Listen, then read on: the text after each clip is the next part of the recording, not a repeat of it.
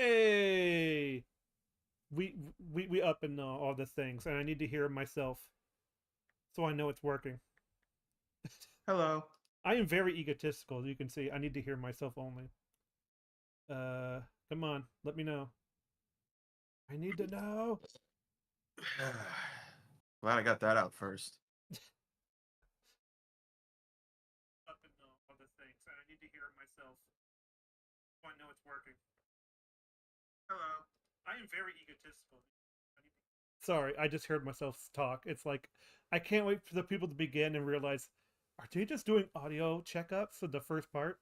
Like, yes, this is fully human, diegetic, real. This is real and raw. It comes at you without protection. All right. Hello? Are you guys there? Hello? This thing on? Hello. Okay, good. Yeah.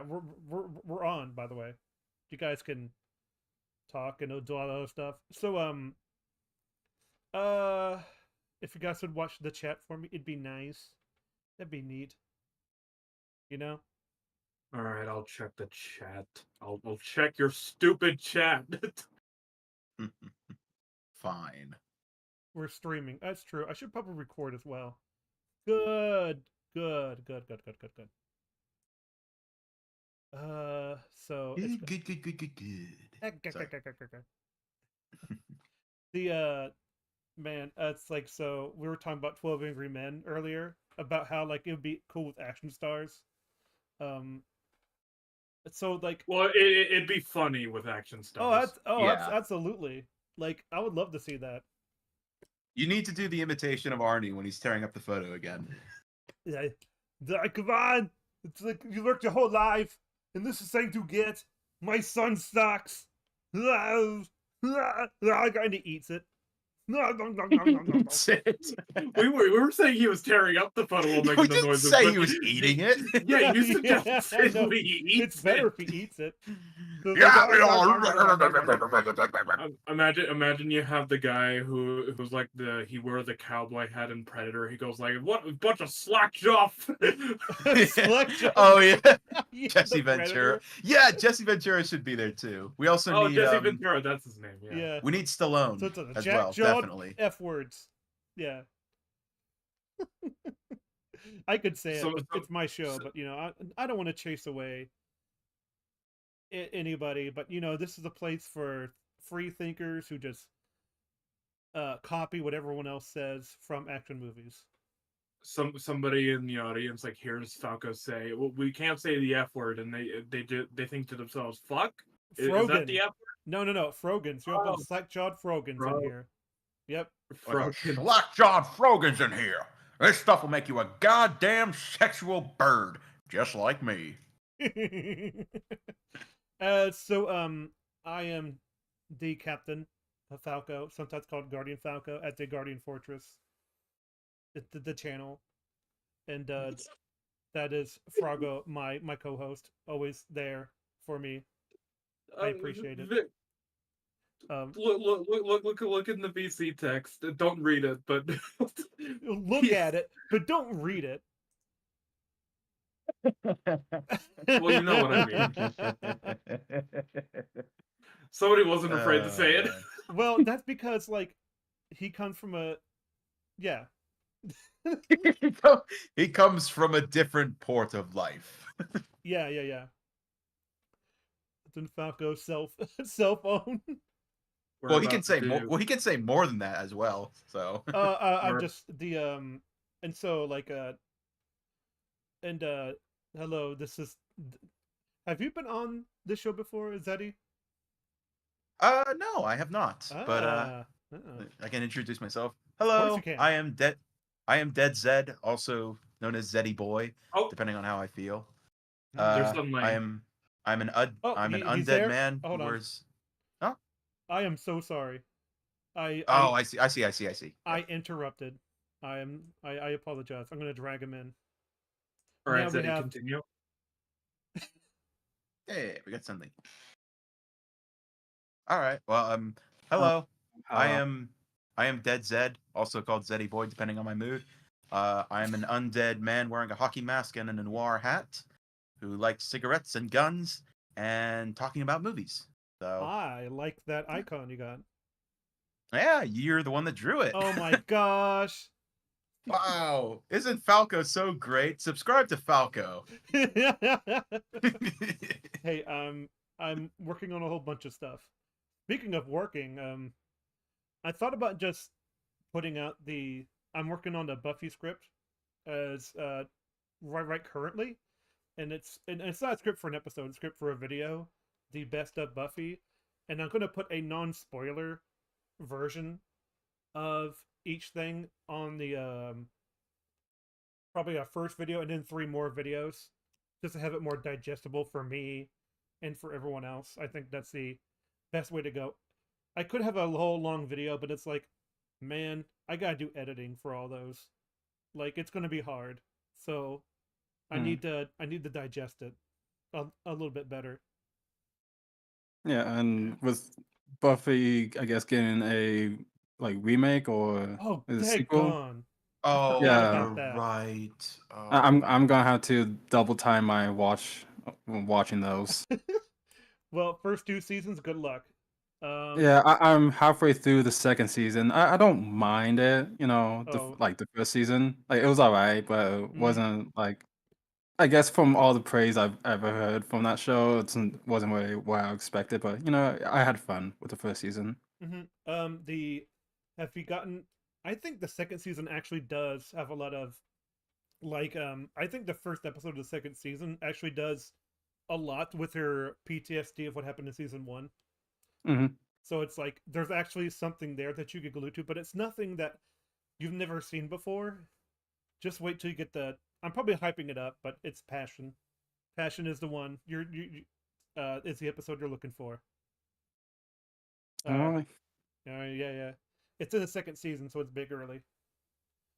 So, anywho, yeah, I'm Yeah. going through that, and um, so so we are all here to sort of break down 12 Angry Men, and I've seen it probably like 3 times so far. Of officially, I've watched it here and there. I've watched scenes of it. I've watched reactions to it with different people.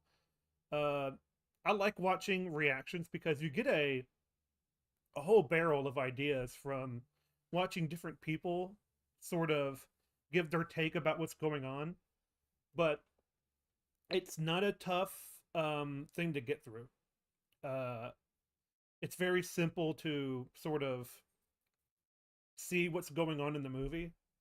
It's not I really suck at doing things on the fly, but it's sort of like it's not tough to what you call it to follow. hmm. It's very simple story. Yeah, Uh, it's simple, straightforward story. but it's the even the characters are very straightforward of what they mean and what they do, but the complexity comes through how they think and how they react to things. It's like it follows through with their kind of like logic and character writing. It's very consistent. It has a lot of cause and effect and like the continuity of it all. And if that doesn't make any sense, what I mean is like when you think this one character is not going to like what another person said, it's because you know that they're the person that they are is written so well that you can kind of see what they're trying to do with them. So anywho, yeah, we're doing the so-called breakdown. So it's in uh it does start in a courtroom, right? In the uh Uh, or the judge, right? Yeah, it's like um, the end of the sentencing, Yep. or at least the not the It's sentencing, like but the hearing, I Deliberation guess. it, phase. Yeah. it is near the end of the entire court session. hmm that Near we, it, anyways. yeah, that we learned have been going on for like this 6 days now, I believe. Yeah. Oh yeah. 6 days. Mm. I believe so. If it's not true, just say it's a long time. because Yeah. it's been about a week. And so they've been there for 6 days, and you would think like with 6 days, things would be clear, and it seems to be that way. Because like I know there's a bunch of subtle things the characters do when they leave the jury box to go into the deliberation room, but Uh, yeah, Yeah. yeah, Falco, I think I should do mhm, this to you as like a suggestion. yeah, Uh, so I see you have the 12 Angry Men poster on the yep, background noise. yeah. Uh, hopefully nobody thinks that I'm copying metal here, but do you mind numbering off of each of the characters, because we don't know the names of most of these characters, and we call them Oh, by juror that's one, juror. true. I don't know either thing. I forgot all their numbers. Well, this isn't Um. even all of them, so Well, yeah. It's not. there's the logic No, guy. there's only 9 on screen. 1, 2, 3, 4, 5, 6, 7, 8, 9. That's true. Oh, oh yeah, that is true. Yeah. Well, I'm just doing this because Could- it's important. Okay. Yeah, I Falco. mean, Hey, I'm sorry. No, no, no. I'm No. It's it's chat. fine. It's sorry.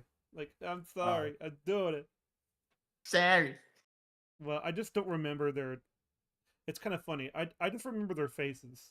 Really. It's I mean, to be a fair, I don't think I could name all of the 9 on screen. So I have a photo I can. of most of the jurors. I could Sure. probably just send you one there. All right. Sure. sure. I thought this was a professional stream. It is professional. From my mom's basement. From my basement apartment. She's very supportive, and I help her hand out candy on Halloween. That's not the same person. Uh, Hopefully you guys won't get that. But if you do, you have my sympathy. so does it tell what like who they are in that picture? Suddenly? They are already sitting down in the positions. All you don't see is let's like juror number 1, 2, and 12. But everybody else, this is I could just call him Knife Man. I don't know. Like, look, it's Knife Man. Like, man, it's kind of hard to do it without names, isn't it? Because there's 12 people. yeah. Yeah. Oh man, Well, but it, technically, but none of it. them do. The only people that have names in this whole movie is juror 7 and I Mm-hmm. believe 8. Yeah, No, but 8 and 9 is who it is. 8 I and got 9. you covered. I got Oh yeah, you. it is. I Yeah, 8 and 9. Falco, here you go. I'm sending it to your DMs. Oh, I have. There's a couple of pictures I have. Oh, look at that. Hey, look at that. We're gonna. I'm gonna. Hang on, folks. We're having a timeout. Intermission time. Brago saves the day. Breaking news. Breaking news. I suck at my job. It's kind of funny. I never think about stuff like this. I'm just like, yeah, there's a picture. What? I have a whiteboard. I should be able to use it more often. No more typing. Oh my goodness. So what I'm going to do is I'm going to change it to a different picture. Ah. Ooh. Falco, Yeah. our good friend in the chat wants to join background noise for a bit while he waits for a game to download. Well, um, hold, nah, I'm all right. Uh, Okay. nah, it's it's fine. Sorry, dude. Um, I, this is awkward and sorry. Oh Oh, here wow, we yeah, go. that's way Oh more wow. Oh yeah. comprehensive. Yeah. That's better photo. Mm-hmm. Yeah, this is pretty good. So I decided to put that in instead. So yeah. Anyways, it looks great. Mm-hmm. Mhm. Um. So anywho, so all 12 of them, they go into the deliberation room, and like I said before, I was trying to say like they all have different ways of going about like exiting the box, but I don't quite remember the whole like. Well, their body language and like mannerisms show like um how they change throughout the how should I say, the process of the film, their decision making. Yeah, Yeah. like I think one of the biggest examples would probably be Juror 3 just staring at the kid. No, sorry, he's not staring at the kid. But he's He just staring forward, like he is set already. is he You know, 18? he's the kid. Yeah, yeah. I think so. I He's assume. definitely They young. they did say he was 18, I think. Mhm. Okay, Well, the reason why I assume is because uh in proper America, you can't be judged as an adult if you're not 18. So, true. But they would also want him to be young to make it more of a, oh yeah, just like 18 moral is good dilemma. enough because that's an excellent age to sort of set the precedent. It's like, well, from 18 years of living that this isn't a good thing that you did.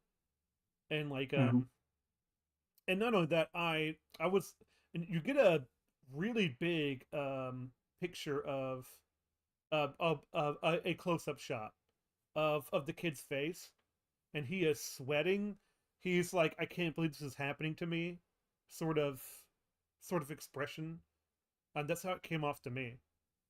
Yeah, Well, it's yeah. pretty impressive. Like the kid gets not even one scene; he gets one shot in this movie, and Yep, he slays it. it's pretty strong. Yeah. Favorite juror 3. Yeah. I mean, if you pick a favorite juror, I can see why he's but we'll get into that.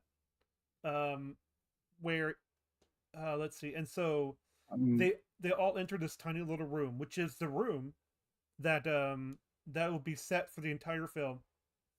It's and the bathroom, but nobody cares about the bathroom.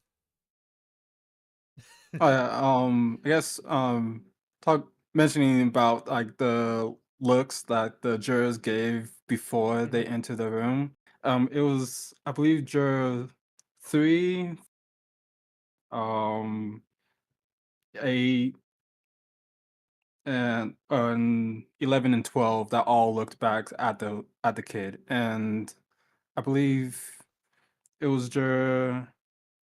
I'm sorry, I was looking at the juror names that you have on stream to figure it out. Yeah, Uh, it's fine. uh, it was like 5. Like, I think juror 5 and 11 were slow to raise their hands once, like in like the next scene. Oh yeah, because Yeah, I they sorry. all, in order to know, like, they don't know how to process things, so they leave it to juror 1 to sort of like run the table, like to Mhm. be sort of like a representative of them all as well, because he gets the evidence that people want from the plaintiff, and he also acts as a guy who reads the votes. And that's what the first thing they do is that in order to get a where people stand in the case from the beginning is to give a it's an open vote, right? The first one. Yes, it is. Okay. And they all of them vote not guilty, but not in the same way. Like you said, like some of them are like, yeah, like, You mean guilty? yeah, guilty. My bad. Sorry, guilty. I'm sorry. I just pulled up the scene, by the way. You were right. Hmm. The first one to look at him when they're leaving, and also the first one to stand up was juror number 3, and then it was 8, 5, 11, and 12. Look That's at him. Mhm. good character writing. Like, Yeah. because like it's juror 3 who was the most stubborn, because like Yep. he's instantly going in there to cast his vote guilty. Isn't It's it crazy that like all it is just which characters look back at the kid. That's all it is, and it tells us so much. Well, that's because it's called subtlety. Like, Yeah, it's called good writing. yeah. Well, it's got to have a purpose. It's not just there because they would, or maybe some people just do it as like a mannerism. It's like, I don't know. It's very hard to, you need to. What if they did look back because they were sure he was guilty? Like, and so they want Yeah, to make they sure. Like, yeah, probably wouldn't have looked back for the same reasons. Those guys. yeah, true. Like, there's all kind of reasons. So it's like, it's whatever you sort of project onto them sometimes. Yeah. So like, because we're all part of the human condition. Um, but so they all take the vote of guilty except for juror number blah blah blah. Where is he? Man, oh, 8. Juror Sure. 8. Yeah. Yeah, he says raise hand not guilty, and he says like and then like juror racist. I mean 10. 10. Yeah. He's like, oh, there's always one. There's always one of these. Daggone it! Like, what? Why did you like? Because come on, he's guilty. Kind of answer. You can hear it in his voice. Yeah. Falco.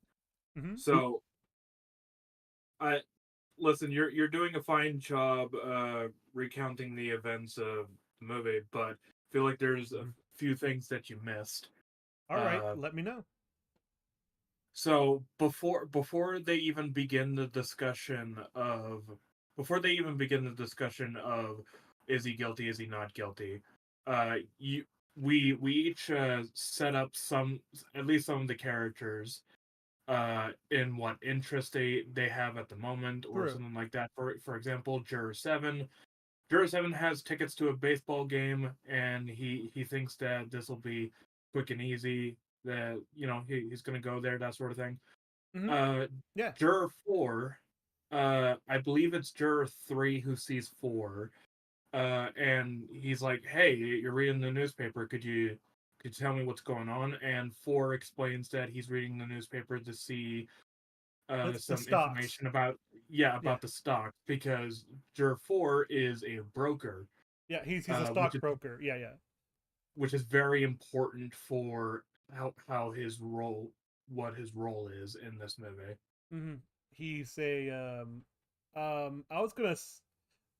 It's some of these things will be brought up later, but yeah, you're right. And then we have juror number 2.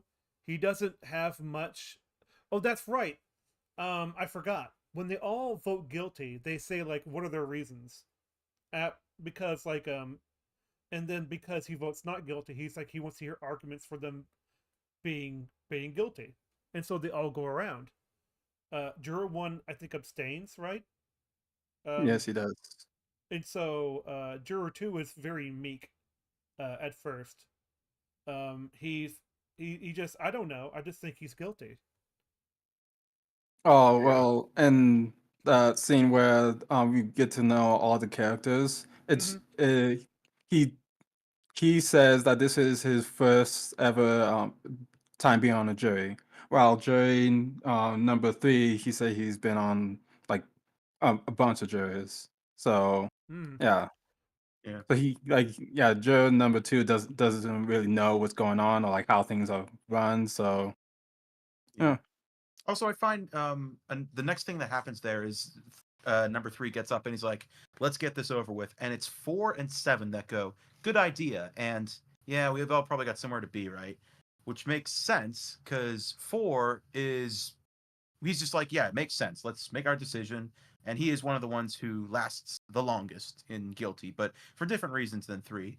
And 7, of course, is the one who wants to get to the baseball game. So he's like, yeah, let's get this over with. The tickets are like burning a hole in his pocket, and he needs them out of his pocket.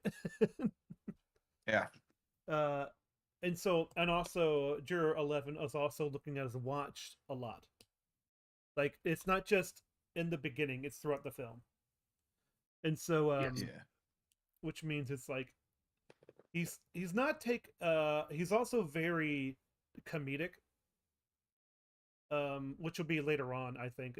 I think more examples of these things will be later on, which is why I'm not trying to rush through it. So like whenever you want, just stop me, and Yeah. say, hey, Mm. you're missing something. All right. Well, Cool. another Cool. one I'll Cool. Cool. throw in Mhm. is just real quick is that when they're all getting in their seats, number 12, who's kind of the laid back one who doesn't have strong opinions, who also, by the way, looks a lot like he could play Jack Ryder from the Batman series.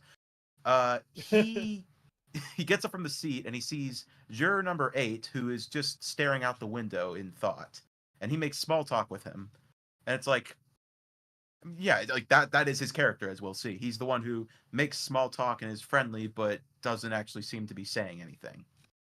Oh, you're talking about 7, Mhm. right? No, I'm talking about 12. Oh, 12. Oh yeah, 12. He He's the one He's who kind of says a later on, yeah, like he's looking for a motive. yeah, and he's the one that flip flops. So Hmm. Well, because he's being strong armed between two people at the time, but who we'll have get to that. much stronger opinions. Yeah. Let's see. So as they're giving their excuses why they're like excuses, but really they're trying to explain why they think he's guilty. I don't remember what number 3 says. Number 3 is basically all about the facts. But the facts that he gave are a bit like what's the word? Like they're not like all the facts. Like he leaves out a few things. Like one of them is saying the witness who saw the murder, like plainly saw it, but he didn't Oh, mention like right. the L train going by and like what the old man heard, like when the kid said I'm gonna kill you, then hear the thump on the ground a second later, like that type of thing. He lays out the case for the audience, Yeah. in broad terms. Yes, very. Hmm. And then he's like, and that's why he's guilty. Like, even from that explanation, you kind of go, wow, he's starting to sound guilty to me, like for an audience member. Mm-hmm. And so Yeah. and then it goes on to number 4, and he has this very logical take. I also forget. I kind of forget what they say at this point when it comes to the things he says. I mean, All right. they all say. Um, so if you give me some details. I got the movie up. I can get the scene. Oh, you don't do it Yeah. like exact. I just need Well, I know I can give you the broad yeah, details, I yeah, guess. yeah. But I believe I think he just repeats sort of, and it's like oh yeah, doesn't he say he couldn't remember certain things? He dropped the knife he used, dropped the hole in his pocket. Yeah. Um, uh, Number 4 was about his time at the movies. yeah, yeah. Like He he couldn't couldn't. he couldn't recount. Yeah, yeah. That's what I was getting Yeah. to. He couldn't recount anything. They don't remember him. The staff don't remember him. Hmm. So it's like that. Like, man, this kid's looking more guilty. Yeah. And 5 Uh, is hmm. 5 just skips. Oh, that's He right. He does. Yeah, he's like, I'd rather not. I is think he is he he the one who grew up in the yes, Yes, slums? he is. yes, and that's why Okay. he Yeah. skips. I think like he's a bit. To me, it's like I don't want to comment on the slums because that's where I came from, kind of thing. Yeah. Or he wants to. Well, Eh, He doesn't want to feel favoritism like either. yeah, I think he was one of the ones that looked back too. So Hmm. also just if it's okay, I'll probably just throw in character moments because they build anytime I remember them. 12 Sure. is again showing off a product that he worked at an agency, and he's showing it to number 11, and then number 1, who's next to him, is like, "Hey, can we focus up, please? Can we cut it out?" Yeah, because Still not paying attention. hmm well, that's because he's he's very excited about his products, which he's in marketing. That's his mhm. that's his sort of thing. Um, Yeah. and during number 6, and he's the guy that says, "Well, you got to have a motive." Like I remember because like without a motive, you got nothing, and so his motive was like getting revenge or getting uh revenge on his father. So we killed him because he got hit. You know, that's his motive. So that's what he relies on. That's what he like wants to see. So, Yeah. mhm. Joe. Yeah, 6. Didn't he say when he got hit, but then somebody else said no, he got slapped, and um, then well, it was juror 4 because the little details don't matter to him. It's the logical through line that matters. So it's like he got slapped. He says as a dismissive sort of thing, but it's like no, he got punched. There's a difference. all right. So it's like uh, let's see, juror 7. I think he just said he's guilty. I just think he's guilty, right? Or if it's just I don't quite remember, but he does say he's guilty as well. Um, Yeah. oh wait, it's kind of funny because all their names are above them, and I keep thinking there's names below them. Like, where are their names? Like, oh, that's right, it's above their Yeah, heads. I just pulled it up.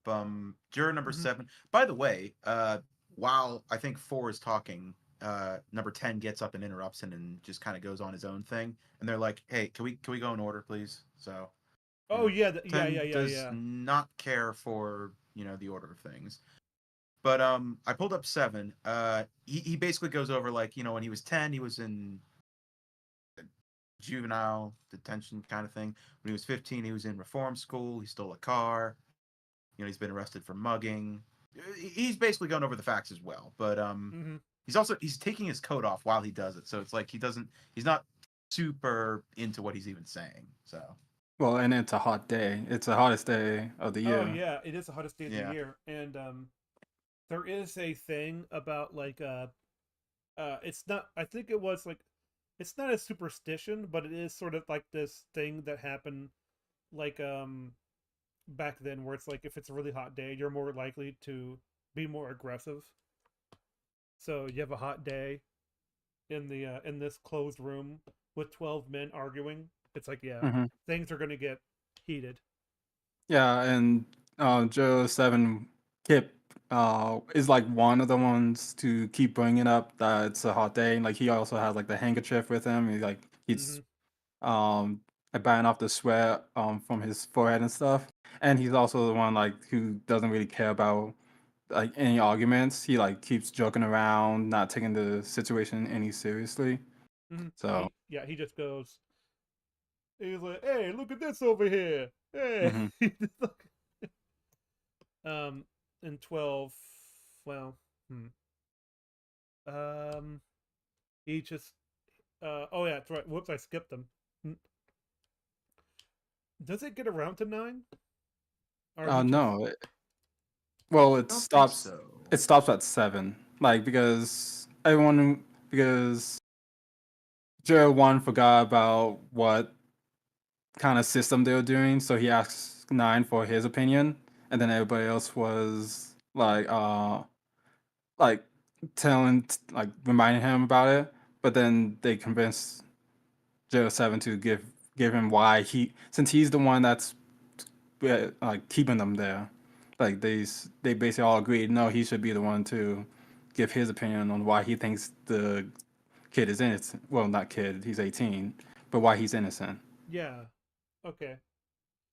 And like, so I believe that your 8 goes through the motions of like, well, I don't think the prosecutor did a good enough job. Um, he didn't ask, I don't think he asked the right questions. And this makes sense because number 8 is an architect.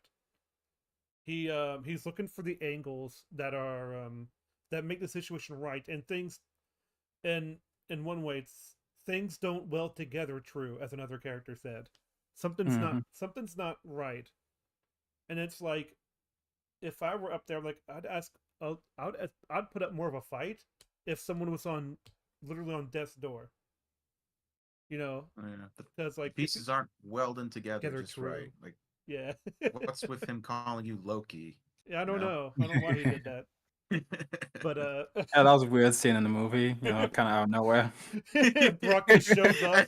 and then Juror 3, you know, he does the thing. It's like, That can ain't you his ever name. shut up? And then he takes and then He takes the knife and he takes he the knife. raises it up, He takes a and knife. then he's, do you ever shut up? It's like, and then all of a sudden they disappear. Like, anyway, it's like, Something to note. yeah.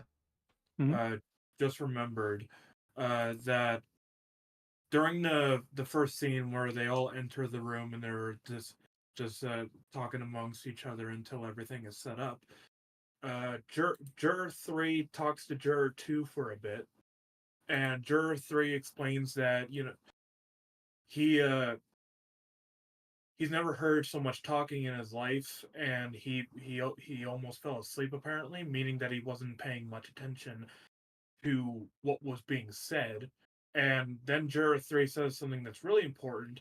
If it were up to me, I'd slap I'd slap those tough kids down. Which you sets up Juror 3's character as a guy who is very tough on the kids. Uh, he Mm-hmm.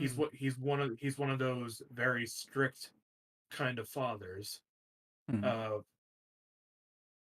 And that's because we do get more into it, but like I don't mind spoiling up ahead things, but it's more like a because we know because that's how he was raised. So yeah, it's that's how he was raised. it's sort of like um the nurture sort of angle goes into it. Not nurture in a good way because you can nurture a bad seed. But anyways, we'll get more into his character because it's Juror 3 goes through a whole arc in this movie. I think he's the only one that Yes. actually does. Um, Yeah. Except maybe 10, possibly, but it's Uh, mainly 3. Yeah. Yeah, 10 is like you can understand if he goes to an arc, but I you don't know think it. he does. I just think he knows it's like I feel bad I, about myself. Like, but anyways, we'll get to that. We'll get to that. yeah. Um, so 8 is still sort of going by like he's saying like a stronger defense would be used and like all the other stuff. And so what happens next? I think they asked to bring the knife in.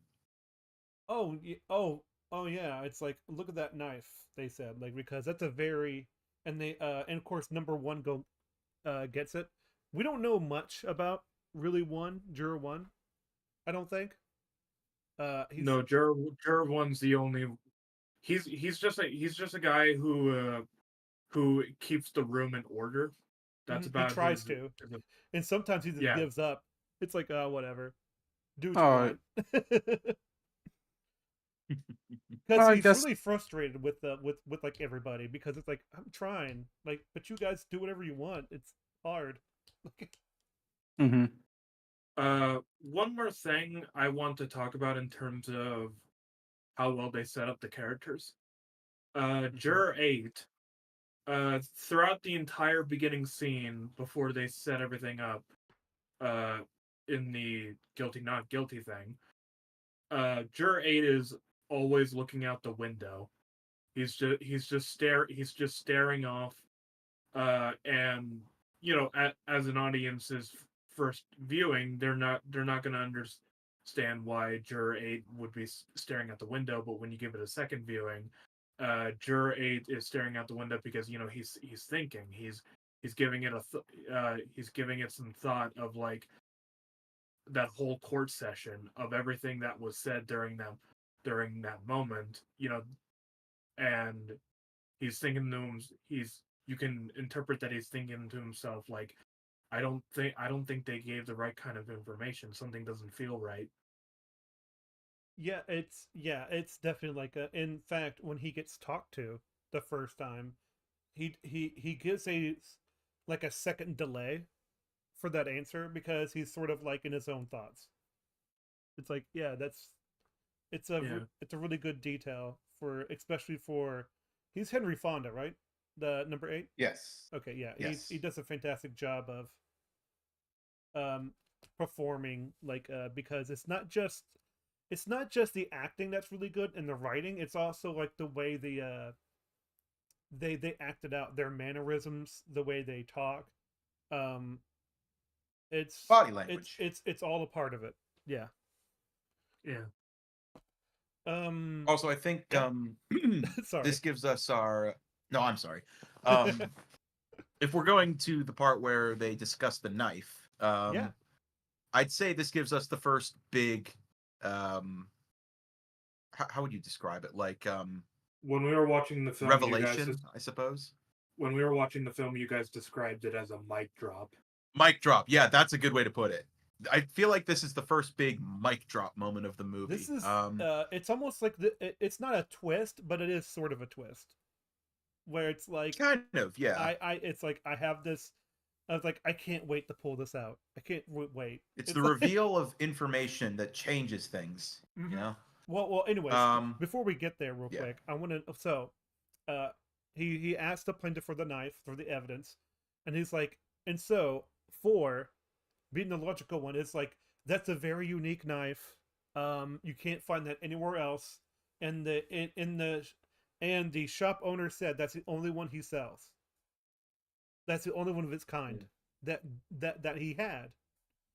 And here's the thing: if I were a shop owner, that's what I would say, even to the police. I'd be like, oh, of course, that's a one of a kind item that you can only find here. It's like, please go to my pawn shop and buy my stuff. Very unique items for sale. You know, it's like Yeah. Well, that and the item is illegal too. So you could say the pawn shop probably like lied, saying, "Oh yeah, it's a one of a kind." Like, because they can prove that's that. also true. I didn't think about Yeah, that. they could probably prove that the kid bought the knife there, but the pawn shop doesn't want to be like, "Yeah, I have a bunch more in the back," you know. Yeah. Also, real quick before we get to the mic drop moment is Yeah. Juror 4, who is doing all this, and he's talking about how kids from the slum grow up. You know, statistically, a lot of them are going to be criminals and the that's like. right. We're getting a lot of he's getting a lot of death stares from juror number 5 right next to him because he's the one that grew up in the slums. Yeah. Well, not death stares. He's kind of uncomfortable. Yeah, and that comes up in the and that comes up later. Well, I don't know when it comes up, but it's like so juror number 10 is talking about how bad people in the slums are and how like them he often separates himself or people like him away from those kind of people, implying racism to that. What do you mean, you people? Yeah. What do you mean, you people? Yeah, and then there's also I think it's juror 5, right? Juror 5 is the Yeah. Sorry, were you not finished, Falco? Oh yeah, just 1 second. I promise. Go ahead. Where it's like, Go ahead. and so he's going off, and he's like, and juror 5 is like, excuse me, I grew up one of those slums, and everyone's like, oh come on, don't be sensitive. It's like, wow, well, this still happens back then, that huh? says that. It's like it's number 10 that says that. I know, that's what I mean. Number 10 is like, don't be so sensitive. Oh yeah, okay. Where it's like, and everybody's like, oh okay, calm down, everyone. You know, yeah, like, that's what I was gonna mention is that juror 5 is from the slums. Yeah, and he does mention it, and it comes up in natural conversation. It's not just something that just he blurts out. It's like, "Hi, my name is this. I'm from these slums." It's like, wow, did you write for Marvel? Like, this is juror number 5. He's from the slums. I would advise not getting stabbed by him. His knife has intricate knowledge of the slums. Also, he can steal your soul. This is gonna sound really unprofessional, but do I sound like how do I describe it? Do I sound like I'm far away or something like that? Because No. I've noticed that my mic's been picking me up and I sound very echoey, like I'm in a big room. I don't think so. No, No, You sound perfectly fine on Yeah, you both the sound. stream and in Discord.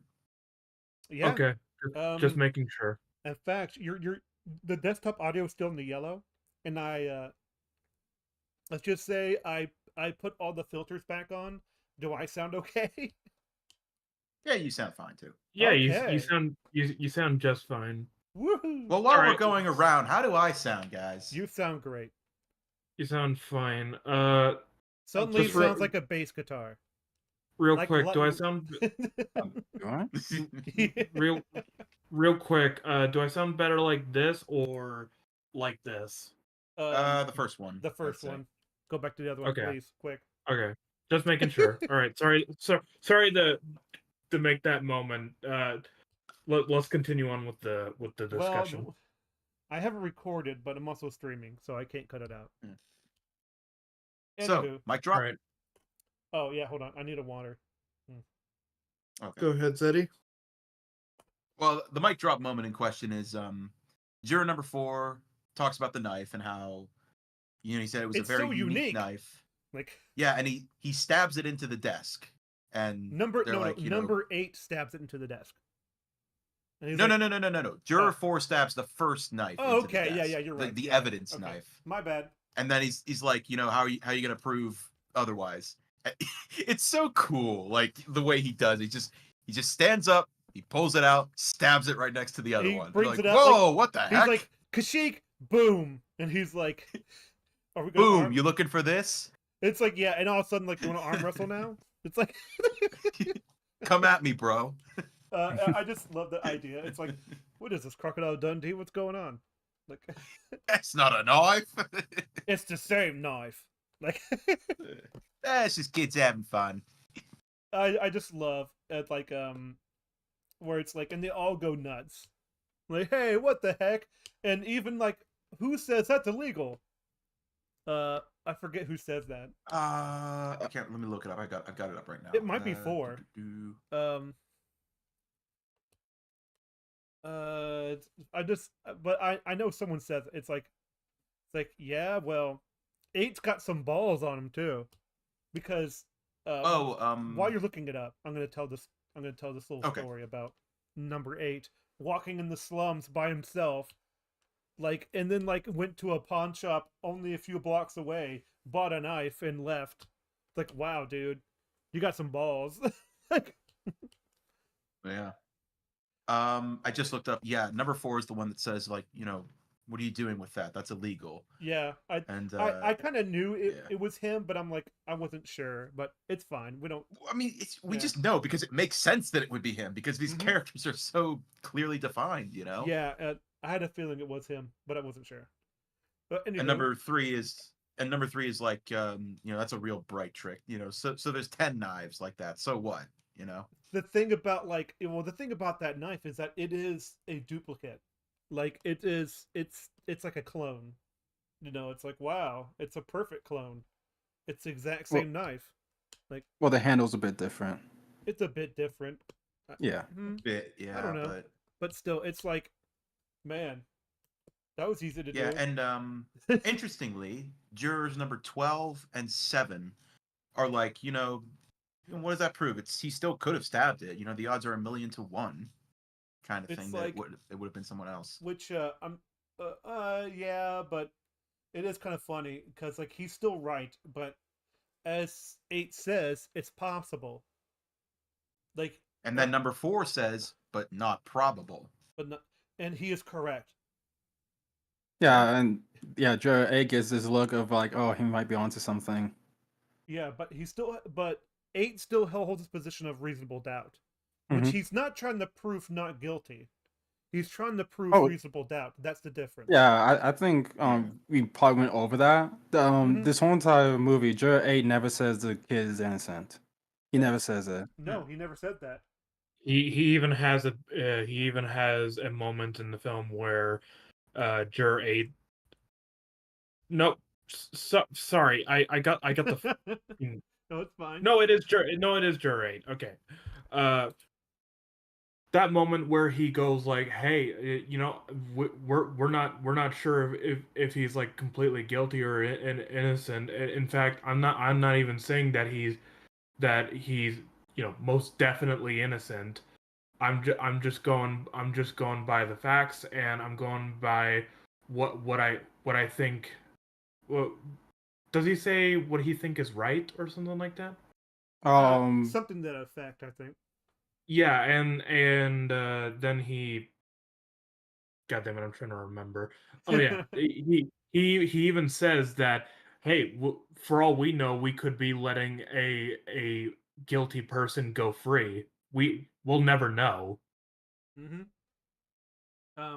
But the reason why they put he puts it in reasonable doubt is because this isn't a simple robbery or a or anything like that. This is a um murder one. So it's like Yeah. if he gets all 12 guilties, he will go to the electric chair. Mhm. So they have Yep. to make sure, and he in 8 says this, we need to make sure that he is guilty 100%. But if there's reasonable doubt, I can't cast my vote for guilty. It has to be not guilty. Yay. Yeah. Good storytelling. And I think one of the next things that happens is Wait, another character moment. before we move on Sure. from knife scene, there's a scene before that I really liked. So, Yeah. Jared 12, basically stands up and uh, like he's having a conversation like why do you think he's in like why do you think he's innocent? And Jared 8 Mhm. basically is like ba- basically this is the first instance of A allowing someone to talk until the other person basically contradicts themselves, and it's like very subtle. Uh, Forgot the exact quotes. I'll have to look that up. Oh, But it's fine. it's just but it's like a small tiny moment that I really like. Mm. That's basically all I wanted to say. Oh yeah, like there's all these subtle moments that are really going to be really hard to remember, but it's so I mean I don't remember the way they looked back at him during the jury scene, so I'm like, but I know that's very important to the story. Um, Yeah. but so what happens after the knife scene? Oh. Well, okay. The next thing is they cast a secret ballot, but before that, I was going to also mention that Oh yeah. 10 basically says the same thing as 12 and 7 in that this doesn't really prove anything. I've got 3 garages I need to get back to.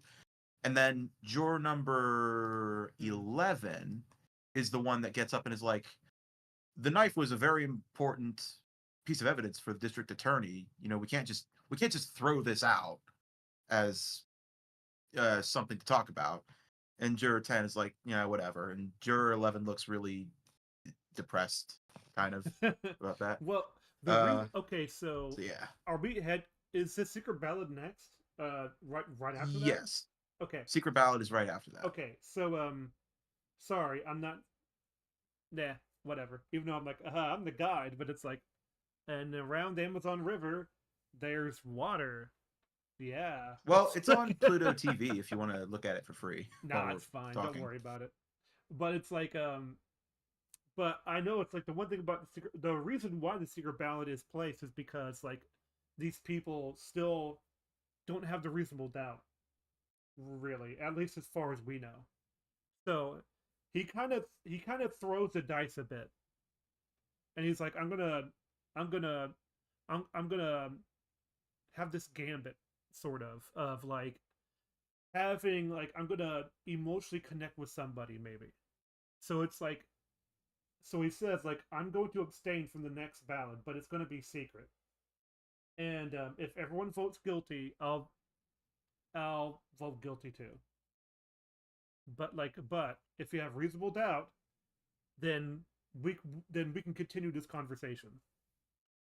That's that's the basics of it. Like, anyways, is there anything Mhm. else that I missed or? No, I think we're good. I don't know if I forgot or you guys just didn't mention it, but you guys did mention about Juror 3 talking about his son, right? A little bit.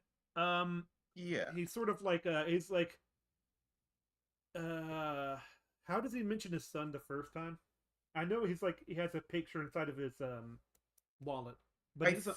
think he's talking about how the kid killed his father and how they don't teach respect to the Oh, kids they these always days. when I grew up, And I he called my asks, father sir. You know.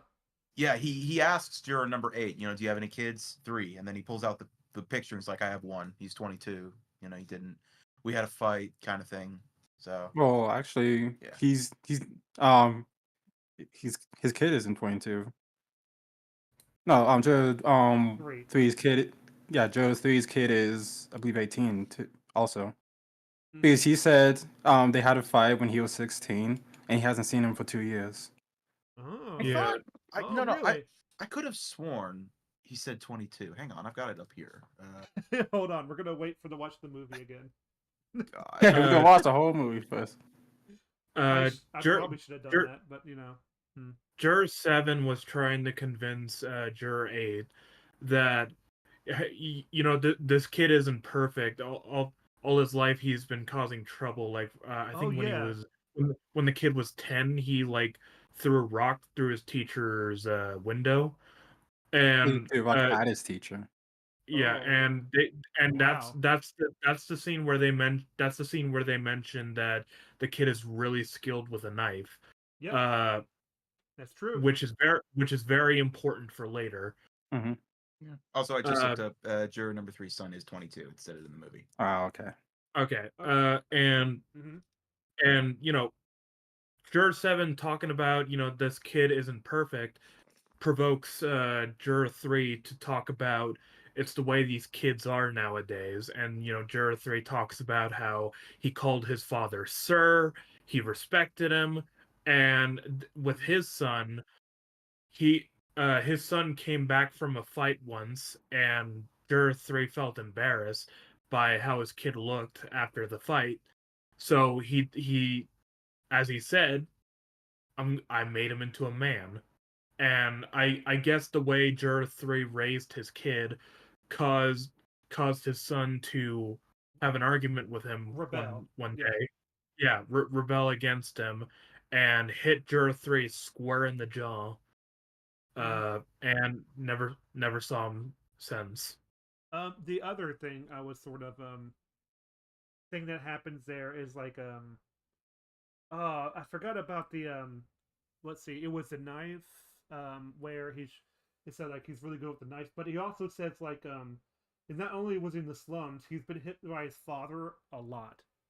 Mm-hmm. Like um like whenever he get home, it's like whatever excuse he could, he was hit by his dad. Like and so that's one of the things that they mentioned. It's like when is one hit too many? Like what's the straw that broke the camel's back one day? It's like you can only take so much, and that's what leads them to the guilty verdict as well. Number 4 says. Yes. Yeah. Yeah. So yeah, we get all this information, and it's kind of like in a really clever sort of way. It's maybe very direct, but they have to talk about this stuff in the open um in order for us to know as well. But it's also accomplishing character. It's also accomplishing like exposition in character. It's also for mood, I think. Yeah. So Yeah. it's let's just say like they juggle a lot of things in the air and they catch them all. Is what I'm saying. And we're only a third through the movie. We're only 30 minutes in. Well, Yeah, and mhm. I was gonna say this whole entire time, I think the only person that hasn't really spoken up is Jerry 11.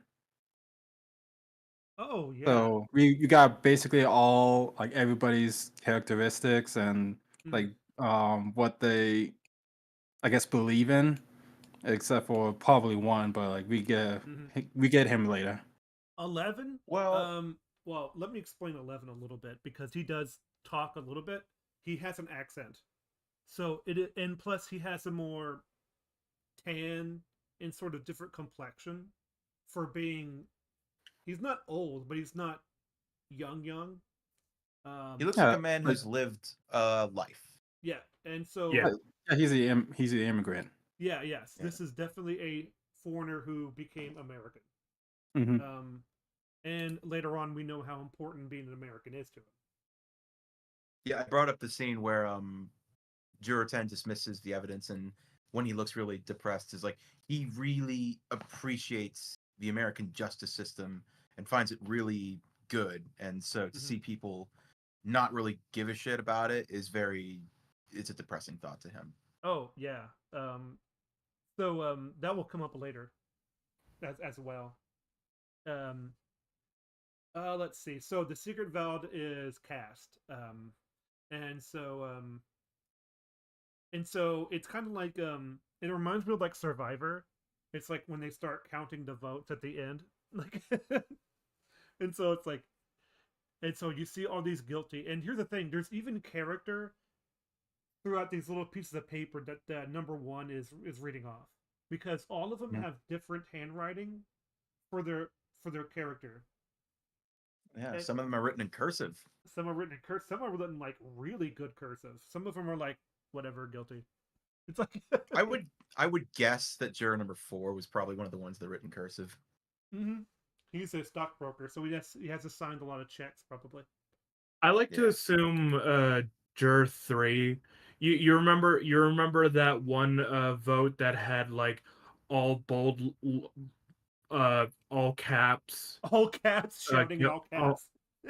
okay, yeah, that was all of them capitalized basically. hmm That uh it's just guilty, like written big, uh hmm not in cursive. I like to think that's Jur 3's vote. Or Hmm. it's 10, like 3 or 10. It could be Jur 3 because Jur 3 has a massive anger issue. Yep. Yeah. Well, yeah, 10's not as passionate about it, but he's just it's. But then again, like 10 is the default position that he's guilty because it's them, you know. Whereas Yeah. that number 3 has much passion because of his son issues. Yeah. So This that makes this hits sense. him personally. Yes. Classic projection on his part because it's a son killing a father. Yeah. Yeah. So, anywho, but then there's one not guilty. And so number 10 is like, there's always one. That's it. You know, like it's almost like the same speech he had the same sort of reaction, sort of, when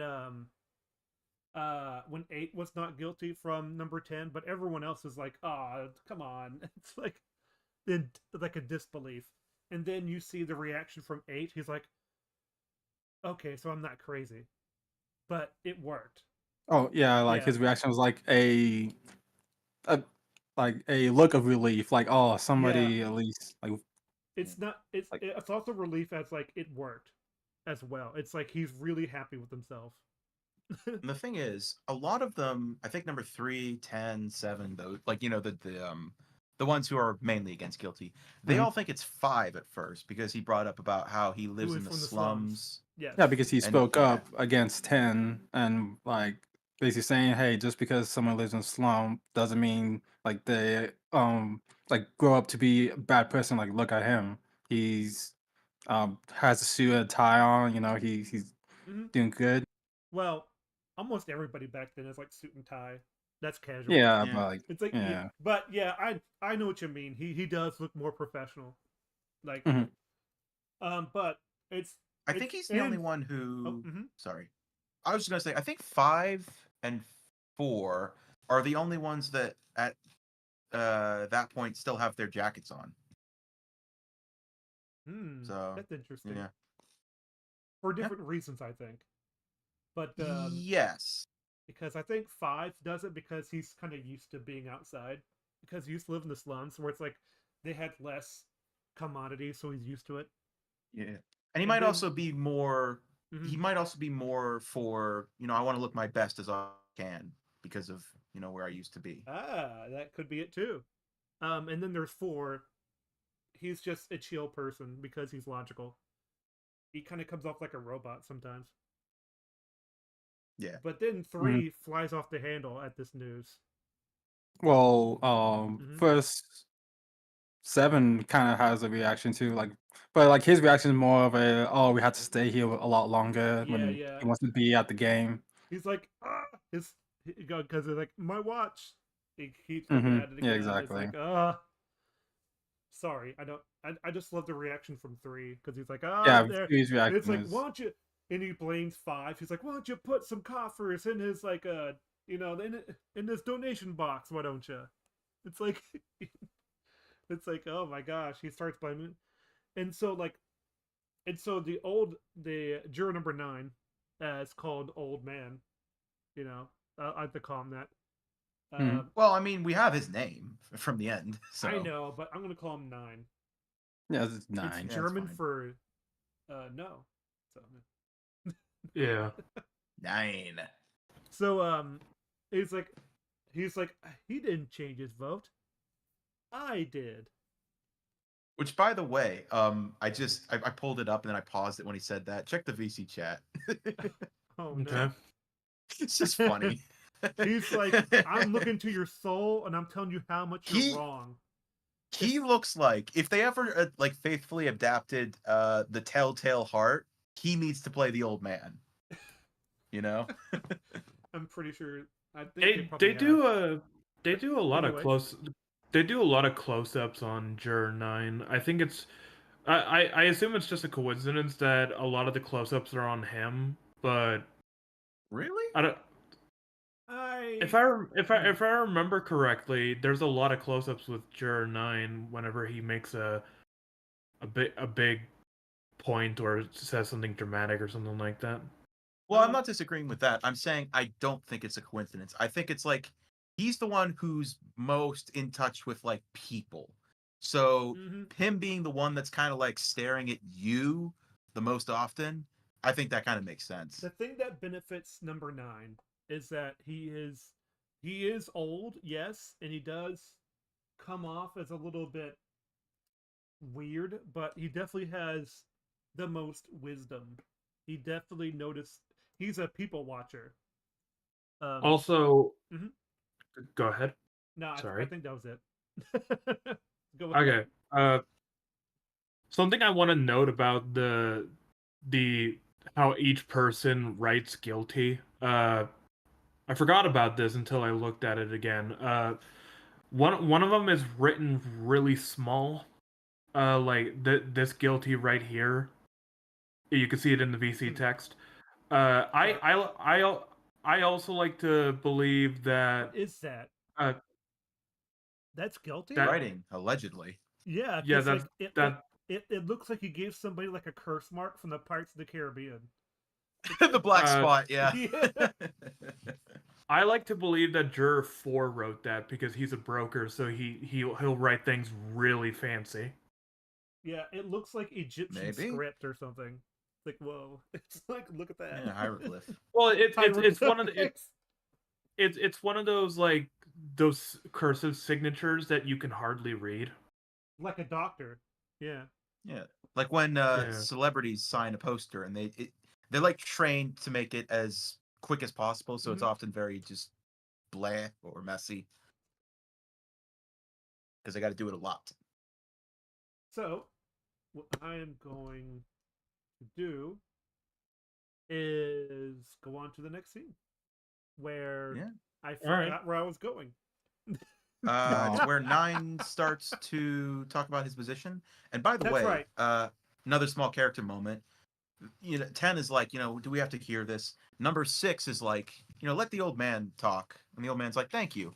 Which also, number 6 was the one to help him into his chair when he came out of the bathroom. Oh, because here's the thing about number 6 that I want to mention real quick. Is because it's such a little character moment, it becomes something that just it's like, okay, calm down, and then it keeps building up inside of him about number 3 being so disrespectful to number 9. It's like Yeah, Yeah. because you got to respect your elders. Juror 6 is all about respecting the elderly. Mhm. Well, And and You but talk to him like that again, I'm gonna lay you out. go ahead, Sunny. I was just gonna say, the only two people that have a reaction to a number 9 saying that he's the one that changed his votes, was number 10 and 7. The only other two people that had, negative reactions to uh the not guilty, I guess, verdict. Oh, Yeah, and sorry. Seven realizing that Seven realizing that there's another person who voted not guilty. It causes Seven to walk into the bathroom, uh, because he's not gonna see his ball game and he's really pissed as it's taking longer than expected, which it is a dickish thing to do, but it's somewhat relatable because I'm pretty sure a lot of people have had those moments where they expect things to be quick because they have something scheduled, but when something is taking longer than expected, you start to feel frustrated and a little stressed out.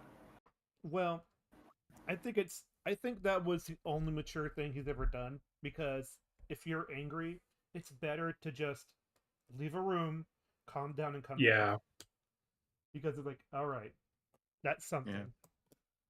And then they decide to take a break. And number 12 just straight up puts his feet on the desk when they say that.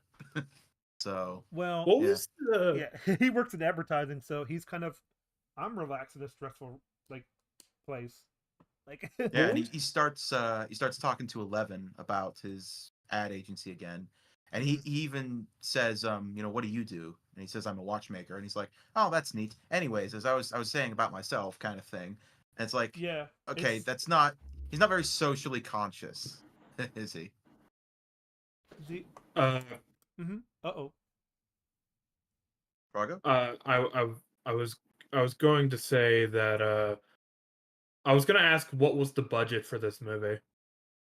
Oh. Very, very, very cheap. $337,000.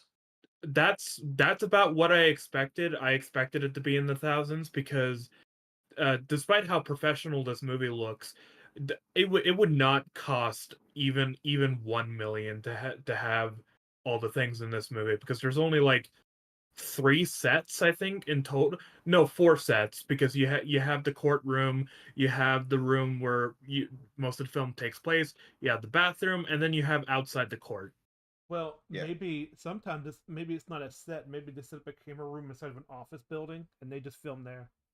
It's like, Apparently, sorry. go ahead. Apparently, it made $2 million in rentals. So Wow. That's made money. great. Yeah, that's good. That's really great. That's like almost a 600% Well, return. No, I actually had another question. Is, what would it be Nice. if you apply inflation? Oh, Let's see. that's what I was gonna ask, but I'm like, $337,000 in I'll be right back. 1957. That would be okay. about 3.75 million. 3.75 million. That's That's still not very. bad. Yeah. Mhm. That's still really good, yeah. Yeah. And so they made 2 million with inflation. That's what? Shit, I already clicked off. Hang on. No, I'll probably like 2 million, 20 million, I in believe. 1957. Mhm. It would probably be about 20 million or so. Yeah, $22 million. Oh, Oh, so wow, so that's more like a 7 or 800% return. I know. It's weird, huh? Yeah. It's good. It's good. So Mhm. Hey, so that's pretty he good. he says he changed his vote, and the reason why he changed his vote is important because like I know I'm gonna go back to why he changed his vote because like he's like he finds his bravery kind of like stunning, and he knows, and you see the old man was actually onto him, or juror 9. I call him old man. I'm sorry, but like but like he knew that he was gambling for support, and and he bought, like he bit, or you know, he's like, Yeah. all right, I'm gonna see what else you have to say. We should discuss it more. And it's like, Yeah. it is like he's brave to actually go against all of you. It's not easy to stand alone. So it's like, all right, we're gonna discuss this more. And at that point, Juror 7 basically storms out into the Mhm. bathroom. Yep. Yeah. And they take a break. Yeah. Which sorry, you go. Mhm. Yeah. What I was going to say is what I like about the reason of Juror 9 is because he too basically says this kid could be guilty. Like he's not saying, oh yeah, he's definitely innocent. So, but he still wants to, talk it out with because of what he likes about Juror 8. You know. Yeah. There's a couple of I mean, there's character moments all over the place, but Yeah. when they decide to go on break, I already went over the juror number 12 putting his feet up, talking about his advertising firm, all that stuff. Also noteworthy, juror number 1 takes the evidence knife and gives it back to the officer outside. So that remember that the evidence knife is no longer in the room. Mm-hmm. Also, juror number 3 actually apologizes to juror number 5 for getting emotional on him, Mm-hmm. and he, That's good. you think it's sweet, but then he says, I'm glad you're not one of those people who lets all these emotions influence them, in reference to his like, I'm glad you're not the one that changed the vote. And juror number 5 just looks at him and then walks back to his seat, and Wow. that's when he takes his coat off. He's getting emotional. Yeah. Also, It's they talk about the fan again, how it's still not oh working, yeah. and So when they get in, they use the natural sunlight of the room in order for it to light up. Yeah. And so yeah, but the fan's not working, and they're like, man, it's really hot. So they open the windows, and it's funny. Like, why is this important? Because I still think it's sort of the fan not working is symbolism for the halfway point, like when things start to shift, like and When so is it in cooler heads oh god. prevail, so to speak. When is it in the movie that Juror 7 finally gets the fan to work? When it's half. right when it starts rain, it's when it starts raining, because at that point they turn the lights on, Yep. and the fan was connected to the lights. Yep. And that's when the vote is 6-6, I believe. Yes, that's So yeah. that's why I see it as like symbolism for cooler heads are prevailing. You know. Yeah, literally, because it started raining. Yeah, or in the fan and all that stuff, and they close the windows. And not only that, Juror 1 helps them close the window whenever it starts raining.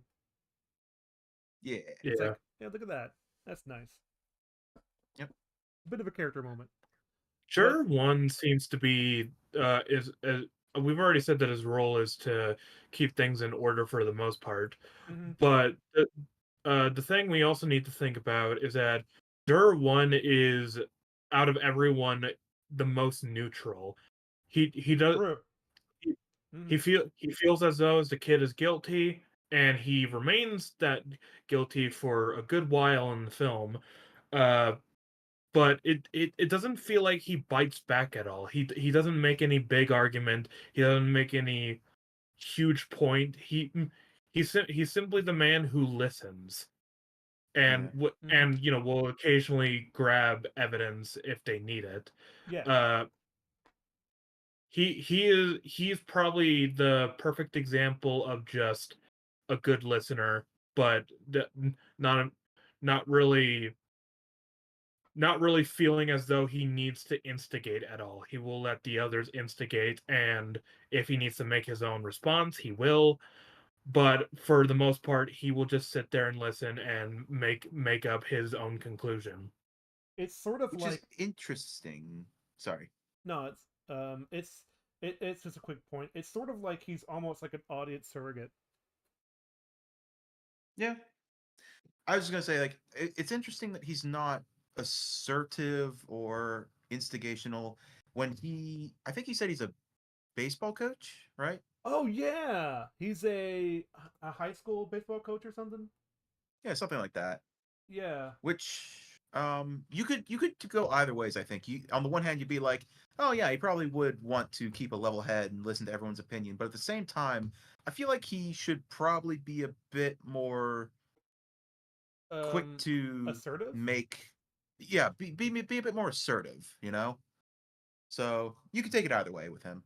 Well, I just think that like, but with a bunch of teenagers, he's like, yeah, I see this all the time, and I'm like, I just let them sort of get rowdy, and then I take them along and try to give them direction. He's looking at this hearing. He's like, shit, here we go again. You would think that the more things change, the more they stay the same. Yeah. But So I think the next scene we get is yeah. oh sorry. Oh no, go ahead. What is the next scene? Juror 8 goes into the bathroom where 7 is just kind of combing his hair and looking at himself in the mirror. Oh, that's right. And Yeah, I remember this. yeah. Yeah. Sorry, I don't mean to interrupt.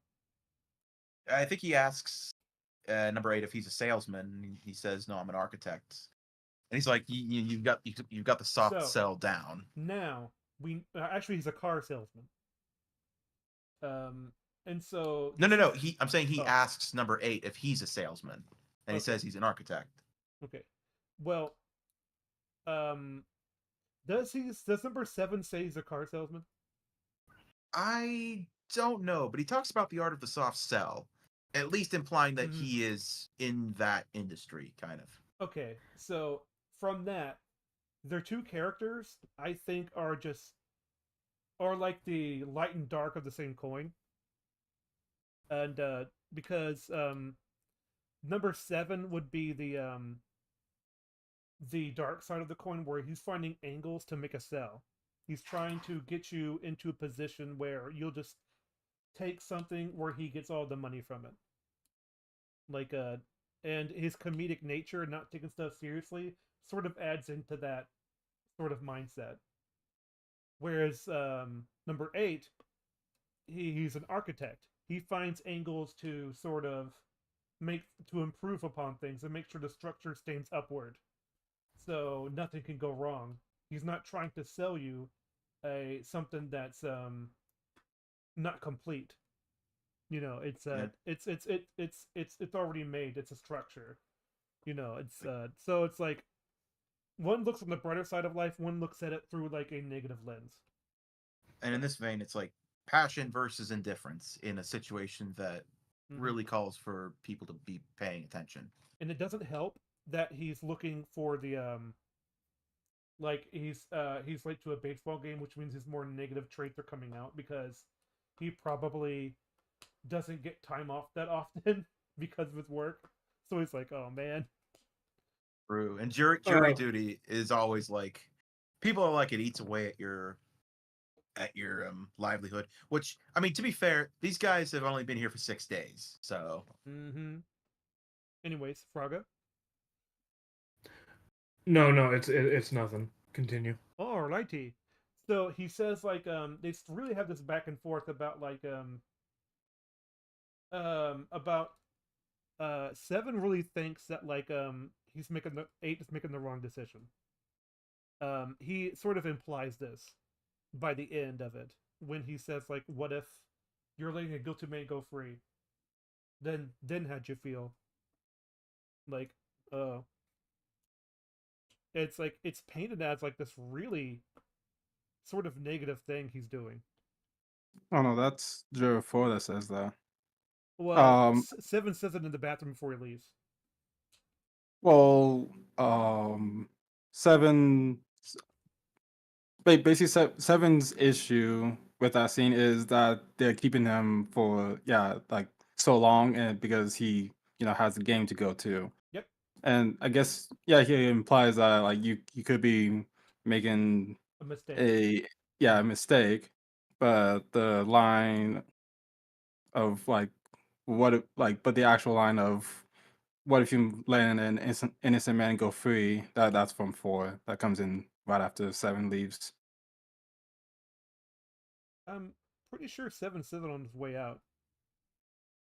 Oh, I've actually got the scene up if you guys want a little help. Sure. So 7 left at one point, and then 6 came in, the guy who's like kind to the old man, and he's washing his hands, and he Oh, yeah. basically says, Oh, yeah, you know, 6, do my you really fault. think he's not guilty? And then 8, like, I don't know, it's possible.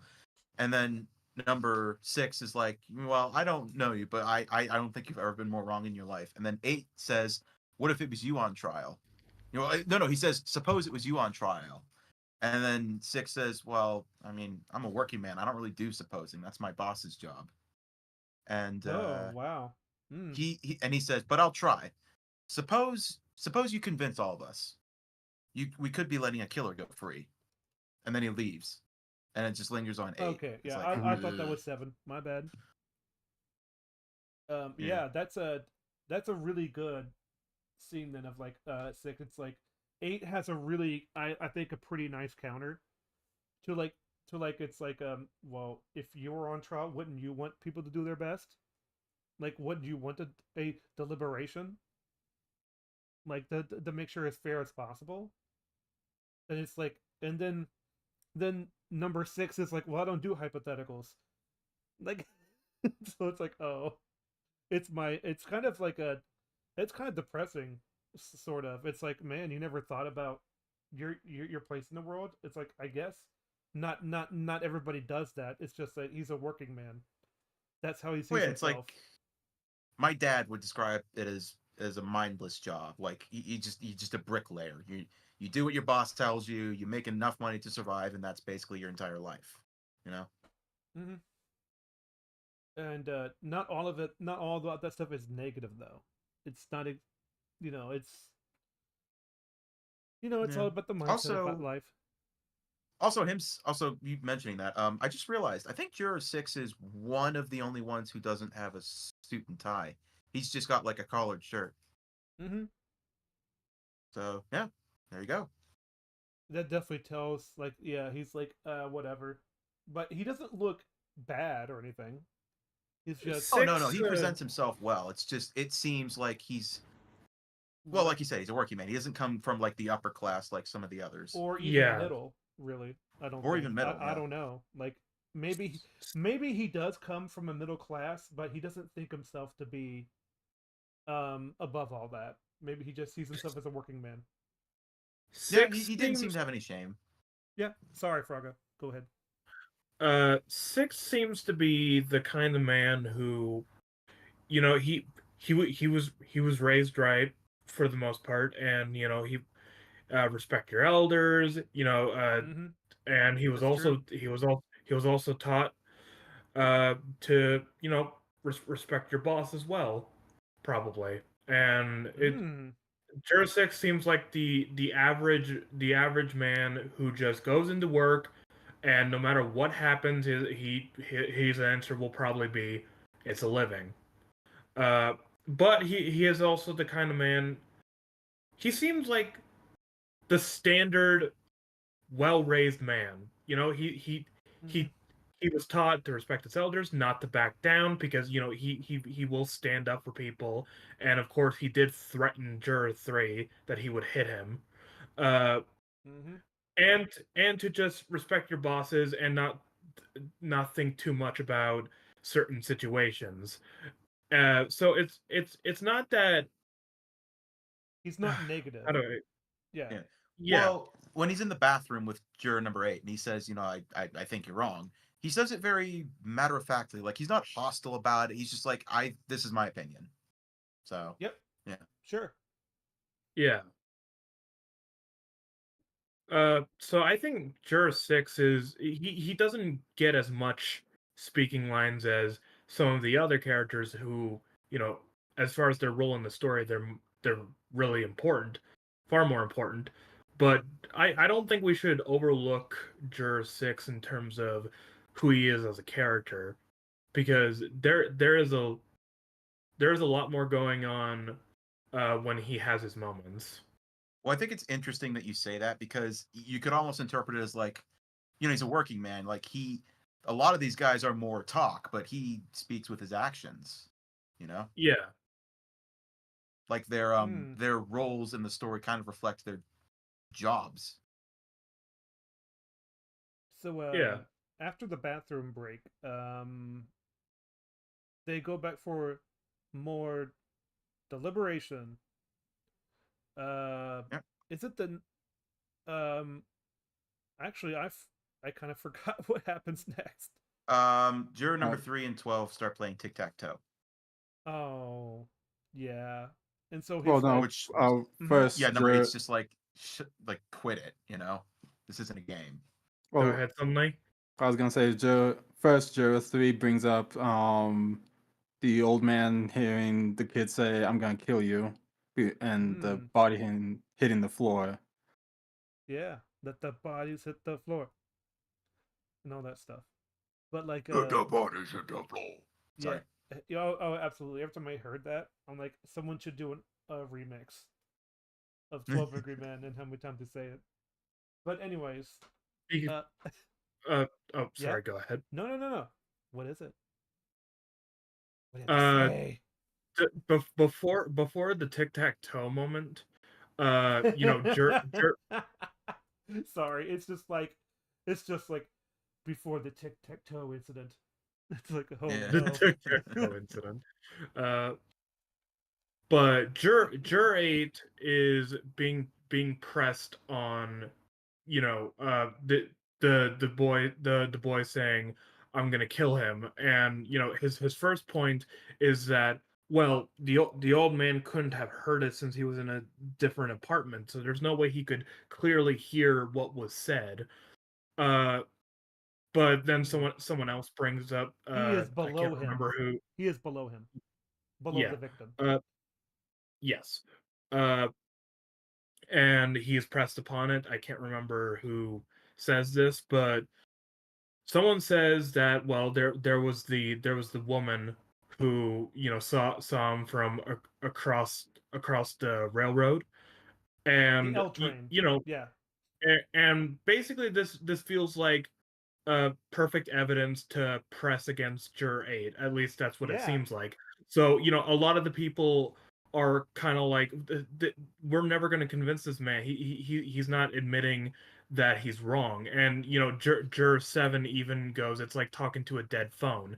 And Juror 8 is trying to make his point. He's trying to explain himself. And that's when we get to the tic tac toe moment, because uh, Juror 3 and let me 12. look back at it. It was Juror 3, and then it 12. was Juror 12. it Juror 12? Yeah, the advertising guy. Mm-hmm.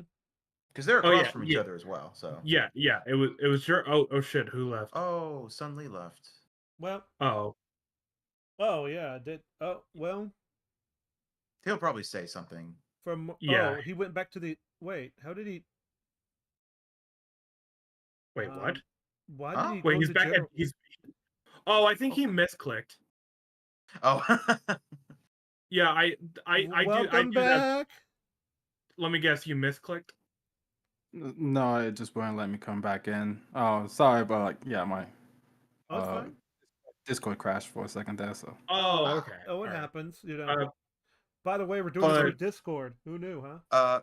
Prago, based on what you said, I'm willing to bet it was juror number 4 that brought up the lady. Because you talk about how acts, this, and I feel like that's one of the things that not as many people were remembering throughout the movie, the lady, but 4 never forgot about it. Yeah, because yeah. he's an analytical guy. Yep. Because he's very logic based because of what he does, a stockbroker. He will always Okay. bring up the definite facts, but not the little details about them.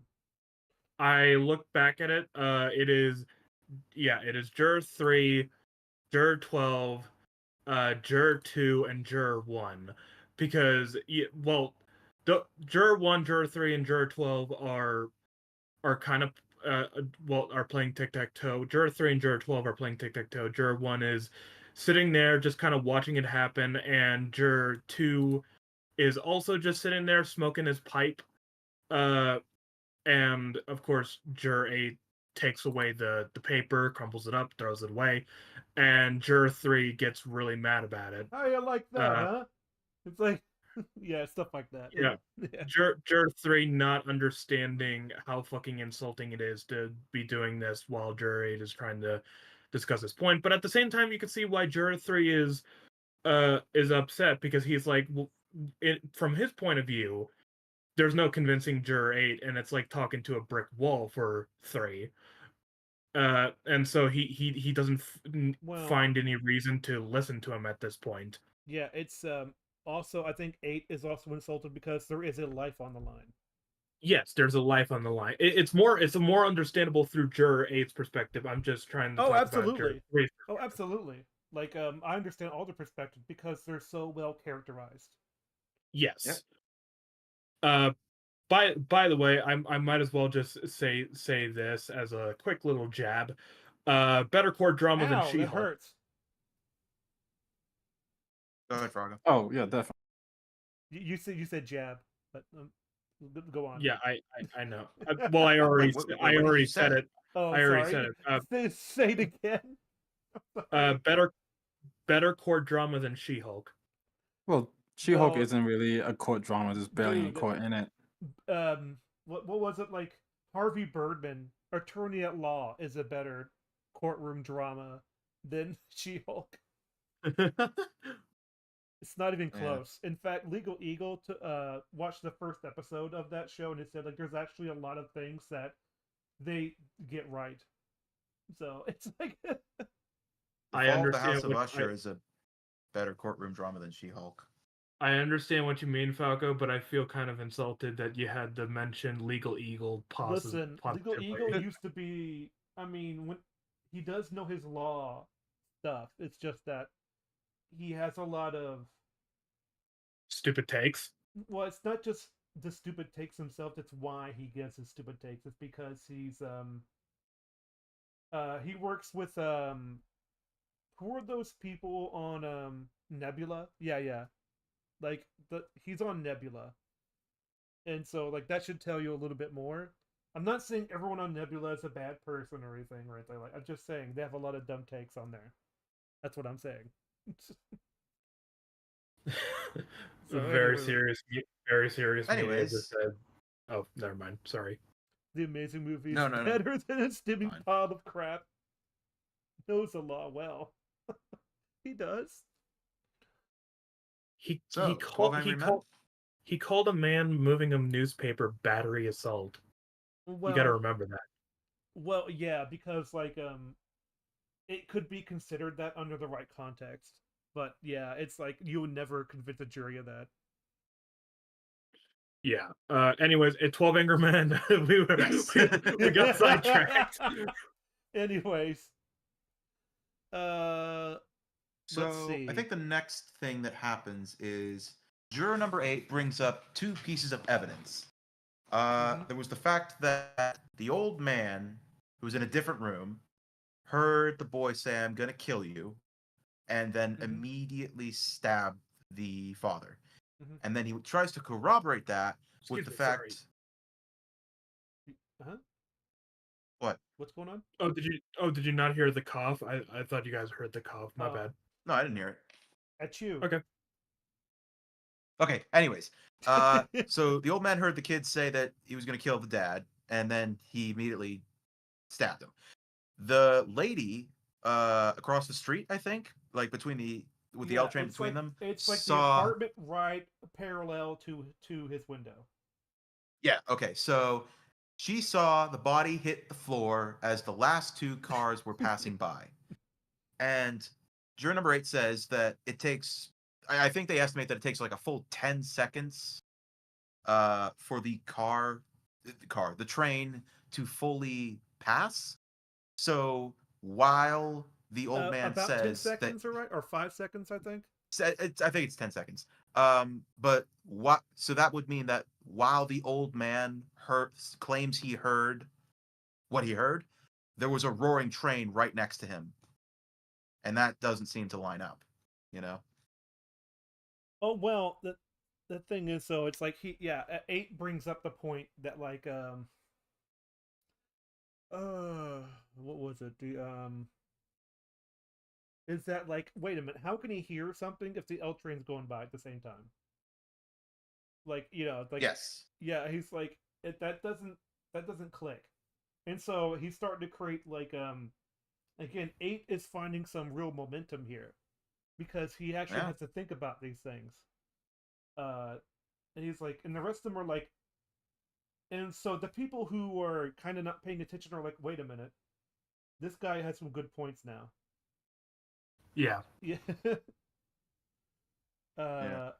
uh, I feel like the bathroom is like the end of the first act, where it's like, okay, it's not just one man against all of them. He's got a foot in the door, you know. yeah, Which absolutely. I don't know why my message is showing up. Weird. the weird, weird. Weird, weird, weird, weird. But anywho, God. uh, Next up is I juror number 3 basically says, well, what would this old man have to gain from lying? And 9, oh, who again is a people person, talks about how he seemed to be an old man who had never really done anything significant in his life, and he saw this as an opportunity to just have some significance. well, You know? I'm gonna go over that real quick. Um, Okay. Suddenly, did you want to say something? I saw your bubble. Oh no, sorry. No, it's fine. It's like I see a green bubble and I'm like, hey, you, hey. But like, so, he says like, and so like, why would he do that? Like number three's always shouting, especially at number 9, because he keeps being polite. I guess I don't. It's like, man, it's so weird. But anyways, it's sort of like, so it's like, why would he do that? Why would he like, why would he lie? It's like, and then the old man calmly says like, to be noticed perhaps, and Yeah. then, It's another one of those like straight at his face shots. oh, absolutely, Uh, because like it focuses his emotions until like, um the thing I do like about all the close shots reveal their thinking, like it's sort of like them going through the emotions of what's going on. Like it's a, yeah, what's going on, Fraga? what? You said stuff. Oh, sorry. Continue your point real quick. Okay, but Real quick. real quick, nah, it's not gonna be real quick. And then he goes on to You say know what I like, mean. he's he keeps going like, and he notes he was, he had and then you get information about him having a stroke, I think like a week ago or something, or a month Oh, ago. number 9? No, the Oh, the guy, old man. the Right, guy right, who right. goes to the stand. And so like The old he man, has a yeah. limp, he has a cane, and so he's like, but this guy, he's not been noticed, he's never quoted, he's never, no one ever talks to him, so this is his chance to be important. So he's like, so he's making himself sound important. Maybe it's like, but he's like, and so then he goes to another detail of like, maybe he's not lying, but maybe he's embellishing of what he saw or what he heard. You know, Yeah.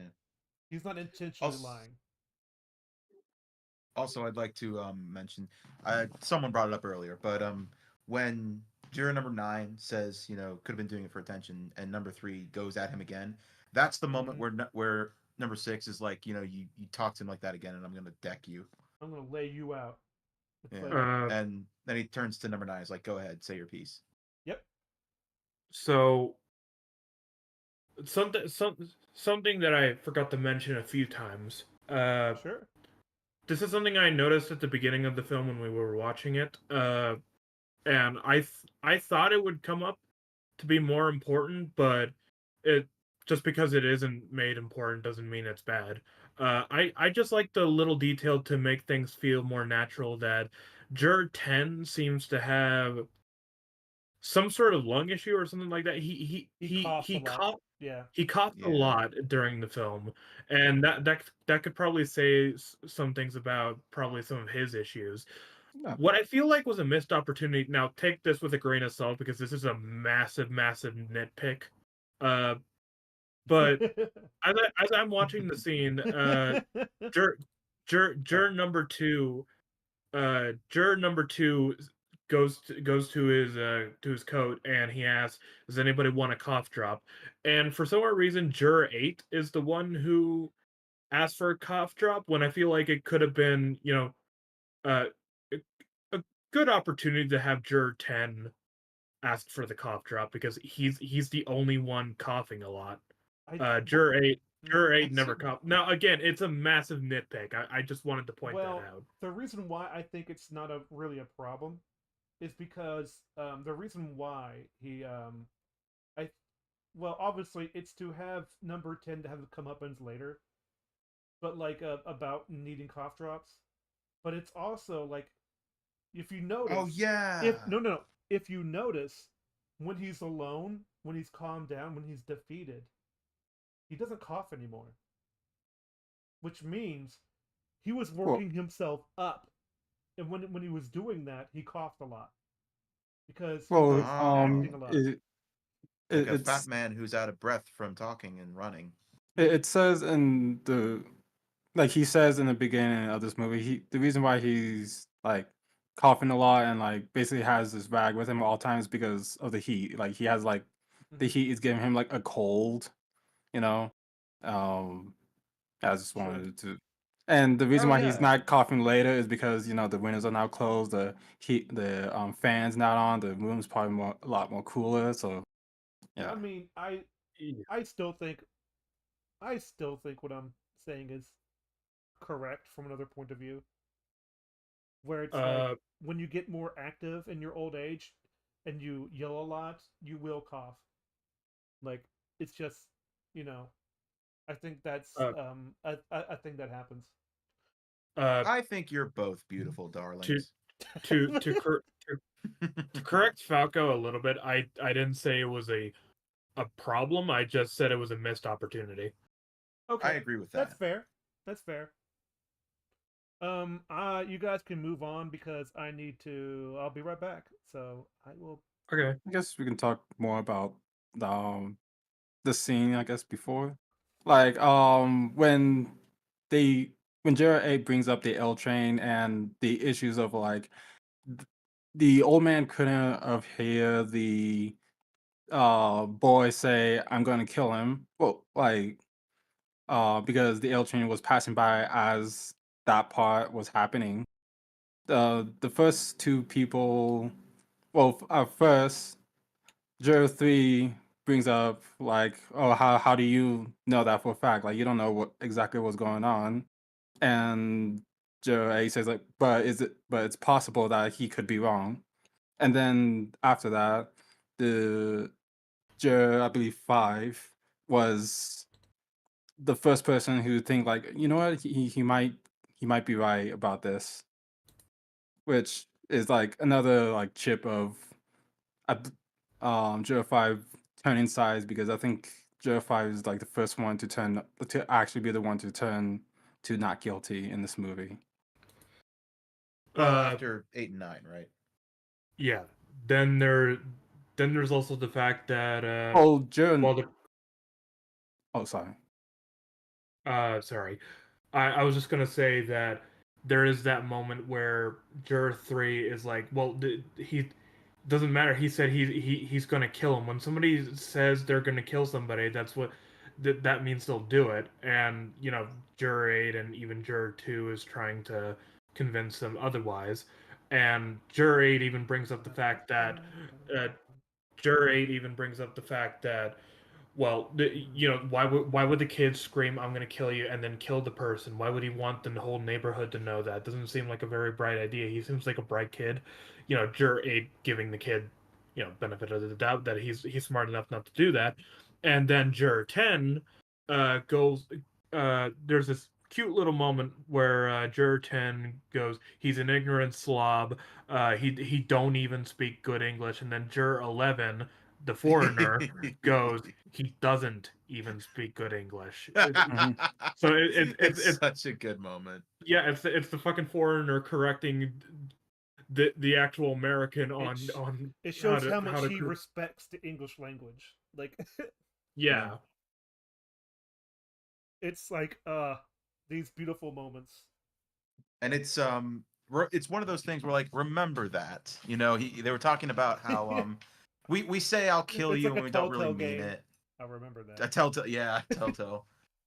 We will remember that. Mm-hmm. You don't say I'll kill you unless you mean it, right? Yeah. Well, it's kind of funny because like it always just reminds me of like being in a car because no one can hear you.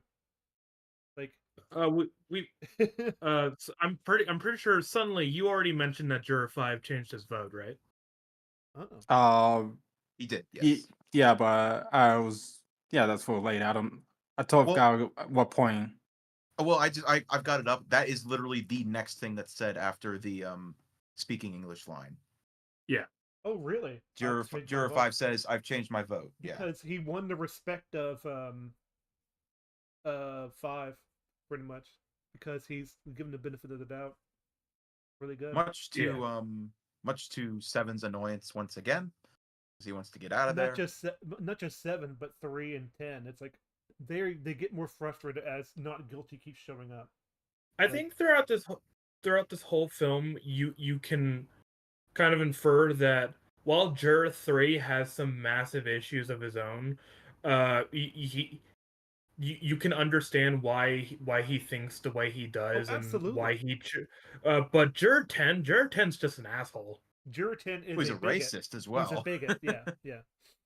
Yeah, he's a bigot, racist asshole. Yeah, he's just a prick. Which I find it really funny that he's the bad guy.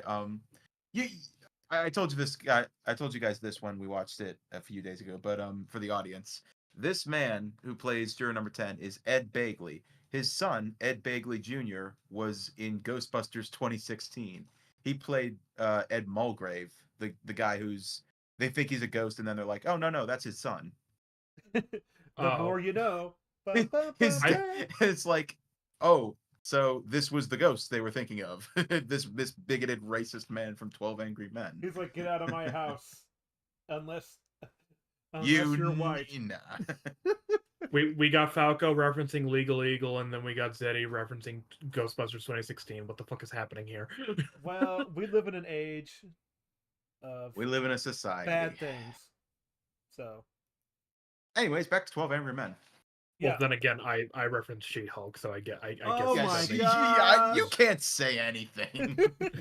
But I can. How dare you guys? It's kind of funny. You're gonna bring something up at some point, suddenly, and we're going. Yeah, but I'll bring up something good. Okay. Suddenly is like, I'm not like the rest of you, bastards. I did too. I brought something good. It was called you Ragnarok. Think you're better than all of us? It's God of War Ragnarok. I mentioned that one. So meh. Yeah. And Buffy. Wait, I mentioned that one. No, I did first, and you caught on to it. Wait, what was it that you said? I said like the architect is like things aren't welding together true. So it's like right. Okay, yeah, I'll give you that one. Of course you should, because I said it. Yeah. I just didn't know if you caught on to it because you reminded me of it. At this point, we're about at the halfway point of this movie. Pretty much, I think. How much time has gone by? We are almost 47 minutes in, so it's it's basically the halfway point. I'm almost at 2 hours. Yeah. I was talking about background noise, and the answer is we are 1 hour 53 minutes in. So yeah, almost 2 hours. We best make this a little quick. No, it's fine. I don't care. But anyway. Oh, okay. I only say it because Falco usually has a 2-hour limit. But like, it's fine. We can go a little bit over. 12 Angry Men. It's a good movie. It's a good rap. We can talk about that for longer. Okay. Anywho, so this is when like does the storm come in yet? No. I think Juror 7 is like, even his lawyer knew that this was a lost case, and they bring up the fact that this lawyer is probably like overworked and he's not too interested in this case. And it was juror number 5 that brought up, hey, lawyers could be wrong sometimes. Well, he was staying appointed, he probably didn't want it, or he could have a number of reasons why he didn't want it. You know, like Mhm. is a good reason by number 8, I believe. Yeah. I think the next thing that happens is 11 kind of gets his first bigger talking point where he's like, I'd like to bring up some things. I think this guy has brought up some very good points, and he You goes know, over the facts because he's been writing stuff down. Yeah, because he's 11 paying this whole attention. yeah, Chad 11 this 11. whole entire time is just listening. Yeah, Chad I number think 11 11. might be my favorite. Yeah. My He's my like, favorite is probably 1. I just like him. I personally associate with number 1. Yeah, because he's the quiet guy in the corner. Like that's me, you know. Aww. And Um, meanwhile, I'm like the autistic one who goes over all the details, kind of thing, with certain stuff. um, Fun little detail to point out here. speaking of, When Juror 11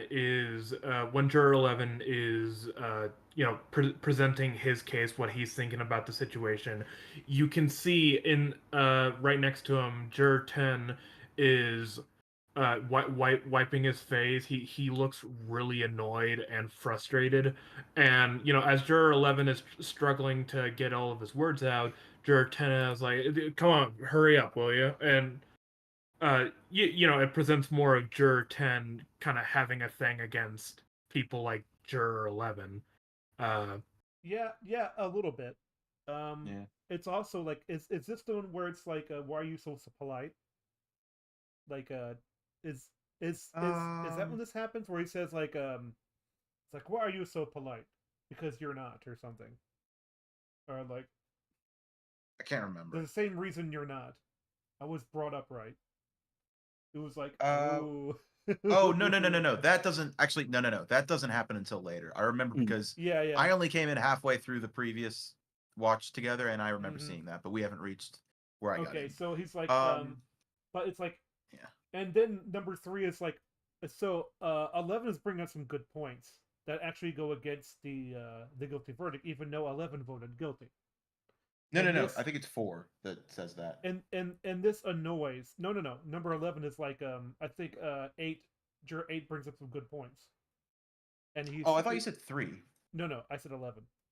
Okay, yeah. Yeah, Juror 11 talks about the fact that he talks about the fact that fuck, I can never form my words correctly in a consistent manner. Anyways, Juror 11 Public schools. was talking about the fact that the kid was supposedly gone for 3 hours. He saw a movie. He came back. Father was dead. That was the story. And he would be like, why would he go back? Why would he go back? Why would he stay at Why the would he go house back to the where scene of the where crime? Yeah, yeah and and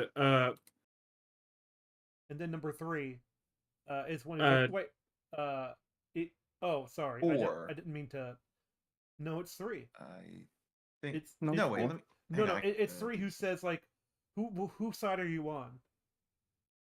Right. But okay, but before that, I think 4 Oh, kind of comes in with oh, uh that's right. They have an argument. explaining it through Yeah. panic, basically.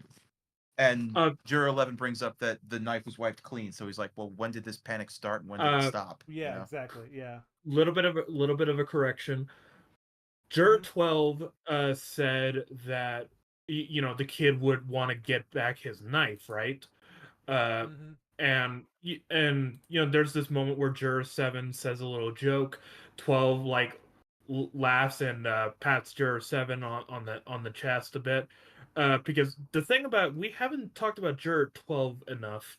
Uh, Juror 12 has made some arguments where he actually has a presence in the film, Oh, but for the absolutely. most but Mhm. for the most part, he doesn't think that far ahead, because his whole thing is that he's an advertisement person. He doesn't he he talks a lot, he jokes a lot, he makes small conversations. That's his whole thing. He likes He's to do a lot of small talk. There's he's even a part, he's quick on his feet. Sorry. yeah, there's a part earlier in the film where he's about to say something about a funny little story that he had, and Juror 1 uh basically goes, Hold on, we're doing a case here. You can't just spout off random stories like that." Because, yeah, that's Jared 12's whole thing. He likes to make small talk. So when he actually is thinking about this whole situation, sure, he's got a few points in on why he thinks the kid is guilty, but as the film progresses, he starts to become a lot more exhausted, tired, and overall his brain isn't really functioning the same way everybody else's brain is functioning, because he's thinking about the whole situation. It's just like, I have no idea what's going on anymore. Everything's going so out of hand. And as we see on that picture that Falco has on background noise, Juror 12 expression in that picture is exactly how he is at the end of the film. He's exhausted, and he doesn't know what to think. That is a good expression. I think I think also his tone as the film goes on goes less silly. It's I don't think Yeah, Yeah. I don't think it's because like necessarily exhaustion, but it's sort of like he knows he's being convinced, and like and so that leads him to be like, okay, so this is a he takes it a lot more seriously. But then when he comes to that one point later on where he flips, he does like panic. So I yeah. think he also it's kind of like I at some point in this movie, I don't know if it's later or if it already happened, but he tells a joke again, and he basically gets told to shut the fuck up. And Wow. I will say, like, as well, not that exact wording, obviously, but you know, like when you're in a Discord server and No, I everyone's have no joking idea what that's around. like. Yeah, what's it like, anyways? So you know when you guys are all joking together, and then one of you says something that crosses a line for someone else, and they tell you to shut the fuck up, and you kind of feel like, oh, I'm sorry, I didn't mean to. You kind of like embarrassed, and like you start talking way less during the conversation. That's what it kind of strikes me as for juror number 12. Juror 12 has one of these very relatable feelings that I sometimes get. Like, Mhm. if I stick to what I believe in, and I stick to what I think is the right answer for so long, and then you are shot down more and more, and you could possibly be wrong, and it's this whole thing that once you look at it from a bigger picture, it's something completely different than what you thought before. You start to have this feeling where you not only have Juror 12's expression right now, but you start to feel ill in your stomach, and you don't really want to talk, you don't really want to speak that much. And whenever somebody presses you on, it's just like, hey, what do you think of the situation? You're just like, I yeah, I guess I agree with the person. I don't know. And yeah, you're stuck in this moment of feeling ill and very uncomfortable. Oh, yeah, I totally yeah, words, people. Words. Yeah, well, I agree with all of that. It's it's basically like not necessarily a worldview, but it's definitely like it's not only if you uh you're also forced to take a position. You can't just sit on it. Like Yep. you eventually have to take a position because you are in this room to do that, you know. Yeah. Mhm. So I forgot where we were because we had a little bit of a tangent, a Oh, little bit. Jerry 11 So was given his yes. Notes, right? yeah his notes. Oh yeah, and then he argued with four about the way it's like in 12 it's he has this like great point about like where his panic was and where panic is. When does it start and end? Because he's dumb enough to go back to get his knife, but he's smart enough to clean up the fingerprints after he stabbed him and yelled. Like, wait a minute. These are contradictory things, you know. And then after that, uh, three kind of like chastises him. He's like, "Which side are you on?" Like, you have to pick a side of guilty or not guilty. You know, like it's a binary. Like I know it's a binary choice, but it's not a binary when it comes to like asking questions and being objective. Yes, So it's because yeah, mhm. No, go Juror ahead. Juror 3 asks, which side are you on? And, Mhm. Juror 11 simply responds with, I'm not on one side or the other. I'm just simply asking questions. Yep. Which They is a s- great response the for scientific people who get mad method about this kind of works thing. on art, Yeah. and it works with everything else. So Yeah. so anywho, um, So and then, yeah, go ahead. I'm trying to think of the next thing. I think Juror 12, 10, 12. 10 goes off on him, I think. 12 explains more of his point. Oh, yeah, right.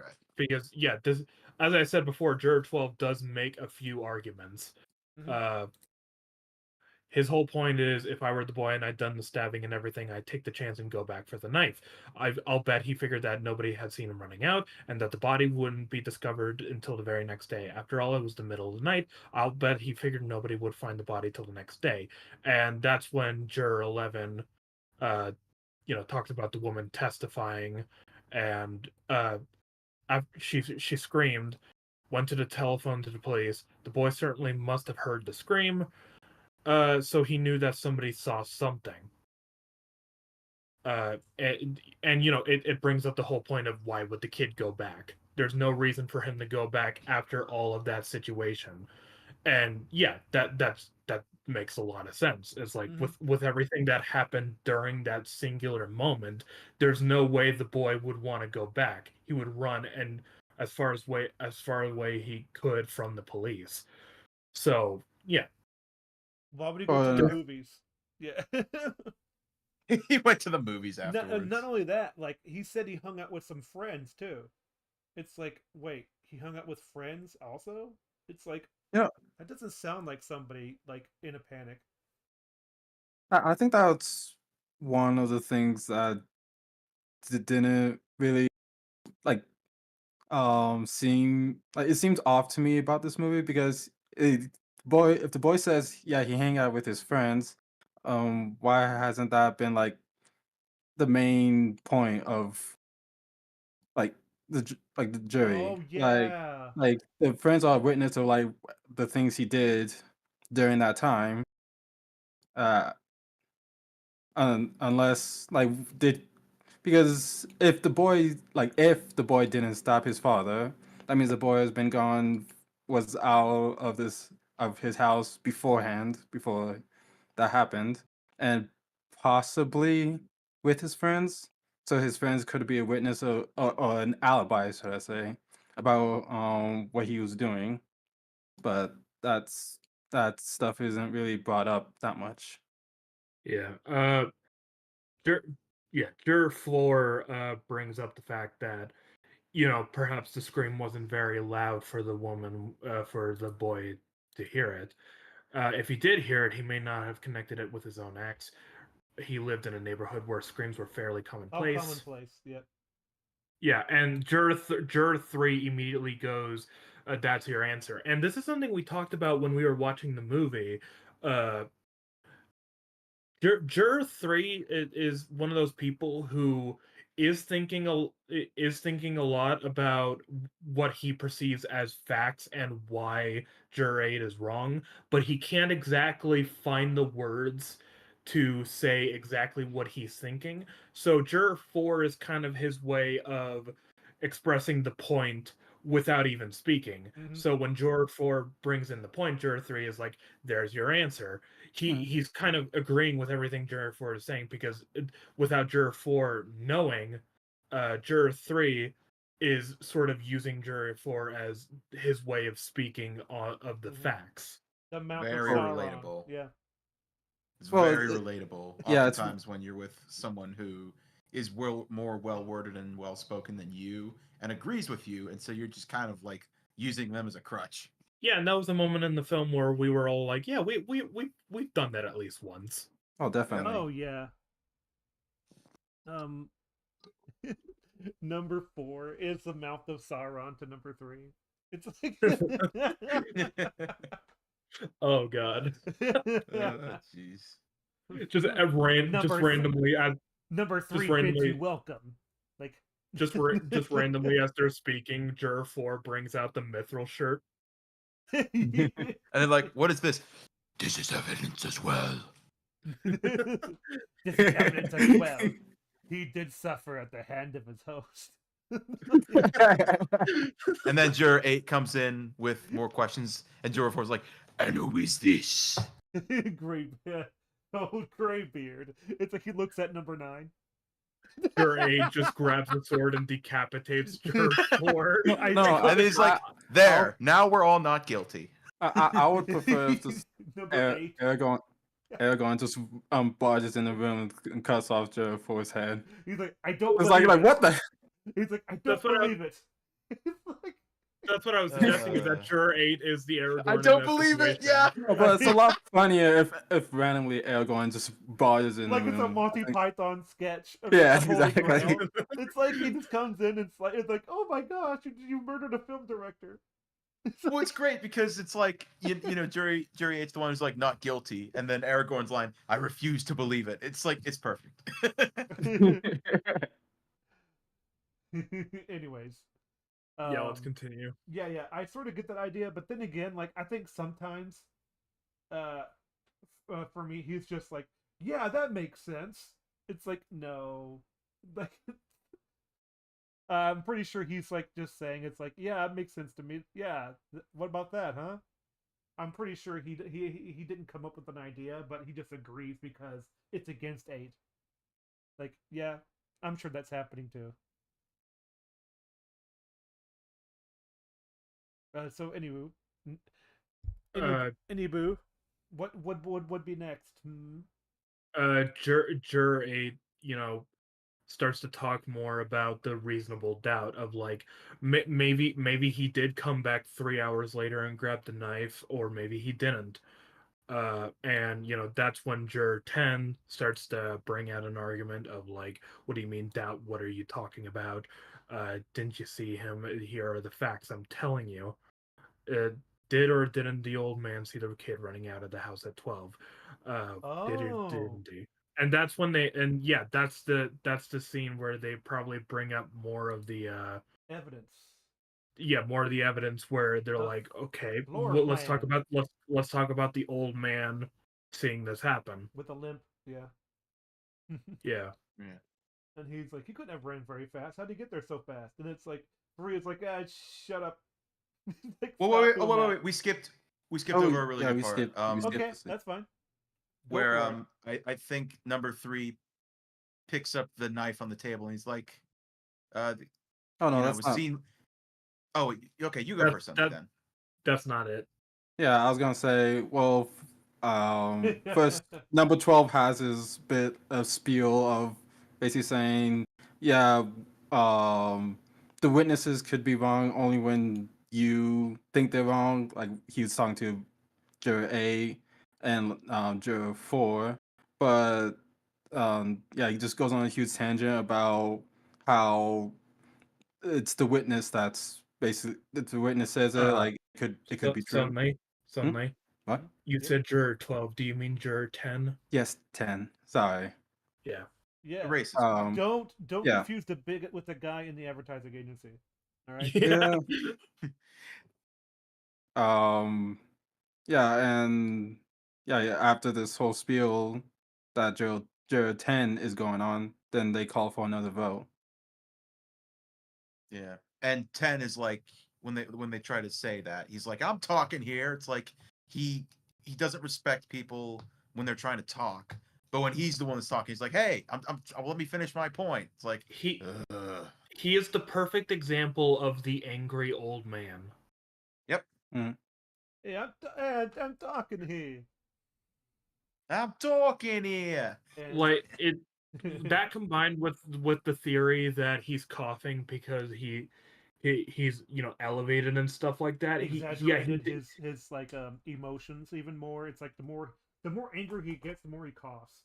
It's like he seems like that one grandparent or something like that where you visit them and stuff like that, and they'll have their moments of being easily mad at you or mad at just anything. I thought you were going to say racist. No. Oh yeah, it's like see those children across the street. It's like no, don't do it. You don't play with those kids. They're the other kids, okay? You play with our kids.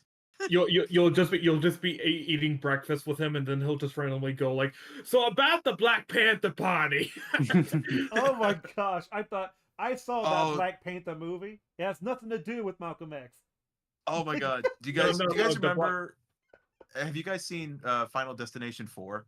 Or at least the EFAP movie of Oh it? yeah, that guy who's like the You the remember, yeah, racist. like you got the Korean doctor who's like, are you all comfortable? And then the guy goes, "What do you care? You know how many yous I killed in Nam?" Like, No, in it's just like Korea. what? It was Korea. Korea, my bad. Korea. No, I thought you were talking about that guy who tried to like. Oh, the racist. Yeah. It's like he No, gets dragged. I was I'm like, talking to. why do we care about this guy? It's like... No, yeah, I was talking about the old man, but that's another funny one. Anywho, How's some chocolate? Jesus Christ. you need some Yeah, chocolate. so What?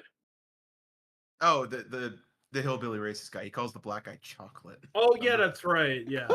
It's just like shit. It's just like what the fuck? You know what? There were worse things. You know. Well, he calls him those too. So. I know. It's just like, oh, okay. All right. Yeah. Anyways, back to the movie. But yeah, after Jur 10 has like his whole fucking breakdown where he's just like, I'm talking here and all that sort of thing.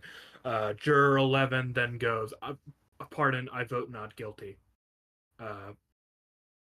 And Well- you know, the Jur 8 gives him a little smile because Jur 8 is realizing that people are starting to listen to him more and more. It's no longer they'll play tic-tac-toe or some shit. It's now Yeah, he's no longer on that island anymore. He's now started a civilization of not guilties.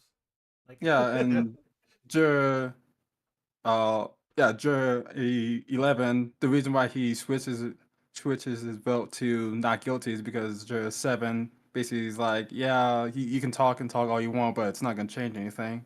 So basically the reason why he switched is because he doesn't like how somebody who's like more American than him is not taking this whole situation well, seriously. it's kind of funny because he wants to go to a baseball game too. That's Yeah. the thing. It's like what is baseball? Does anyone know? It's like the most Like, American. yeah, the most sport. American sport. Well, yeah, Except it's maybe called football. America's national pastime. Yeah. yeah, this begins one of Jur 3's like fuck you all moments where he's like, what do you think you're doing? Is this some sort of love the other situation or something like that? Yeah, it's like he's saying like he's pretty much comparing him to like Mother Teresa. It's like they gone, dude. Yeah. And Yeah. you know, the Jur 11 just says there's a reasonable doubt in my mind, and that's like a big thing. It was like if there's a reasonable doubt, then you know. Well, the judge also says that, I believe. It's like there's a reasonable doubt. So before they go back, sorry to go back in time, but yeah. No, it's fine. It's fine. But yeah, that's the whole thing. Is just you don't know one thing or the other. Nobody really knows the true facts. But if there's a reasonable doubt in your mind, then you know it's reasonable that there are reasons for you to doubt the situation. Mm-hmm. Yeah. And I think, is this where we get the next mic drop moment Oh, with the knife? What's that? the knife. I think Juror 3 picks up the knife and he's like, like what was there? So like he was seen ramming this into his dad, and then Juror 9, the old 9. man, he's like, that's the wrong knife. Yeah, It's like, oh shit. it's like a very subtle mic drop because it proves that hey, even Wait, like little details could be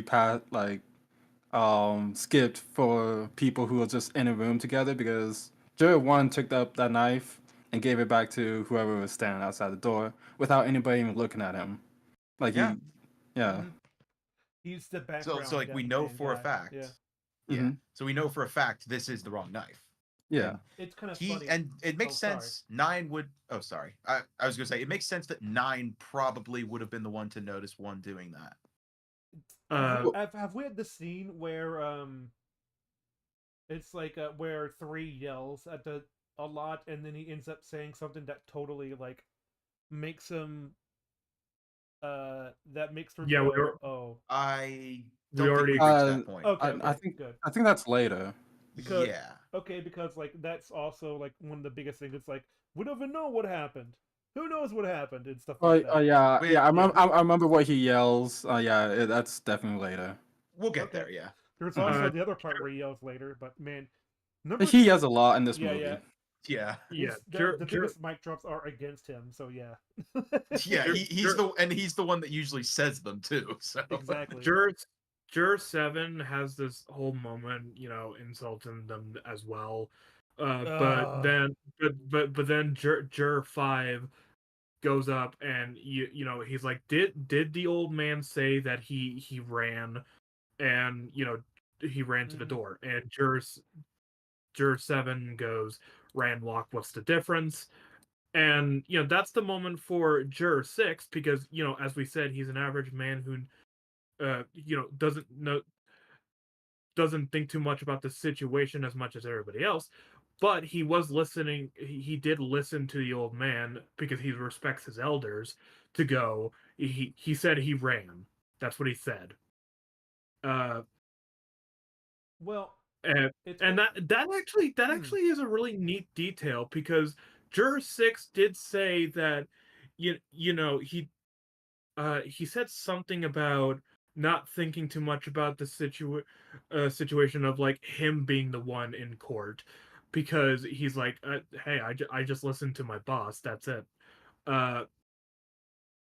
And now Juror 6 is going like, no, this is what the old man said, because we've established that he respects his elders. it is kind of funny how like 6 says he doesn't listen to the detail, but then there's some details he does bring up. Yes, He brings because up of that. he Yeah, brings up the details of the difference between a slap, and a and a fist. Like yeah. hit, punch. a punch, kick, punch. It's all in the mind. Falco punch. And then Jur 5 goes like, well, do you remember what we said? He has a limp, so there's no way that he could have ran to the door. Did they mention the Uh, stroke here as well, or whatever? Yes, they did. Yeah. Okay.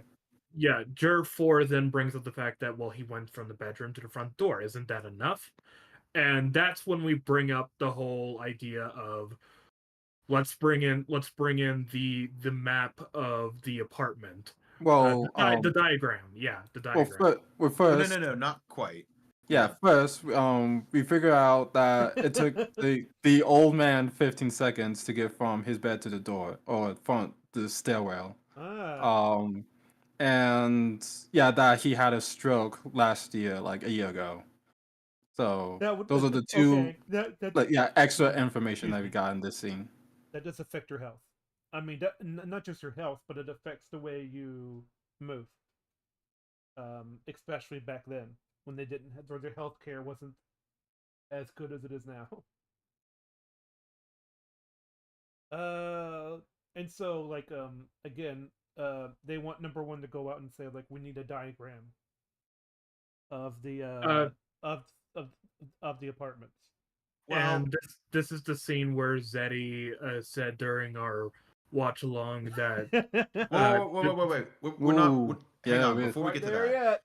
this is when we have the other mic drop moment where yes. they're debating over the time that it takes for the old man to get somewhere, and juror number 3 says, how does he know how long 15 seconds is? He can't judge that. He was an old man. Half the time he was confused. How could he be positive about anything? And then he just stops talking. It's like, He's like, oh shit. his foot flew into his mouth so fast he didn't know. Yeah. Yeah, no, that's like the second moment where somebody basically talks themselves into a corner.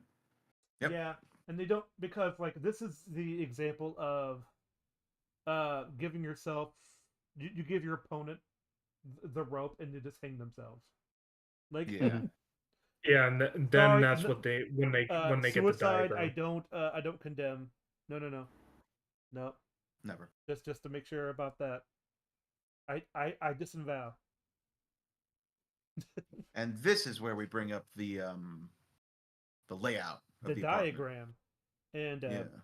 8 is Yeah. drawn to the diagram because he's an architect, so he knows exactly the feet, square footage, and all this other stuff. He points them out, so he gets to actually like direct them on this thing. It's like because like he's doing a very good job of laying of the layout, and it's Yeah. kind of funny that like not only hold on before I go over that, it's they also say that the diagram itself is the same for each floor, which means all of these things are the exact same.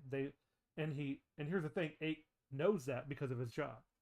And so plus I think everybody would know that at that point, but it's just another layer to his character. And so and then like let's see, I forgot what I was gonna say. Egg on it. But still, and so he starts doing uh measurements by feet, by walking heel toe, uh and trying to judge the distance. We also get a moment of Juror 10, I think, brings up, like, well, if Brings up what? this was so, Juror number 10 brings up, like, if this is so important, then why didn't his lawyer bring it up? Maybe, and then number 5 is maybe he didn't think of it. And That's actually a good point by number 10. Actually, 10, he may be a bigot, well, but 10, it's like, yeah, that's actually a good thing that he mentions this. and 10, I think 10 says, well, it's so obvious. It's like, and that 5 responds with, well, did you think of it? And he's like, hey, listen, wise guy. Yeah, did you think that? It's kind of funny because, like, yeah, it's Yeah. like these things are brought up because he thinks they're good points. Like, aha, I trapped you, trapped. It's like The no, big no. And when the he big- actually gets got, he just reverts to insults, basically. Yeah, the biggest confrontations that Juror 10 has is with 11 and 5 because 5 is the one that brings up the slums. point. Yeah, He brings Well, up he's the from the point, slums as and well. well, I'm talking about this scene in particular where Juror 5 instigates on Juror 10's point, and Right. Juror 10 is about to go off on him. It's like the film is deliberately putting Juror 10 against the people that he would most despise because of the way Juror 10 is. Oh, not only Yeah. that, this is against number 8, because as soon as he tries to judge distance, 10 is like, this is foolish, this is stupid, what you're doing is dumb. It's like, and not those exact words, but he's like, he's trying to lose his concentration, but 8 is so focused that he doesn't lose count about how Yeah. much distance it would take in the room. It's like, And in order to be accurate. speaking of keeping count, this brings us to the single biggest problem in the entire movie. It's not a big problem. Which is not a big problem at all. Yeah, I said it's the biggest. I didn't say it was big. This is a fantastic movie, and this is the one moment where I was like, you really shouldn't have made that mistake. Yeah, I know. It's like people, when Zeddy says it's the biggest problem in the movie, biggest doesn't always mean that it's huge or anything like that. Biggest could just mean it's the only. It doesn't even stick Yeah, out. this is like this It's is the like only notable problem. Yeah. this is the rhino beetle of issues in this movie. It's the biggest one, but it's still an insect. It's you a know? microscopic crack in the wall. Like, yeah, Yes. sure. Okay. I'd say it's more so of just like the problem is as big as a tick. Yeah. Well, ticks can be pretty depends on the a big, tick. big Yeah. Yeah, I don't know if we should be using tick. Yeah. Oh, okay. The biggest piece of It's bacteria. gross too. I would say it's more like a fly in your face. It's a bit annoying, but you can like shoo it away. I don't know about Yeah. a fly. It's more like a microscopic insect on your body. It just Why are- does stuff. It's like, Why alright. are we talking about? Because we're trying to. We're trying to give context for his criticism. So Mhm. basically, this movie is, I would say, almost perfect. but this is a mistake that it doesn't really affect the point that's made, but it, in terms of filmmaking especially, it just feels like an error that shouldn't have been there, considering how well crafted this movie is. Yeah. Yep. I agree. It's a blemish, but it's Yeah. like who cares blemish. Well, It's like it particularly bugs me because I'm kind of autistic when it comes to numbers. Like, I've well, got the first 50 it, digits of pi memorized. I'm very particular about numbers. it's kind of funny. It's still not enough time for him to do what he did. So I'm like, all right, whatever. Let's move Well, on. let's explain what happens first.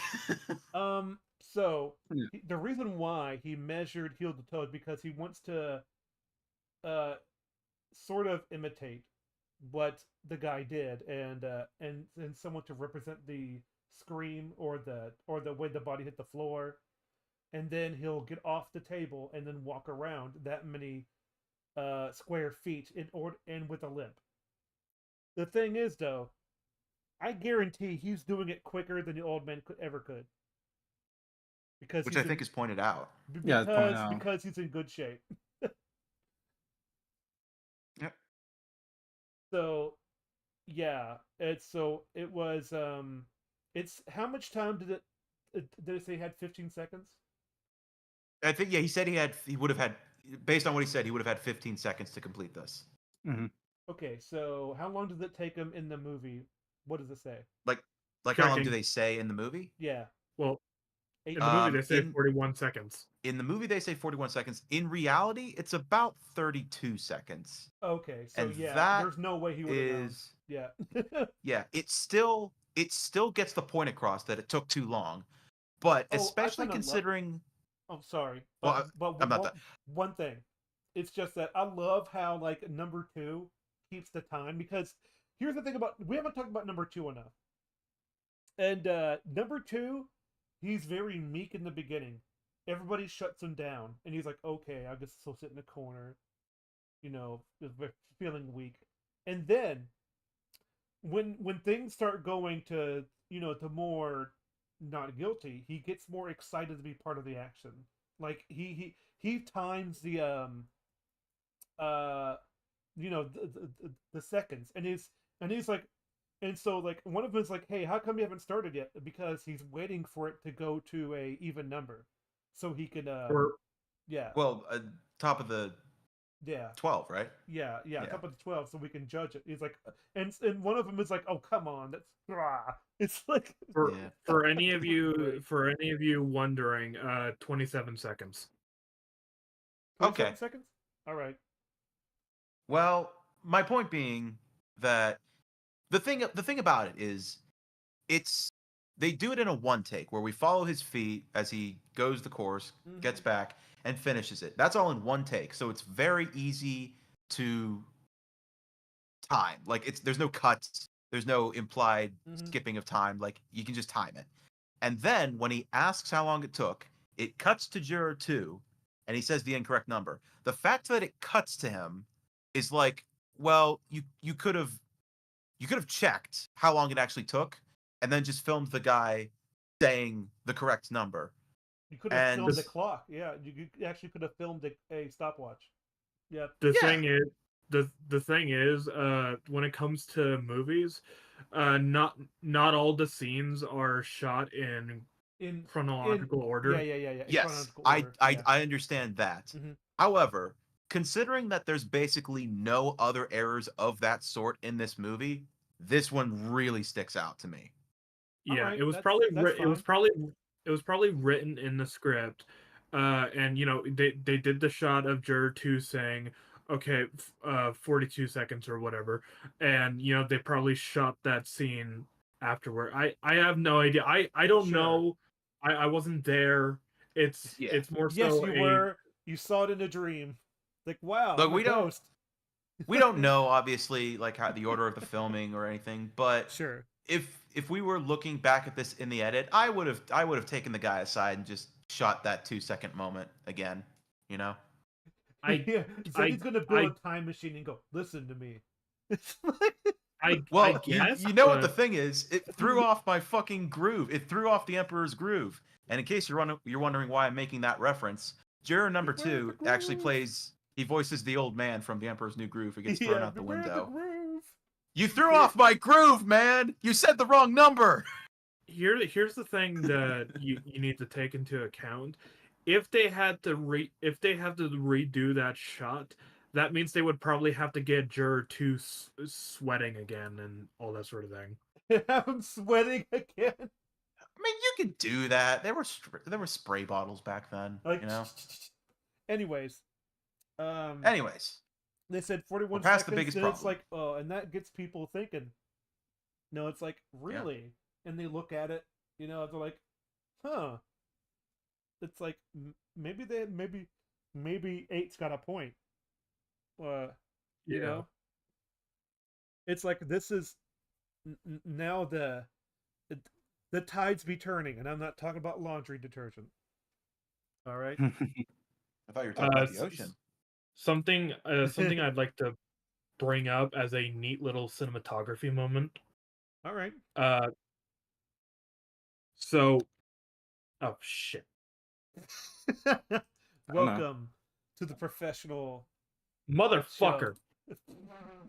Welcome to the professional motherfucker. There we go. No, don't say that. Professional. We're doing it for kids. You know, for kids.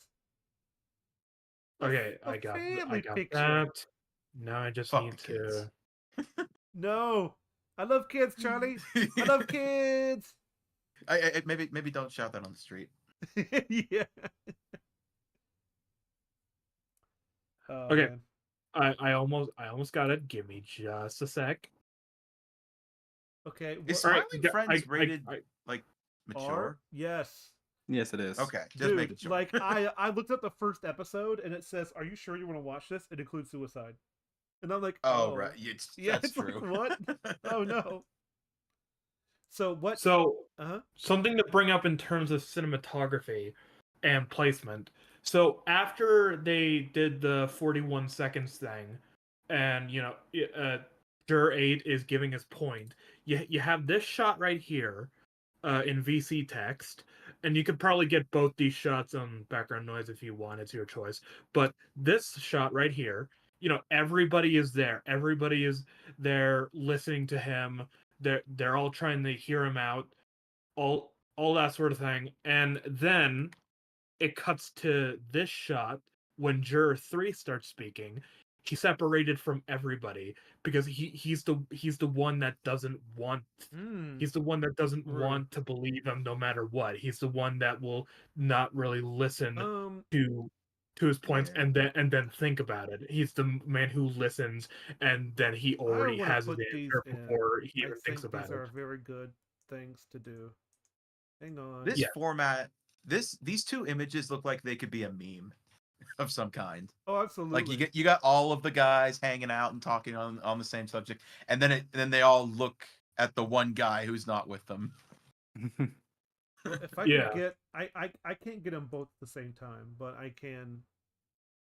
I can put them on stream, but it'll real quick. Let's see. I will put plus. It takes forever to do this in OBS. Ay caramba. Juror 4, Just you keep know, as talking. much as Sorry. as much as Juror 4, disagrees with Juror 8 for almost the entire movie, unlike Juror 3, Juror 4 is willing to listen. He's willing to think about it, because he's a broker. He thinks logically, and he will listen to all the facts. He will listen to what other people have to say, all that sort of thing. Oh my god. Yeah, I know. These are the two images real quick. So Yeah. But Juror He- 3, like I said, he Oops. will listen, but he already has the answer before he can even think about what he listened to. I should lock that. There you go. God, there's so many white men on screen. I feel like it's gonna make someone like go nuts. What are you talking about? They're in black and white. They're all the same color. I was trying to make a joke about like modern audiences, but I I wasn't know, trying to word but it. you sound like number 10. But Oh god. I sound like the Ghostbuster guy's dad. Oh no. well, that's what I mean. So the first, the one on top is the one he's talking about, which is like he's explained to everyone, and everyone looks invested and interested. It's like look at the contrast, and look at the other one. He's like laughing at them, trying to figure out. It's like, how dare you, Yeah. like try to figure out if someone's not guilty or not. Yeah. And for the audience, this is the image, like the two images where I was like, this could be a meme. You know, all the guys hanging out together, and Yeah. then the one dissenter that they all look at. Anywho, Yeah. I will have those later just in case. I can change them, so it's fine. All right. All right. Anywho, yeah, like as a thing though, as a pause real quick, I think the cinematography in this is really good. Oh yeah, yeah. cinematography is great. Which is Uh, impressive yeah. because it's in one room. Definitely. Something that we didn't bring up that I kind of wanted to. So when the people first enter the jury room, there's basically just this one long shot of them, going around the room talking to each other after the court, figuring out the figuring out their characters and like what they think about what's happening. And that shot goes on for a good like 6 minutes of just one take. And I really like that. It feels like a stage play, where you just In a good way. yeah, in a good way. Yeah, in a good way. We don't want a Mulan, live action where it's just like it looks like a stage play because they're obviously not there. Like Well, this whole movie could be a stage play. It's just like Oh, 12 I think it's guys in been one made. room. I absolutely. think it has been made a stage play before. Yeah, it's like very nice, That doesn't It's like surprise me. it's like it's neat, I know. And I think it's really impressive because I looked it up. This is Sidney Lumet is the name of the director. This is his first movie. What a He directed Oh like wow. he directed like a lot of episodes of TV, like 30 or 35 over the course of 5 years. But this was his first like actual movie that he cinematic role, directed. yeah. Yeah, He and did great. got nominations for the 30th Academy Awards for Best Picture, Best Director, and Best Screenplay. Hmm. That's awesome. Who's the writer Yeah. of this? Does it say? Screenplay by Reginald Rose. I'm gonna see Nice. what else he's done. So while you're looking that up, I'm going to talk about something else. This film is actually really quiet. It's very subtle when it comes to like audio tracks and music. Um, it doesn't happen too often, but when it does, it's really impactful. It reminds me of how like Dark Souls has its like only music is when you go to important locations and they want to make you that remember certain moments. They will have a music like a for you to listen to. So Okay, here's what makes 12 Angry Men so great. So Dark Souls. Hey, it's kind of funny. That's the video essay bingo, like Dark Souls. Like yeah. No, I'm just saying like if you have nothing but diegetic noises in between your fights and in between important locations, it really makes an impact when you hear like the music of like Firelink Shrine. So it's like yeah. this feels cozy, you know. I just looked up. Apparently, Reginald Rose didn't actually write that many movies, but the reason he's credited is he actually wrote the play that this is based on. So it was originally a play. And interesting little thing. Apparently, the actor for Juror 9, like the old man, he was actually the original Juror 9 in the original play. Oh, cool. Oh, that's cool. Nice. It's neat. Yeah. So what happened next? I've Uh, lost track. We've well, oh wow. Oh, we get Jer the next yeah, mic drop moment. yeah, Jura 3 goes on this huge spiel of basically like Mhm. why are you guys all listening to him? We all know he's guilty. You just Oh the only right. reason the only reason you're listening to him is because Yeah, you know, bleeding he's hearts. yeah, bleeding hearts and stuff. It's And bleeding then all over the floor. It's like, yeah, and oh, and then Jur A is basically says so. I don't have the exact quotes, but he's like, I do. he's oh, like, okay, it's Zeddy, like, you are you go. some kind of public avenger? Because Like, I think that yeah, it's like, this mhm. part needs to have the exact quote. So All right, all Right. right. I think Juror 3 is like, like you guys gonna let him slip through our fingers, and Fingers. eight's like, Yeah, that's really kind of a and telling statement by itself. It's yeah, like, yeah, and yeah, it's like, eight's like, whoa. what are you, his executioner? And he's like, I'm one of them. Oh, wow. And eight's like, maybe you want to be the one who pulls the switch, and he's just like, you bet I would. Yeah, you bet I would. And It's like, yeah, eight says, I feel sorry for you, what it must feel like to want to pull the switch. Ever since you walked into this room, you've been acting like a self-appointed public avenger. yep. You want to see this boy die because you personally want it, not because of the Not facts. because of the facts. You're a sadist. You're a sadist. That's what he yeah. says. Yeah, yeah. And then number 3 lunges at him. He's like, I'll kill him. I'll kill him. I'll kill him. I'll kill you. And then it just goes, You don't mean that. you don't mean that though, do you? And it's like, another mic drop.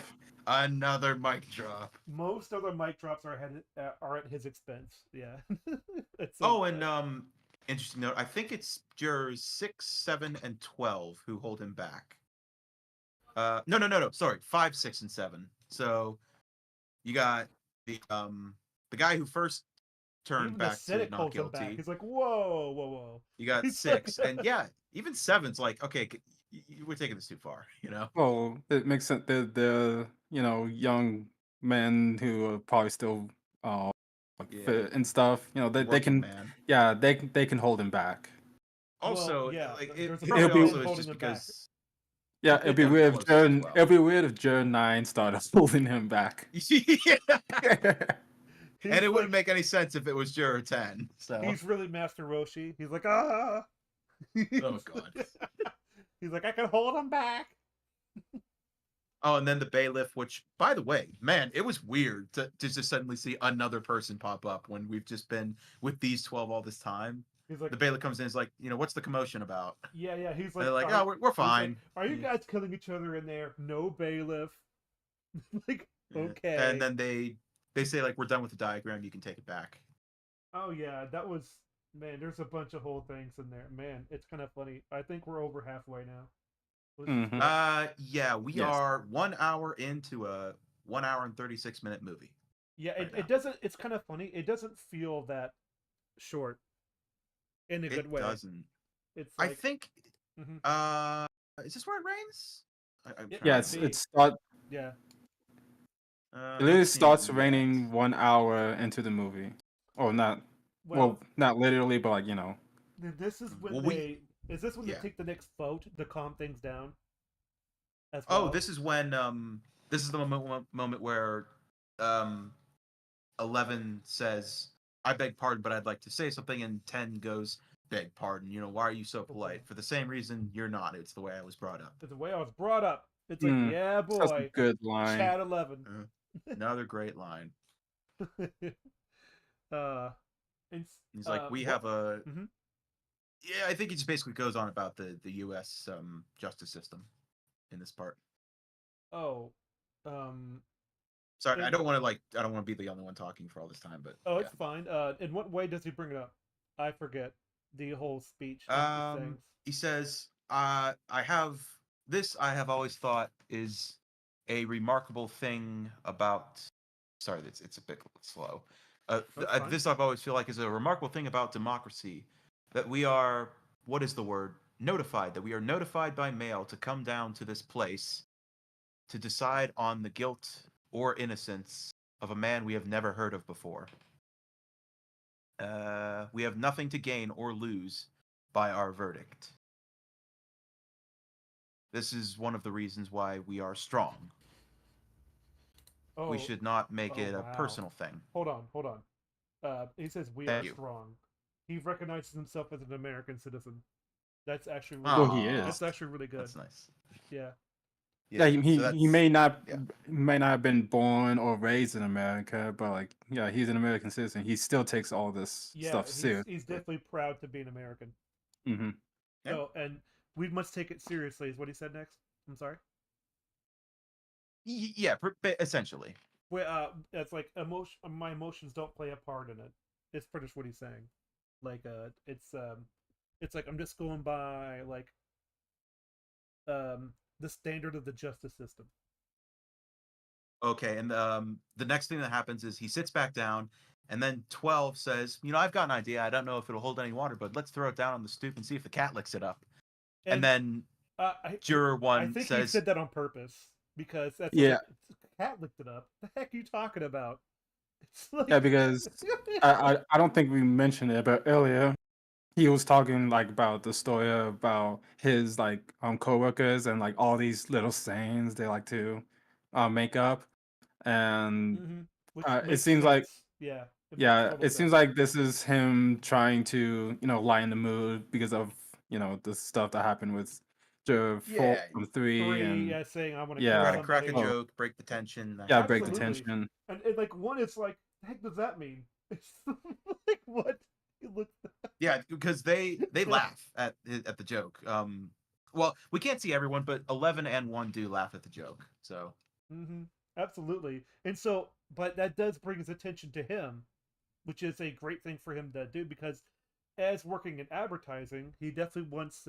Once he gets his attention by doing that, he knows how to roll with it. So. yeah, and then Is we it get. Mm-hmm. Sorry. is this the scene where Five asks for uh why doesn't he sweat? Yes, that's the next part, and Like, don't also you sweat? 7. Yeah. Not. No. Not really. It's like. Yeah, and Oh, okay. 7 comments that they're probably going to get a storm now. Yes. Speaking of storm, man, it's coming down over here. Holy crap!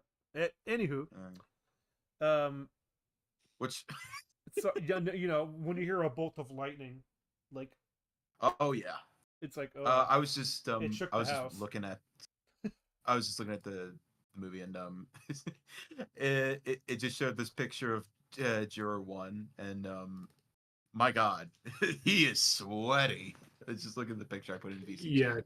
Oh my gosh, Jury he's yeah, sweating his Jury wanted tipples. His temples are sweating. Oh God. Uh, yeah. I'm not He gonna looks show that. tired too. Like, Yeah, jeez. I'm not gonna show that. No one needs to see him. No, yeah, it's fine if you don't. I just wanted to show you guys. Mm-hmm. Oh, that's a shame. But and yeah, this is where they call in another vote, right? yes, Yeah. because they want to know where they stand. Uh, Yeah. sort of. And so they're like, "Hey, we need to call another vote." It's like, all right, and they raise hands for 6-6, right? No, they don't really raise hands. Jury one's asking them, and we get a shot of each of them as they give their answer. This is when number 6 finally gives in and says not guilty. Mm-hmm. Because he was looking for a motive, and he doesn't. He has a reasonable doubt that his motive doesn't make sense. Number 2 also goes not guilty. I don't think he was not guilty earlier, but now he is. Hmm. He's convinced. So we've got 2, 5, 6, 8, 9, and 11. So yeah, I think we're at 6-6. Yep. And that's when they have to turn on the lights and get the fan on. Because the storm. Yep. Yeah. So I should probably say this. A lot of the people that say guilty, you can see the expressions on them, but the number 3, number 7, and number 10 are the Holdouts. ones who look the most angry as they say guilty because they they're bewildered by what's going on. But then you have the difference between number 4 and number 12. Number 4 is still calm. He's going like, yeah, I still think Cool he's and guilty. collected, not sweating. Uh, Yeah. yeah, he takes a smoke and he just goes, yeah, guilty. And number 12 number 12 is starting to get to his exhausted phase, and when he's Exhausted at phase. He's uh, like a Dark Souls boss. Exhausted phase. Phase 2. Yeah. when he's asked that, he's not paying attention, and then he Mhm. looks over to number 1 because he realizes, oh shit, he's talking to me, and he just goes guilty. But he's Guilty. got the Yeah. face that's on the thumbnail. Yeah. He's on this. He's on the screen right now. He's like, Yeah, I, I, He's just having to think. yeah, He looks like Chris yeah. Stuckman. no. Is this gonna sound like an He insult? has no opinions. I hope it doesn't sound like an insult. This movie is probably the hardest Juror 12 has ever thought in his life. Well, the thing is, Juror 12 strikes me as a guy that like he could sell you a vacuum cleaner. Like he could list off all the things about it, all the specs, all the numbers for it. But if you actually asked him to, okay, use it to clean the floor, he's probably not gonna know how to like handle it. You know? I don't know about that. I think it's also the tone of the. I think I said this earlier, but the tone and the atmosphere is changing to something that's you know a bit more serious, and so he's actually having to actually think about his position on someone's life, and that Well, causes him to sort of not give the answer right away. Well, the there's the also re- I was just real quick. That Same time, also go. the fact that it was like he's the deal breaker vote here right now. Like he's the one that puts it at 6-6. So like that's a bit of a oh Jesus kind of position, you know? That the could be. reason I don't want what I said to sound like an insult to Juror 12, because this is saying this is the hardest he's ever thought is not meant to be an insult. It's meant to make you think about it more of just like, yeah, this probably is the situation where Juror 12 has thought the most in his life, because this is something really complicated. Yep. This isn't like something he could just say yes or no to and then be sure of it 100% through. After thinking about it, after listening to people more and more, he's starting to doubt himself, but he'll still hang on to guilty because it was his original answer. So he's like, okay, that's what I got to stick with, until he is finally broken and he goes, yeah, not guilty. He's starting to But doubt himself at this yeah, moment, I think. To yeah, be fair, and then later, after he says not guilty, there is the phase where he starts to doubt himself again, and he's not sure of what to think anymore. Mm-hmm. I mean, to be fair, most of the pure person's life is not going to be like you're not going to be dealing with life or death, you know. Mm-hmm. Most decisions people make in their lives are not that serious. This is like one of those Deadpool where Oh Colossus boy. says like four or five moments. Like those are like that's how many like really important ones you have in your life kind of thing. This is one of those moments, and I think he's starting to realize that. Yeah. A little extreme, but I get what you're selling. All right. Hey, I'm not Juror 12. I'm not a salesman. You got it. So, anyways, so so yeah, the man, I've lost track of scenes for some reason again. So hang on. after number 1 says, yeah, that's 6-6, I believe. Yeah, 6-6. Yes.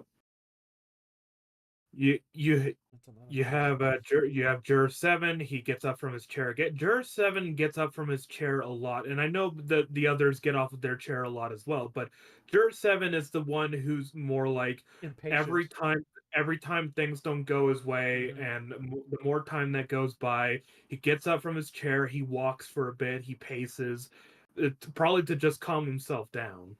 Well, he's very impatient because of Yeah. time constraints of what he's doing, and then it's like, and then like whenever he's challenged on something, he's like, he kind of jokes around and doesn't take the situation seriously.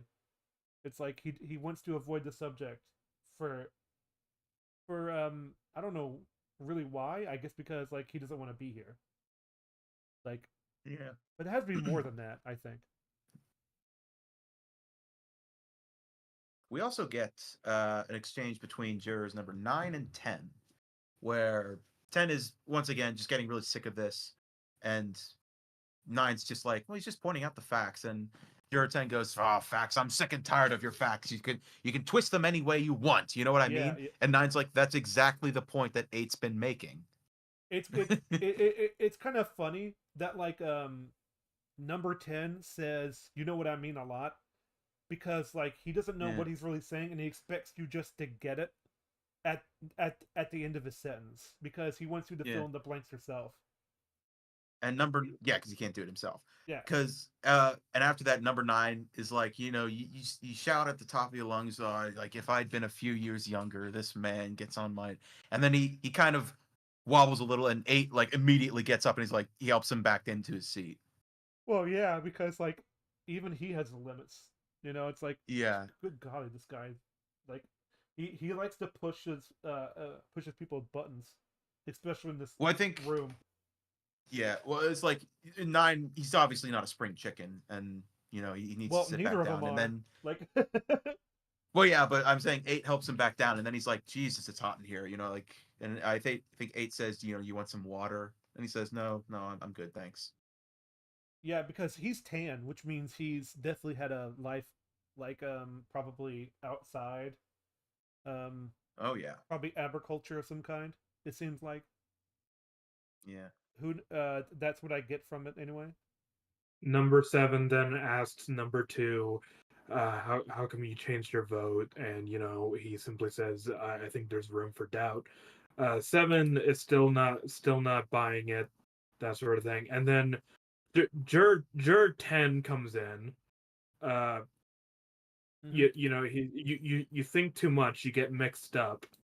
And Oh, this is one of the few times where 2 kind of bites back a bit, and oh yeah, because he does get a little more braver the more people are quote unquote on his side. I think you yes, could say he is a bit of a character arc. Absolutely. yeah, because Yeah. when it is a relatable thing of when you get into a whole group of people, you don't know anything about them, nothing. You will you depending on the person you are, you will usually stay quiet and answer very little times. But then the more you talk with this group, the more you start to have your own voice in these things. The Yeah. more Mhm. you can the more you can fit in or know how to fit in. Yes. Yeah. Yeah. Joy 1, 2, Yep. my boys. Juror number 2 are your boys? No, I said Joy 1 and 2, my boys. Yeah. Well, we get that moment where when 10 comes in. Sorry. Go ahead. When 10 comes in and he's like, it's just you guys, and all your stuff. 2 is like, hey, like, what makes you what gives you what bleh, words, what makes you think you have the right to? And then 10 just walks off, and 2 just goes, loudmouth. It's like, oh jeez. Well, yeah, Yeah. He's angry. he's not wrong. It's just like he's annoyed. Everybody's annoyed at 10. Like, Oh yeah, everyone's just in a state, because like the heat and the situation and it's how almost they've all like been they're talking to each 12 other. angry men. Yeah.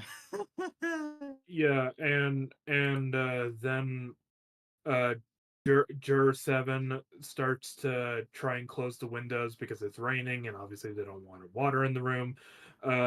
And Jur 8 is, well, Jur 1 gets up to turn on the lights. Jur 8 goes over to Jur 7 and tries to help him out with the window. He doesn't go to his window, but he goes to the other windows to close them. Well, yeah, And then he has that one. and Yeah. yeah, and then Jur 1 goes to Jur 8, helps him with the window that he's struggling with, and it shows that Jur 1, he is the most neutral, but he still will help out anybody in need, just like how Jur 8 will kind of help out anyone in need. Well, it's all about teamwork for him because he is a coach. Yes, Which he is a talks coach. about now. Mm-hmm. He keeps things in line, and he makes sure that things are going smoothly.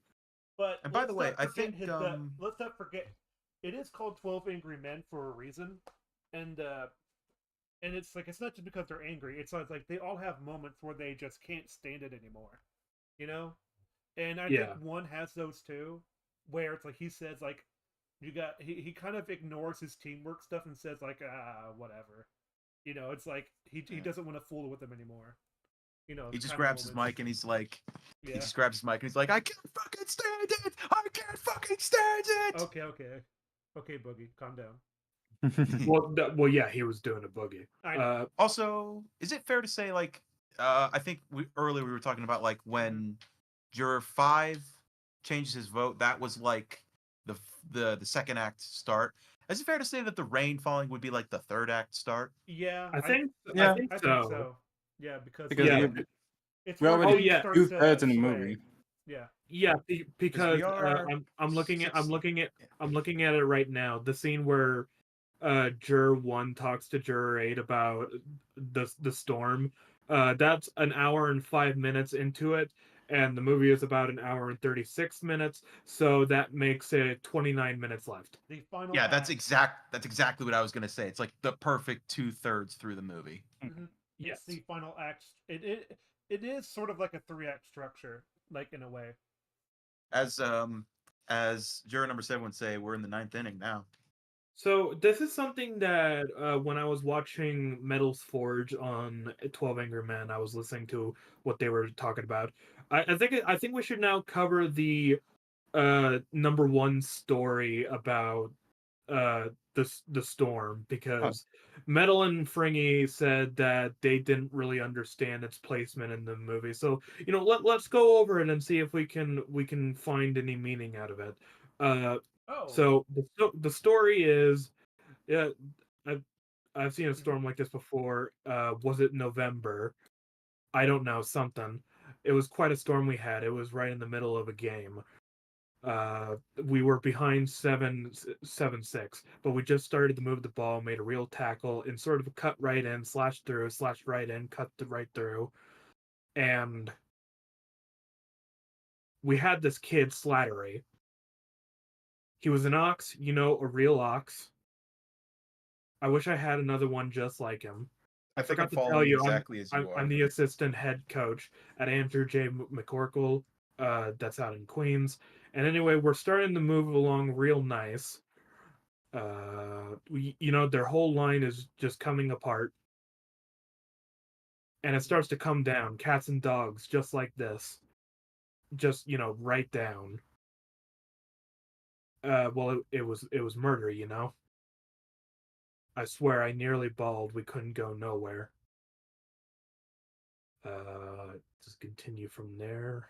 No, it ends there. So can we find meaning out of this whole story that he brings up? Because he only says it because the storm comes down and it reminded him of a game he was doing with some people, and then it came down, cats and dogs, that sort of thing. What I wonder is that, well, the first thing it does is reveal character. This Because is the most Joe One has talked in the movie. Yeah. because like it shows like he was a coach, or he is a coach, and like okay, we get that, and then he talks very passionately about it seems like a football game, right? That was I think it was a baseball game. Might have. I think it was football. Yeah, because like maybe I don't know, but it's a game of some sort. I've never heard of 7-6 as like a football term, but you can get 6 points and lose an extra point and get 6, I guess. So Well, maybe football wasn't a thing yet. If I no, remember, So anyway, football's go ahead. definitely. Go I ahead. don't know, but But he says we just started moving the ball off tackle.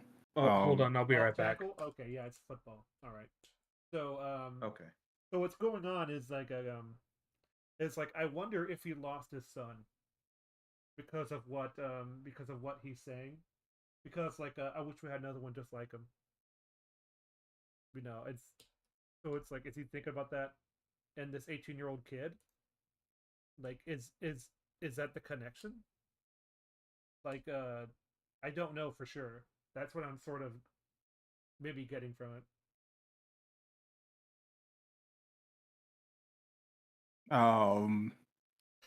Yeah, I'm not quite Hmm. sure either, to be honest. Yeah, I don't know. I think it's just that You see, it's sort of funny. It's like you know why a lot of anime have beach episodes? Because it makes them like remember things because uh there's that sort of happened in the past and it has and it has a certain resolution to character. So I wonder if the rain was sort of a reminder, not just for character, but for like what happened in the past and sort of reconcile that so we can give a not guilty verdict. Uh, of course, maybe I'm reaching a little bit. Yeah, I mean, I'm content to leave it and just move on. Yeah, sure. So after that, they're like, don't they bring up the woman? Well, first, the fan's working now.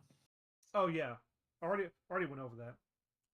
Well, yeah, I guess, but I know. this is what happened, so I thought we would just Okay, mention it again. so what happens after the fan? I know number 7 is like, hey, look, the fan works. Yeah, be happy. Come on. Must have been connected to the lights, Yep. which were off this whole time. So Yep. Well, it doesn't seem like they were off in the first place, but that's black and white movies for you. yeah, and he throws a piece of paper, and I think it hits juror number 9 in the head, and he's just like, well, "Hey," that's a silly thing to do. It's like yeah, he's like, oh, "Sorry, it's he's trying to have fun, okay? yeah." I mean, it's just funny. Like he just did something kind of stupid. He's just kind of embarrassed. Oh, It's sorry. like, oh, my bad. Yeah, he's like, I'm acting like a child. Like, Yeah. It's actually really funny, the shot where it hits the old man's head. It just bounces off. Doink. Let's see. Yeah, I don't know if that's. I think he's at his wit's end as well. Number 7. That's Yeah. like, I think it's the scene where he changes his vote because he's gonna be stuck here. In fact, it's mentioned that like it might be a rain out. Because of like the game might be canceled. Or delayed.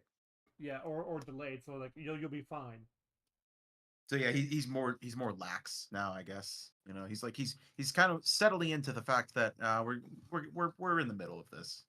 Yeah, and plus he's like, whatever. But then he's still like, no, it's not good enough. Sort of mentality of doing this thing because he's like, he's still looking at his watch, going like, yeah, whatever. I'm just gonna change my vote. Yeah. And it's so yeah. So I think it's Wait. guilty. Wait, you guys are at that scene already? A little bit. Well, we just got to the no. We just got to the fan getting turned on. So yeah. I think the next scene, well, the next moment, I guess, is the next. Yeah. Juror number 4 gets a water and 3's at the water cooler, and he's like, oh yeah, when that tall guy tried to bait me, that doesn't that guy tried to prove bait me anything. And he's like, 4, it's like he did an incredible job. Like yeah. Yeah, and then juror 7 is going like, how could you guys do that? And juror 11, I think it's 11, right? Yeah, juror 11. He goes, I don't think you understand the term reasonable doubt. Yeah. And juror 7 sounds offended because juror 11 is basically questioning his intelligence. Whether juror 11 meant to or he not. didn't mean to like well, he meant to. Well, he's a very polite person. He didn't insult his intelligence. He's just saying like he's trying to correct him, not insult him. There's a difference. Yeah, like with juror 10 when he said don't speak good English. He just says doesn't speak good English and he moves on. Well, there's a difference between insulting a man's intelligence and questioning their intelligence, because questioning their intelligence could be like what he said is like, I don't think you understand the term reasonable doubt. That's questioning his intelligence because it questions whether or not he knows the meaning of a word. His tone is still friendly, so yeah, he doesn't mean to insult him. Yeah. And then when he says he says, maybe you don't understand reasonable doubt. Juror number 7 goes, oh, look at these guys. They're all the same. They come to the country. They, before you can take a deep breath, they try to tell you how to run things. And juror 11's just like, like this guy too. All right. This guy too. Yeah. Yeah, and then Juror 8 is talking to Juror 4.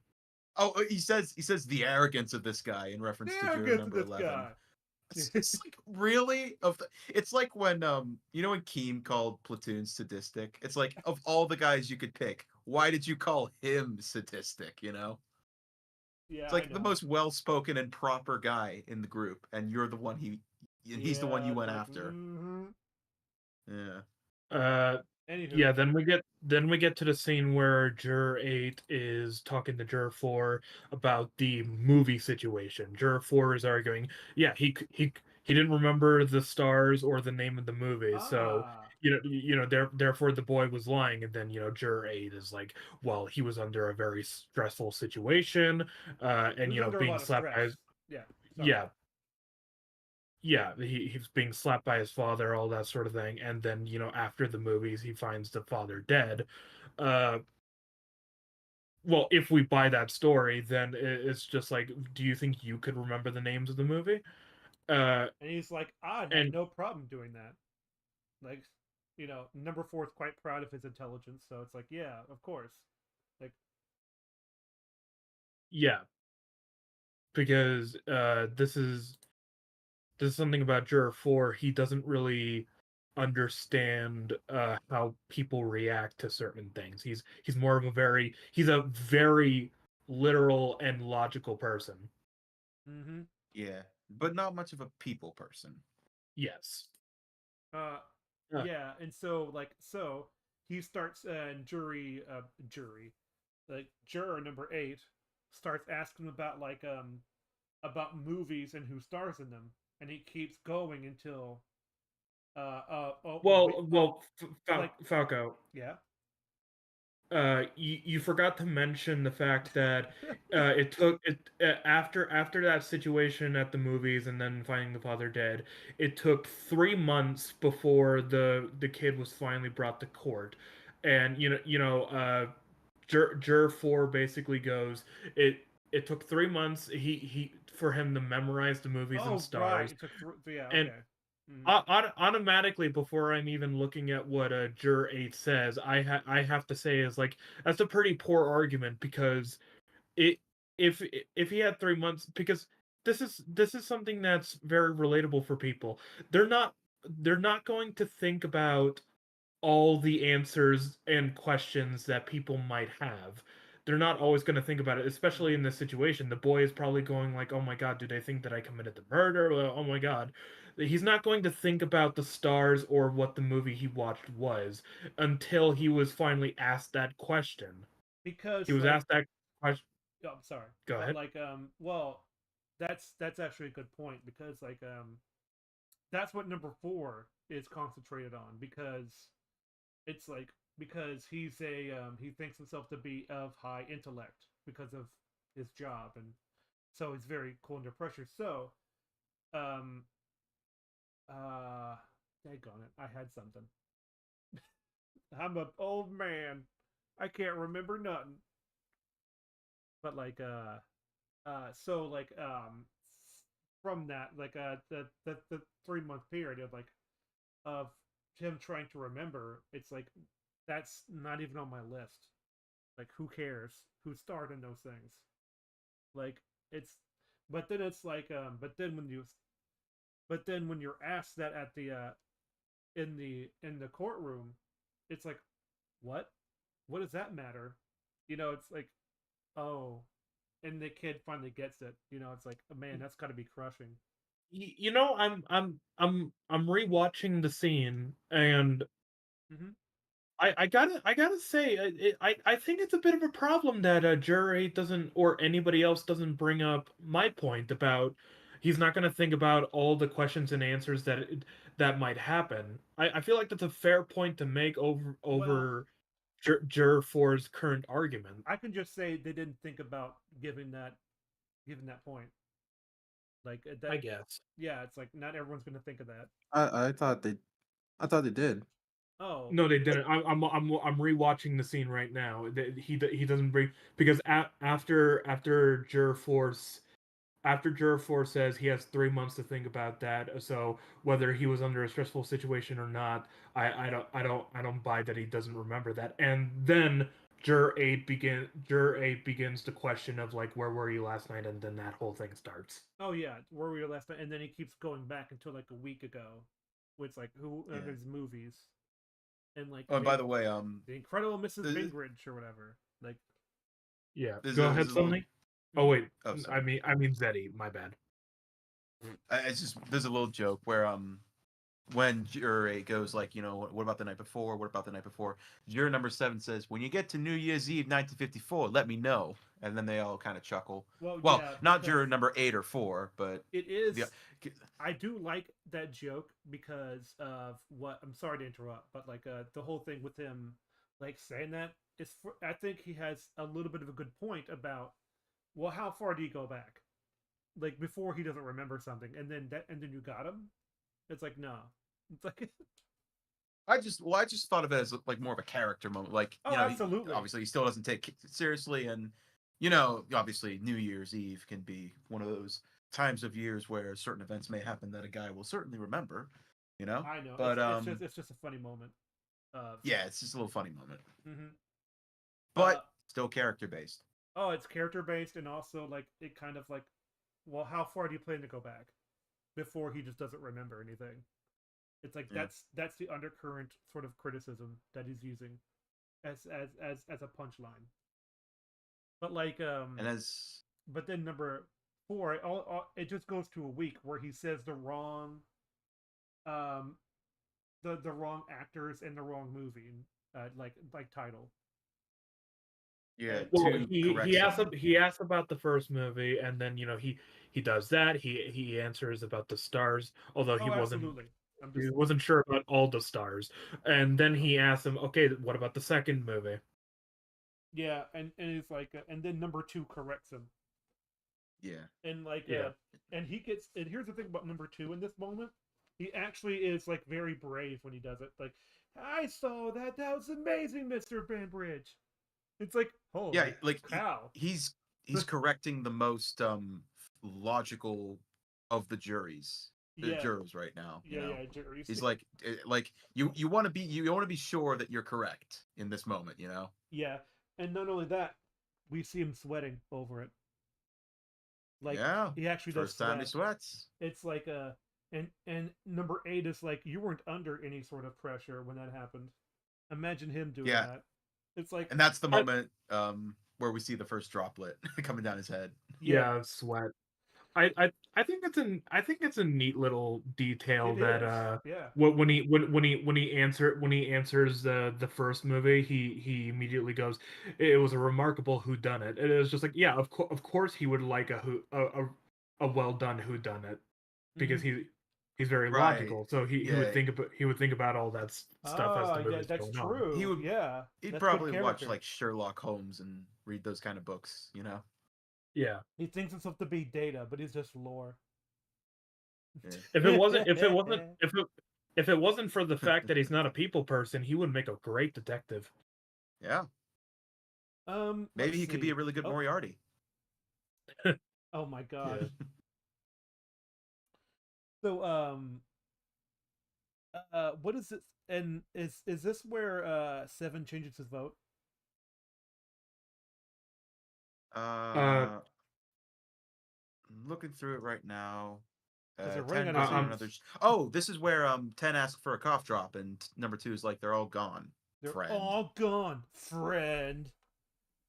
Yeah. You know what that Let's go. reminds me of is the first. I know this is off topic for real, but I don't care. But like in the first Child's Play, it's like come on, we're friends to the end. This is the end, friend.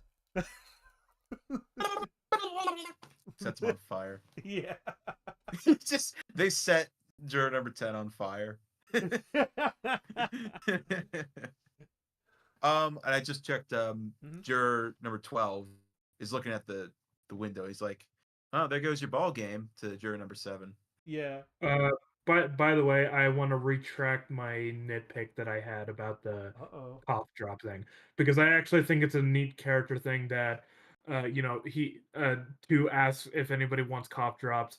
10 is like, well, 10 doesn't answer. He doesn't answer at all, and I thought that was a problem. Well, not a problem. I thought that was a missed opportunity at first, but then Wait, I said this. you no, I'm just kidding. I'm just go on.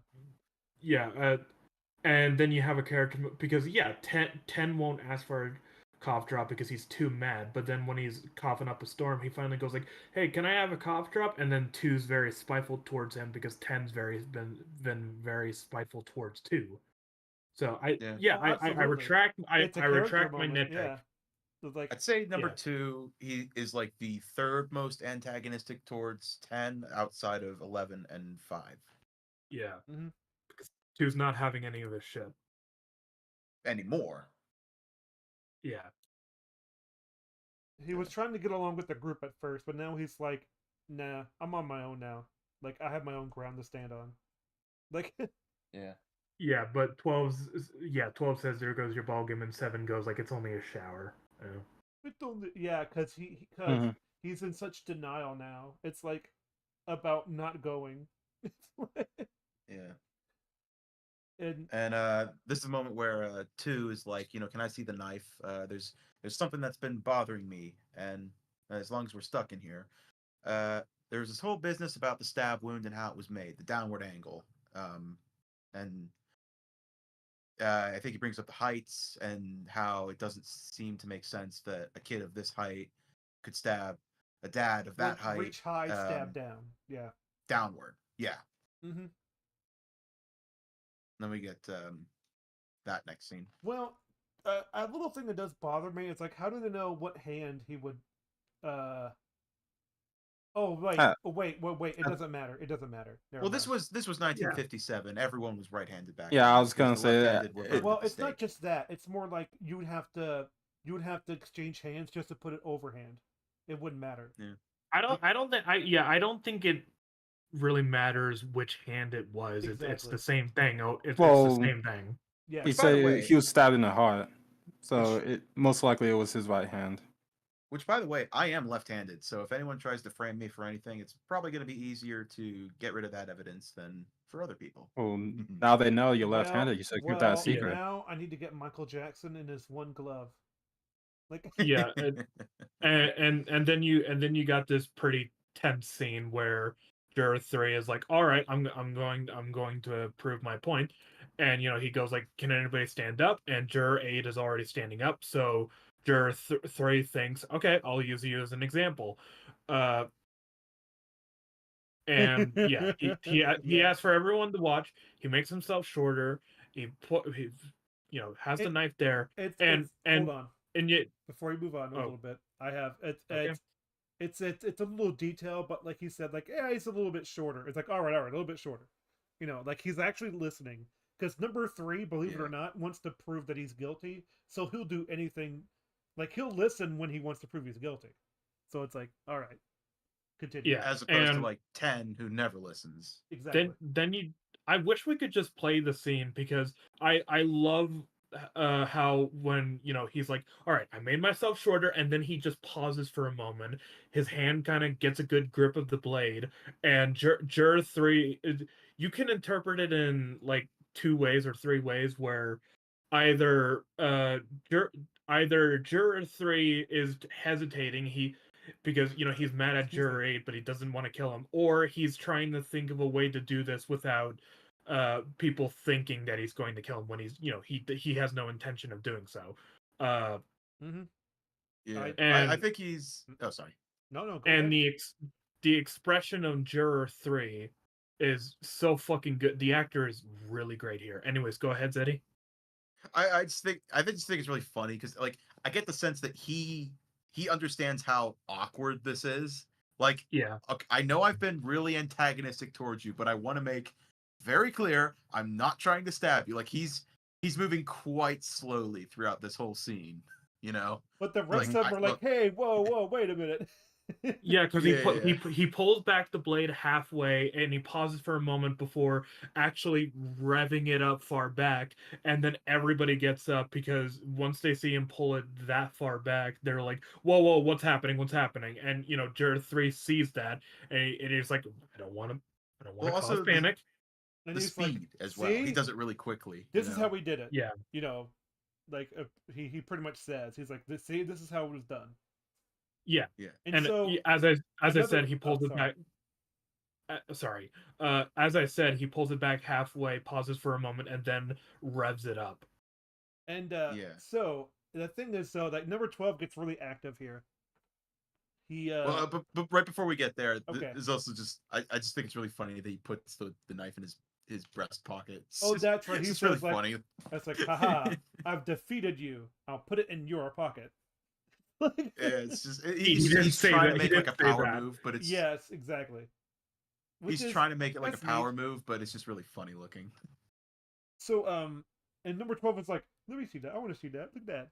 It's like he's like he wants to, because he's very hands-on because of what he does. He wants to know how it works. So it's like, oh, I guess it does work this way. Oh, neat. Yeah, And so, yeah, and and number Jur 5 is like, hmm, hmm. actually, actually, yeah. Mhm. If I look at this again, hold on, let me just look at it again. Yeah, pulls it back. Uh, the the only ones that aren't really getting up or being really worried is Jur 4, Jur No. 7, and Jur 8. Because you see the expression on Jur Well, 4, 8 Jur standing he's 8's the just up. one like that's getting Well, stabbed. yeah. Yeah, it's like Jur 4 doesn't stand up. He has this expression of just like, "Oh, don't do it." Like the sort of annoyed look of just like, "Ah, don't do it." But Jur 7, he's just keeping he's keeping a curious look.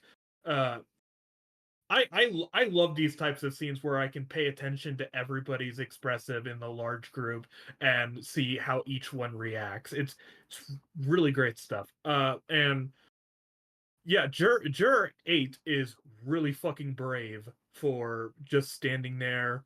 And when everybody stands up, Jur 3 goes, "Nobody's hurt," and then Jur 8 just goes, "Nobody's hurt." that's right. Well, I mean, he said it. They He said it himself. It's like you don't mean that you'll kill me, and he's standing Yeah, by that word. Oh yeah, it's kind of funny because like they reinforce it to each other as a way to like, yeah, we're just doing a Like, test. we're cool, right? Yeah, Yeah. we're cool.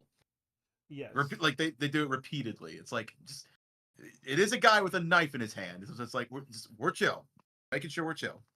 And so then like I'm sort of doing the broad thing. So like number 5, he does it well, as we know, he comes from the slums, and there's where his expertise comes in handy. Um Mhm. because he's actually so he comes up and says like, has any of you ever seen a knife fight? And he's like, and they're like, no, not really. It's like like everybody's quiet. Like, well, he's like, well, I have, like seen lots of times, like down the street, my backyard, like and all these other places, where I grew up, like, like, like, basically. Sorry, I couldn't get that out for some reason. yeah, And and then oh, okay. number 5 grabs the switchblade, and he switches it on, and then he repositions his hand to do it in the motion that number 3 did it. And he makes his point of just like, you wouldn't just switch it on and then change hand movements and then do it. No, they would switch it on and do it from the underbelly. Yeah, well, the thing Yeah. is, what he's saying is like, because it's supposed to be in one motion, because like that's Yeah. how you're meant to just do it, because like that's what they're made for.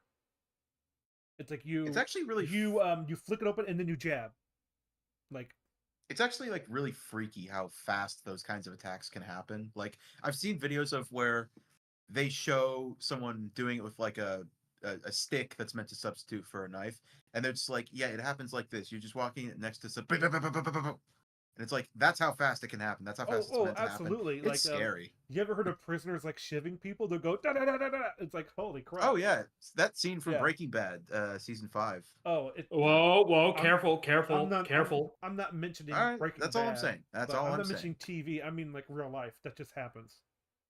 Like, Well, but- I'm just saying I think it was well represented. Yeah, I still haven't seen Breaking Bad, man. That's all I've said. I'm not gonna say anything else. Hey, listen, this is a spoiler zone. Okay? We're fine. Anyways, Yeah, but yeah. so it's like so he says like and then it's like if you switch hands it takes too much time. Like in an actual like intense situation, you would never want to do this because that loses precious seconds. You could be getting stabbed yourself. Or like Yeah. or being countered in some way. So you do it Yes. like Yep. this. And then he does the motion and then jab. And he's like, you would do it like this. And 8 says, are you sure? And he says, I'm positive. Like 100%. And yeah, that's when we bring up the kid was pretty handy with a knife. Yep. Because he had said earlier because he was in lots of knife fights. So he would know how to do this. Excellent sort of like continuity in this film. You know, now that we're bringing up the knife again, I should probably say this as sort of I should probably say this as sort of an issue. Okay. Oh wait. Actually, hold on. The foul on the play has been reversed. never mind. The knife is no longer in play. Foul decreased. First down. No, I never am mind. quite lost. Go ahead. I was just gonna say, I guess, one, it's not really an issue. Just like, could you think that the boy could have had his knife open before, like the knife could have already been open in his hand and the, backwards position, like when he stabbed, because they said how like the kid would the knife stabbed him from like down up down in his father's chest, so he would have to hold it in the position of well, whoever killed, if it's the boy or somebody else, they would have to hold it in the position of how JO3 held it. But what they're arguing is that the boy would have opened it and a second later stabbed him, like from down up. So like, Are you saying that he could more have like just straight grabbed on, it off but the yeah. ground well, I think when it was already open? I And think had it like in that position. yeah. I think it's a bit of an issue that they're relying on it being opened instantly, then stabbing, instead of what if the knife, because they said they were in the middle of an argument, like a pretty heated argument, so he could have had the knife open for a lot longer and decided to stab him like that. Or Well, the thing is though, you having this kind of discussion means you have reasonable doubt. yeah. Yeah, I again, guess. it's not about proving; it's about reasonable doubt. Mm-hmm. Yeah. Yeah. Because yeah, that's the whole thing. This whole thing isn't really fact. We don't know if it's fact. It's mainly just we don't know what's true. We're going by facts as afforded to them through the trial. Well, what I'm trying to say is that the whole situation, we don't know if it is or isn't this sort of thing. We just have reason to believe that we can't believe it for certain. Mm-hmm. We don't have that kind of forensic evidence yet. Yeah, there's a reason it's not guilty and not innocent. Yeah. Yeah. Oh, I'm not saying that. I'm saying like whoever did it. So like no matter what, the knife had to go from up down because that's yeah, true. That's provable fact. Oh yeah, But that's Google facts. Mhm. Yes. So But yeah. I'm not saying the kid. I'm not saying that the kid did it. I'm just saying the reasoning of the saying that yes, you definitely would have went down up is So we're not, doesn't yeah. really. It's not really the argument at that point, you know. So I want to point out, so before Juror 5 comes in and talks about the knife positions and all that sort of thing, Juror 12 is there because after Juror 3 gives his example, Juror 12 comes in, does the motion that Juror 3 did, and he's just like, yeah, he's right. But then after Juror 5 gives his example, Juror 12 looks at the Yeah. knife. Mhm. Juror 8 goes, what do you think? And Juror 12 goes, I don't know. Mhm. Because like, yeah, he's As still kind of decisive as trying to ever, figure this out. guy. Yeah, he's still trying to figure it out. Yeah. Yeah. And that's when we get 7 flips his vote. Oh my He gosh. says not guilty. And in that's that when one. you get man, I just love it. He's like, I'm switching my vote. It's like Well, what's great is number 3 such a is flippant like way. It's like, he's like, what do you mean you change your vote? He's like, I've had enough. It's like, what do you mean you've had enough? That's no answer. and then like 11, which is, by the way, he disagrees with 3 all the time, but he's like, 11 is like, yeah, he's right. It's like, Oh Yeah. Yeah, that's like not an answer. 3 doesn't It's like, 3 doesn't just want to have the verdict be guilty. He also wants to prove it, kind of. So Mhm. like he's like you're just doing this because you want to get out of here. That's not we're doing a thing here, you know? Yeah, and the good detail with that is when 3 says, "What do you mean you're changing vote?" Joe 7 is like, "Yeah," and he looks at his watch again. Like he's like shrugs it off. He's like, "Yeah, I just want to Yeah, get to my you game. I don't care what we do." Juror 11 then says, what kind of a man are you? yeah, what kind of a man are you? He was like, and What an 7 is opening like, question. I mean, rightfully insulted. Like, because he just got insulted, you know? He's like, wait a minute. Like, what It's if. a fair question though, to be honest. Oh, absolutely, it's This a is fair question, but it's like, but if you got told that in a heated situation, you would act like very defensive. Like, Yeah. it's rightful cause and effect. Yeah, and Which Yeah. is he's like, good. all you could think about is those tickets that are burning a hole in your pocket, and now that you're sick of talking, you change your vote. It's like, Yeah, Mhm. what tells you that you have the right to play like this with a man's life? life. And number 7 says, "Now wait a minute, you can't talk like that to me." I And number can't 11 talk just that says, way to you. Yeah. I can talk like that Yeah, with it's like, you." oh my gosh. If you're gonna vote not guilty, do it because you You believe he's not believe it. guilty, not because you've had enough. Yeah. It's like even he who 11 doesn't think he's guilty, but even though this guy is now saying not guilty, he's like, well, you're not doing it because you care though. You're just doing it because you want to get out of here. Tell me why you think he's not guilty. In some ways, he's kind of just as bad as 10. Like, he just doesn't. Oh yeah, It's definitely. this guy represents like apathy toward like I toward the system he belongs to. Yeah, Yeah, they're and different kinds of bad. Like I'd say 3, Mhm. 7, and 10 are the antagonists of the Mhm. group. yeah, and finally, he uh Juror 11 is, telling 7, it's just, okay, tell me why you think he's not I just guilty. think he's And not guilty. Why? You know. That's yeah, and finally Juror 7 says, I just don't think he's guilty. And you can interpret that either he really doesn't have a reason and he just wants to get the fuck out of there, or you can interpret it as, yeah, he believes them now, but he just wants this to end. Well, so we get Well, when he's like guilty or not guilty, 7 says, "I don't have to," and then 11 explain cuts him myself off. to He's like, you. "You do have to. Dude, yeah, Why?" yeah. He's like, I'm tired of your bullcrap now. Yeah. Yeah, he just Uh, looks at him. It's like, ugh, And Juror goes back to 8, his seat. yeah, Juror 8 asks for another vote. They do a show of hands. They first do not guilty, and Juror 1 finally changes his vote. yep. And he goes Yeah, Uh, 9. Like, not guilty. It's like, whoa.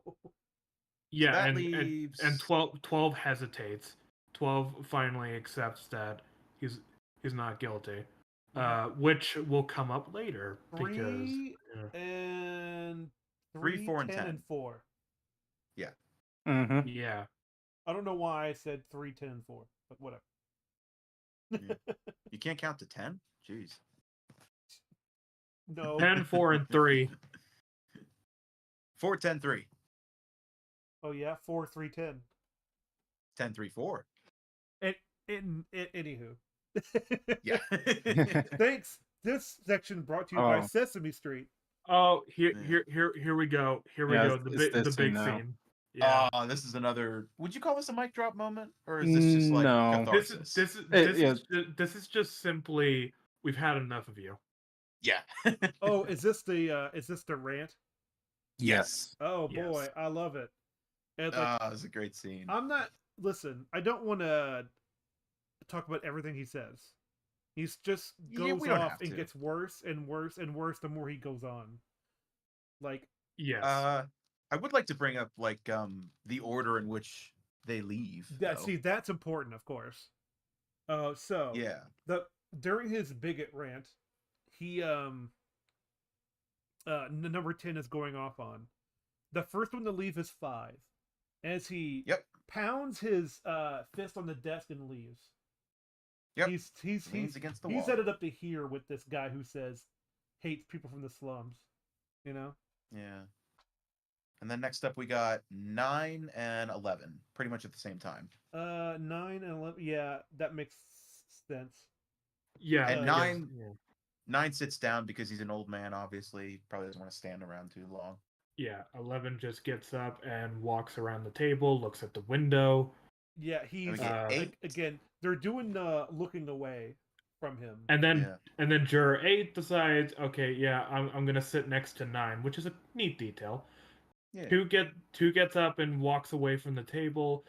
Number 6 just walks around the table and stares at the door. Well, no, he just stares at the floor. Then Both. number 1 gets up and just paces around. Yeah.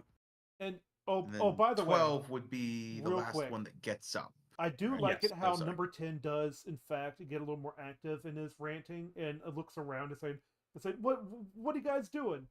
You have to, he starts cutting himself off from his own Yes. rant, and because people are leaving the table. Yeah. Here's something that I don't understand, which I guess you can I guess you can see it as a kind of a character moment, but 3 gets up. What reason does 3 have to get up? Well, 3. Okay, this is. I think I brought this up in the movie when we were watching it. I think they kind of cheated with this one slightly. 3 was already standing up and staring at the window because they weren't quite sure when they would have him stand up during the rant, so they just had him already standing up. I've always thought it's like him just following the crowd, sort of. But I don't. He was No, already standing up. I No, think. yeah, Oh, 3. yeah, he's right. 3 was already standing up. Yeah, 3 stood up Yeah. right before he started his rant.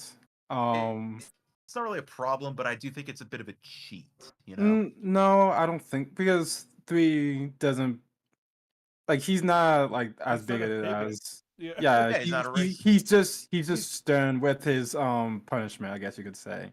Oh, Like, before we forget. Oh, never mind. We're getting to it real fast. So Yeah. and then So- and then Well. after, okay. Well, also I'm sorry. the people who don't that's- get up is also important. Well, that's what I was going to say. But also, 12 really takes a long time to get up, but he does eventually get up. Mm-hmm. So, Yeah. yeah. And number 4 never moves. Nope. Cool as a cucumber. And then 7. 7 is he doesn't really get up, but he does turn his back, and he's like, "Yeah, I'm just gonna look at this wall over here," Yeah. And it's like, wow, you've everyone's against him now. And then like number 4 in his angriest moment, like it says like, Well, first pipe 10 down and says, shut "Listen to up. me."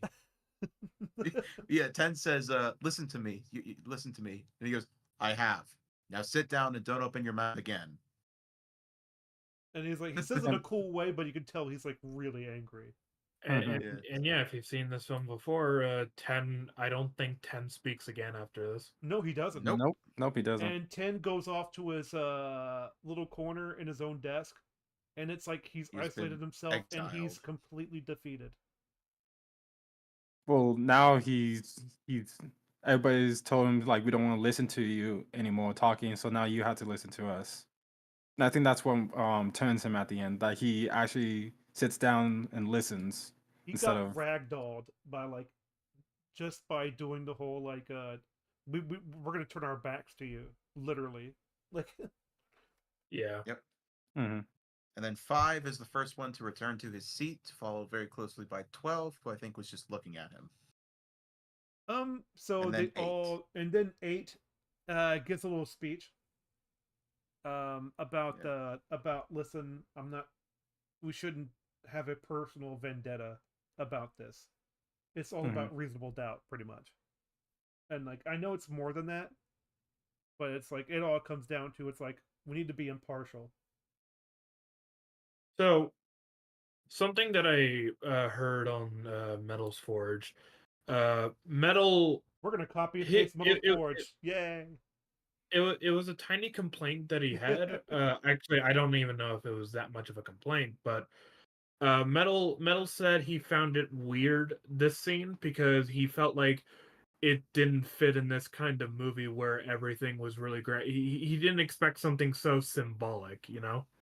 Symbolic. No, Really? I think this scene is fair because it didn't just come out of nowhere. This was his character, like basically No, since no, the no, beginning. no. Okay, okay. I do not want to get his words wrong. He did Oh. not he did not mean that he didn't understand why this scene happened. He just felt like everyone standing up and turning their backs on them. He just thought that was too symbolic and I guess artsy for a film like this. He just thought it was a little out of place, but he still liked the scene. Oh yeah, yeah, I could probably agree with that. I think this scene could have worked if everybody like stood out to sea still, but like didn't say anything, or maybe like just stopped looking at him, and then number 4 just spoke up. But I don't think it would be as strong with without this standing up because I agree with if Falco. if 5 didn't stand up, I'd be weirded out because that fits his character by now because he's tired of this stuff and how he gets up. He pounds his fist on that desk and he can't take it anymore. Yeah.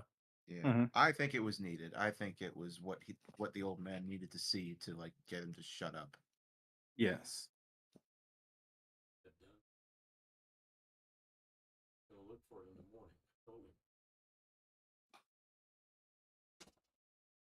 The hell is that? Nothing. Falco? Or, sorry, Falco? No, just keep going. I should have silenced or something. Anyways, go ahead. Okay. Next we get the glasses, right? Because all we've got now for the opposition is 4 and 3, pretty much. 4-3, yeah, basically. And there's this shot. I don't really need to post it, but like you guys remember, it's like it's got the 3 who are still against this. It's got 4 and 3 sitting at their seats, and you can see 10 in the background on his Yeah, little island. with his like back turned Yeah, it's away from it, or it's actually really back funny turned towards looking. everyone. Yeah, he's the Alaska of the United States. He's over there. Yeah. Well, he's probably Hawaii because he's sweating so much. He's coughing too. Yeah, and Oh my god. then juror 8 is talking to juror 4 and juror 3 of just like, hey, so you guys are like two of the only people who are still disagreeing with me. So what exactly is your next point? And I can't remember the exact words Juror 8 says, but Juror 4 basically says, I'll try. Because, Juror 4, if this was earlier in the film, he says, okay, I have a point. But now that Juror 4 actually had one of his biggest points shut down, he's going like, okay, I'll try, but I Yeah, don't that's know if... very interesting because now the situation is reversed, where it's like Yeah. number 8 is leading the charge against them now. It's no longer him defending himself. He also acknowledges Yes. that his word is not gospel. He's not like 10 or 3 where they're like he's not like I'm totally right. Here's why I'm right. He's just like here's what I know. And this is why I think what I'm thinking, you know? Yes, he's objective man. I mean, not objective man. I mean, he's logic man. Yeah. Yeah. I think he turns next he turns to juror 12. Is that What does he say to him? I can't remember. is that Because mouse this is clicking I hear? where yeah, I heard it too. Yeah, yeah. Oh, It's that was probably me. Sorry. yeah. No, it's fine. It's just that I heard it. I was like, is that mouse clicking? But anyways, He turns to 12. I'm guessing because he was one of the most recent ones to turn his vote, and he probably knows that this guy is not very decisive. So I guess he says, frankly, I don't see how you can vote for acquittal. oh, that's right. I forgot about all Yeah, that stuff because 3 is always like saying we're a hung jury. We can't come to a unanimous decision. It's like yeah. and And he he's says, mhm. it's hard to keep all the evidence in order, kind of thing. And juror 3 says, you can throw out all the evidence. The woman saw him do it. What else do you want? And it just lingers on 12's face as they're all arguing, and he's just like, you know, Guilty. yeah, Like yeah. And so they're like, okay, so the woman saw him do it. Let's talk about that. And so they do. With the whole thing of like and so like oh, and they try to go over it again. And number 4 takes off his glasses, which he's been keeping on his face for a long time. oh wait, before we get to that, Yeah. when 12 switches his vote, 3 stands up. He's like, votes now 8-4. Anyone else want to change? And 11's just like, why is this such a personal triumph for you? This one vote, it's like he's like, yes, I finally got someone else on my side for once. Well, that's because like he wants a hung jury so he can like so he can have more time. Like Yeah, and then they say, let's go over it all again. and so and number 4 scratches his eyes when he removes his glasses because they leave pressure marks on your nose, Yeah. and that's awfully annoying for people who wear glasses. Oh, and when 3 goes on that slight rant, 4 says, calm the fuck down. It's like, let's not turn this into a contest. It's like, even though he's agreeing with him in terms of the verdict, he's still like, yeah, you need to calm down, dude. Like, quit it. Yep, he does calm him down, and so the after he rubs the number 9 is like, wait, it almost looks like he has an idea in his head, like he's seen that before, and so he's like, you know, he's like, are you okay? Like he's like, yeah, I'm number 4 is like, yeah, I'm fine, and it not like that, like, yes, I'm fine, like, oh, it's I oh man, I'm starting to mess up on the order of things. The he's like don't you feel well? It's like, I feel fine.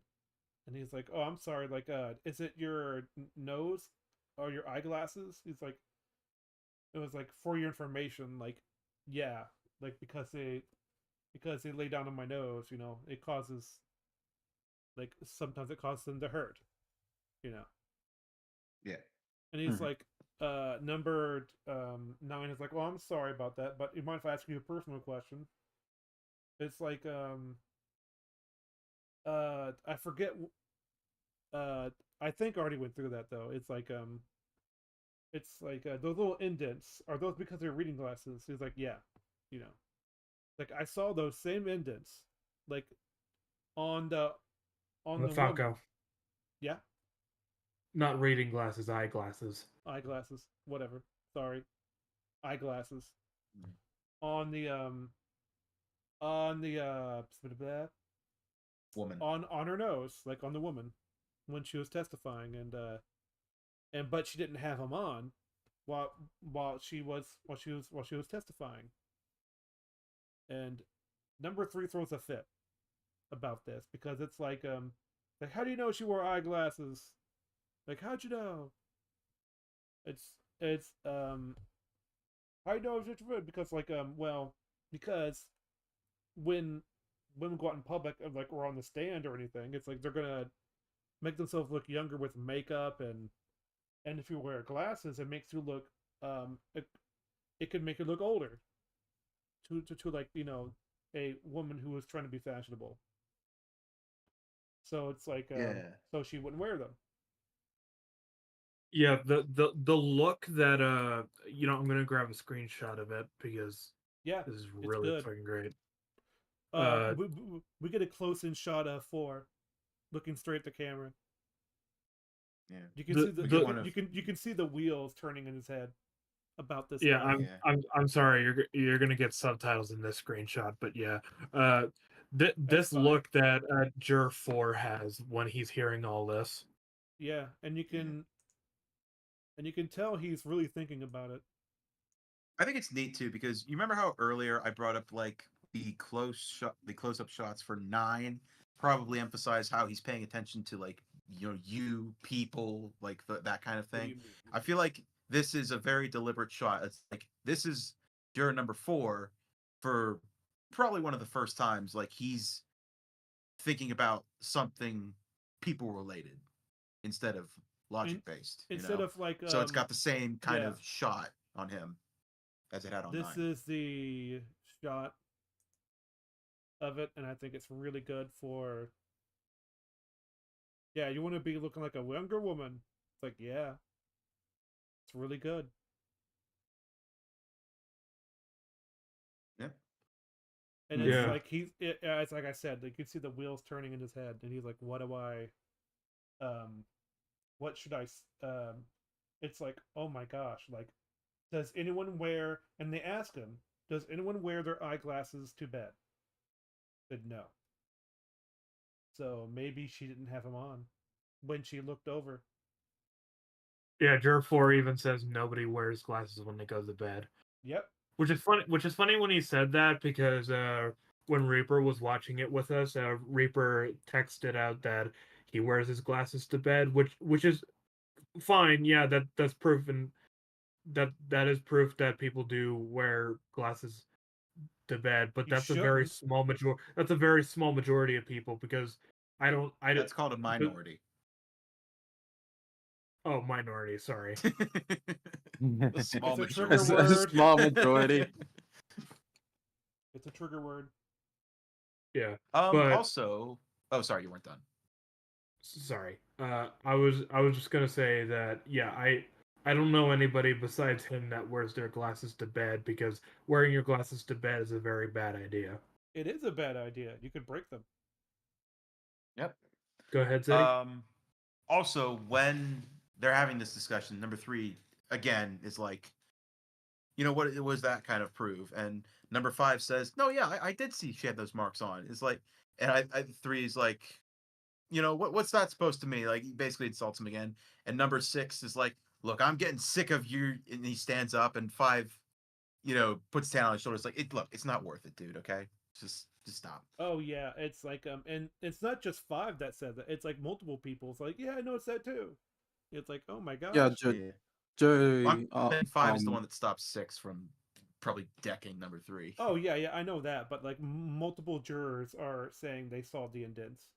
Yeah, Joe Of one the also glasses. said it that he Mhm. saw it. Oh yeah, he says I was the closest one to her, which makes sense because he was number 1. Yeah, indeed.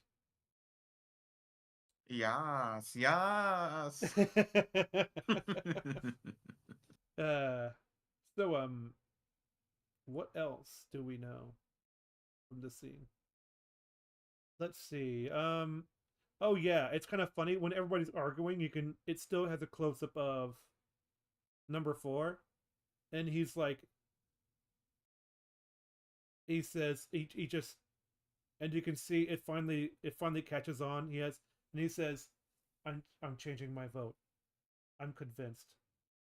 What do Well, you wait. mean you're changing your vote? I have reasonable. Hold on, hold on. I Well, have yeah. 1 second. I have reasonable doubt now. It's like, ooh, that's gotta There Yeah. was I think number 3 says, "Well, I didn't notice any such marks," and then it has the close up on 4, and he's just like, "I did." Strange. I didn't think about it before because he doesn't Yeah. think about that kind of stuff. Mm-hmm. Yeah, and It's not the little details then that 9 would notice. and Yeah. then after this big argument with 3 and 8, where 8 goes like, I say she only saw a blur. She would have, and one of them goes like, she would have to see that far away at another apartment of someone stabbing another person, so there's no way she could have seen that Through if the she, train. if Yeah. yeah, if she didn't have glasses. And yeah, number 8 then goes to 12. 12 changes his vote back to not guilty, and then Mhm. 8 then goes to 10. 10 says he's not guilty. Well, he doesn't say anything. He just shakes his head uh, when he asks, "Do you think he's guilty?" And then juror 4 uh, Mhm. changes his vote. Well, there's something else that happens.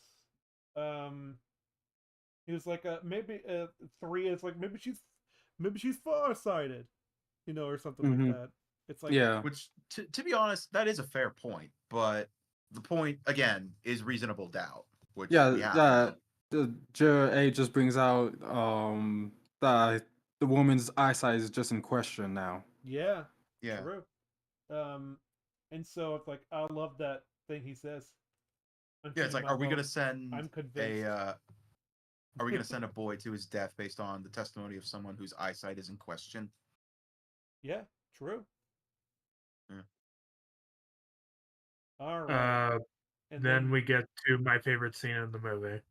um, so this is the kind of this is the point in where I'm gonna probably bring up number 3's sort of issues with this case.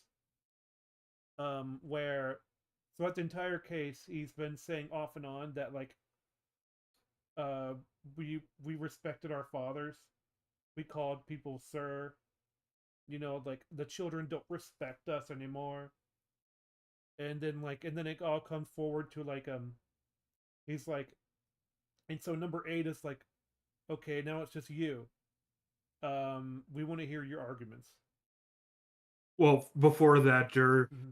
juror 3 says, "What about the knife? What about all the other evidence?" And then juror 2 says, "You said we could throw out all All the the other evidence." evidence. It's like, ouch. Another mic Yeah. drop. Juror So it's, 2 now listening to everything. well, 2 is now like shutting him up now. Mm-hmm. It's like, yeah. Well, at the beginning, didn't he say like, "Oh, there's just so much info," and 3 was like, when you go to these, it's always the same kind of thing. Like he wasn't really paying attention, whereas number 2, despite the fact that there was a lot of information, was paying attention because he was excited about this. Oh yeah, he wanted to help people. He was like, yeah, I'm part of a group now. To have But like, friends, yay! sort of. But then, Well, yeah, I, they're probably not going to meet again, but yeah. I said it once, I'll say it again. I wish we could just play the scenes because the I scene is know. fucking fantastic. This is fantastic. So like he starts, so it's like when he starts on all the evidence, he starts mentioning all the evidence again that they've sort of like reasonably doubted, and he knows he can't refute. Like over and over. Like the knife was and there was the lady and the old man, Well, and it's like, the way it opens is really good too. It's like like what do you want? Like I say he's guilty, and H just goes, "We want to hear your arguments. I gave you my arguments. We We're want to not hear. No, convinced. we're not convinced. We we're want to not hear them convinced. again. We're gonna hear them again. It's like, We yeah, we have as much time as it takes." And and then it's they like, just stop talking. I think that's the last thing they say, and then they just let him go off. yeah, and then like he's like I have all the evidence right here, like he's been writing it down or something, but it's nothing, and he just throws it on the table, and you see and then the picture falls out, right? Well, Yeah. yeah, because hold on, I'm looking at the scene right now. So well, in any case, he sees it, right? And so and so he sees it, and he has like all these emotions start flooding back to his memories, and how like the last time, and so the last time he saw his son, like he his son like punched him in the face, Yeah, and so it's like, and so that's why he's really insistent on like his motivation, why he's projecting so much into this case, because he's like, how dare you kill your father, and like, if that were me, I would have killed you first or something, maybe. It's like there's all this resentment about his own son, and he's projected that into this kid on trial, which is why he wanted to pull the switch, which is why he wanted to be the public of like avenger, and said all yeah, this stuff that he's just angry about, but he doesn't really mean. because yes, Juror 3 goes like, I have all the facts right here, Mm-hmm. pulls out his wallet, and then just slams it down, and you see the picture. Yep.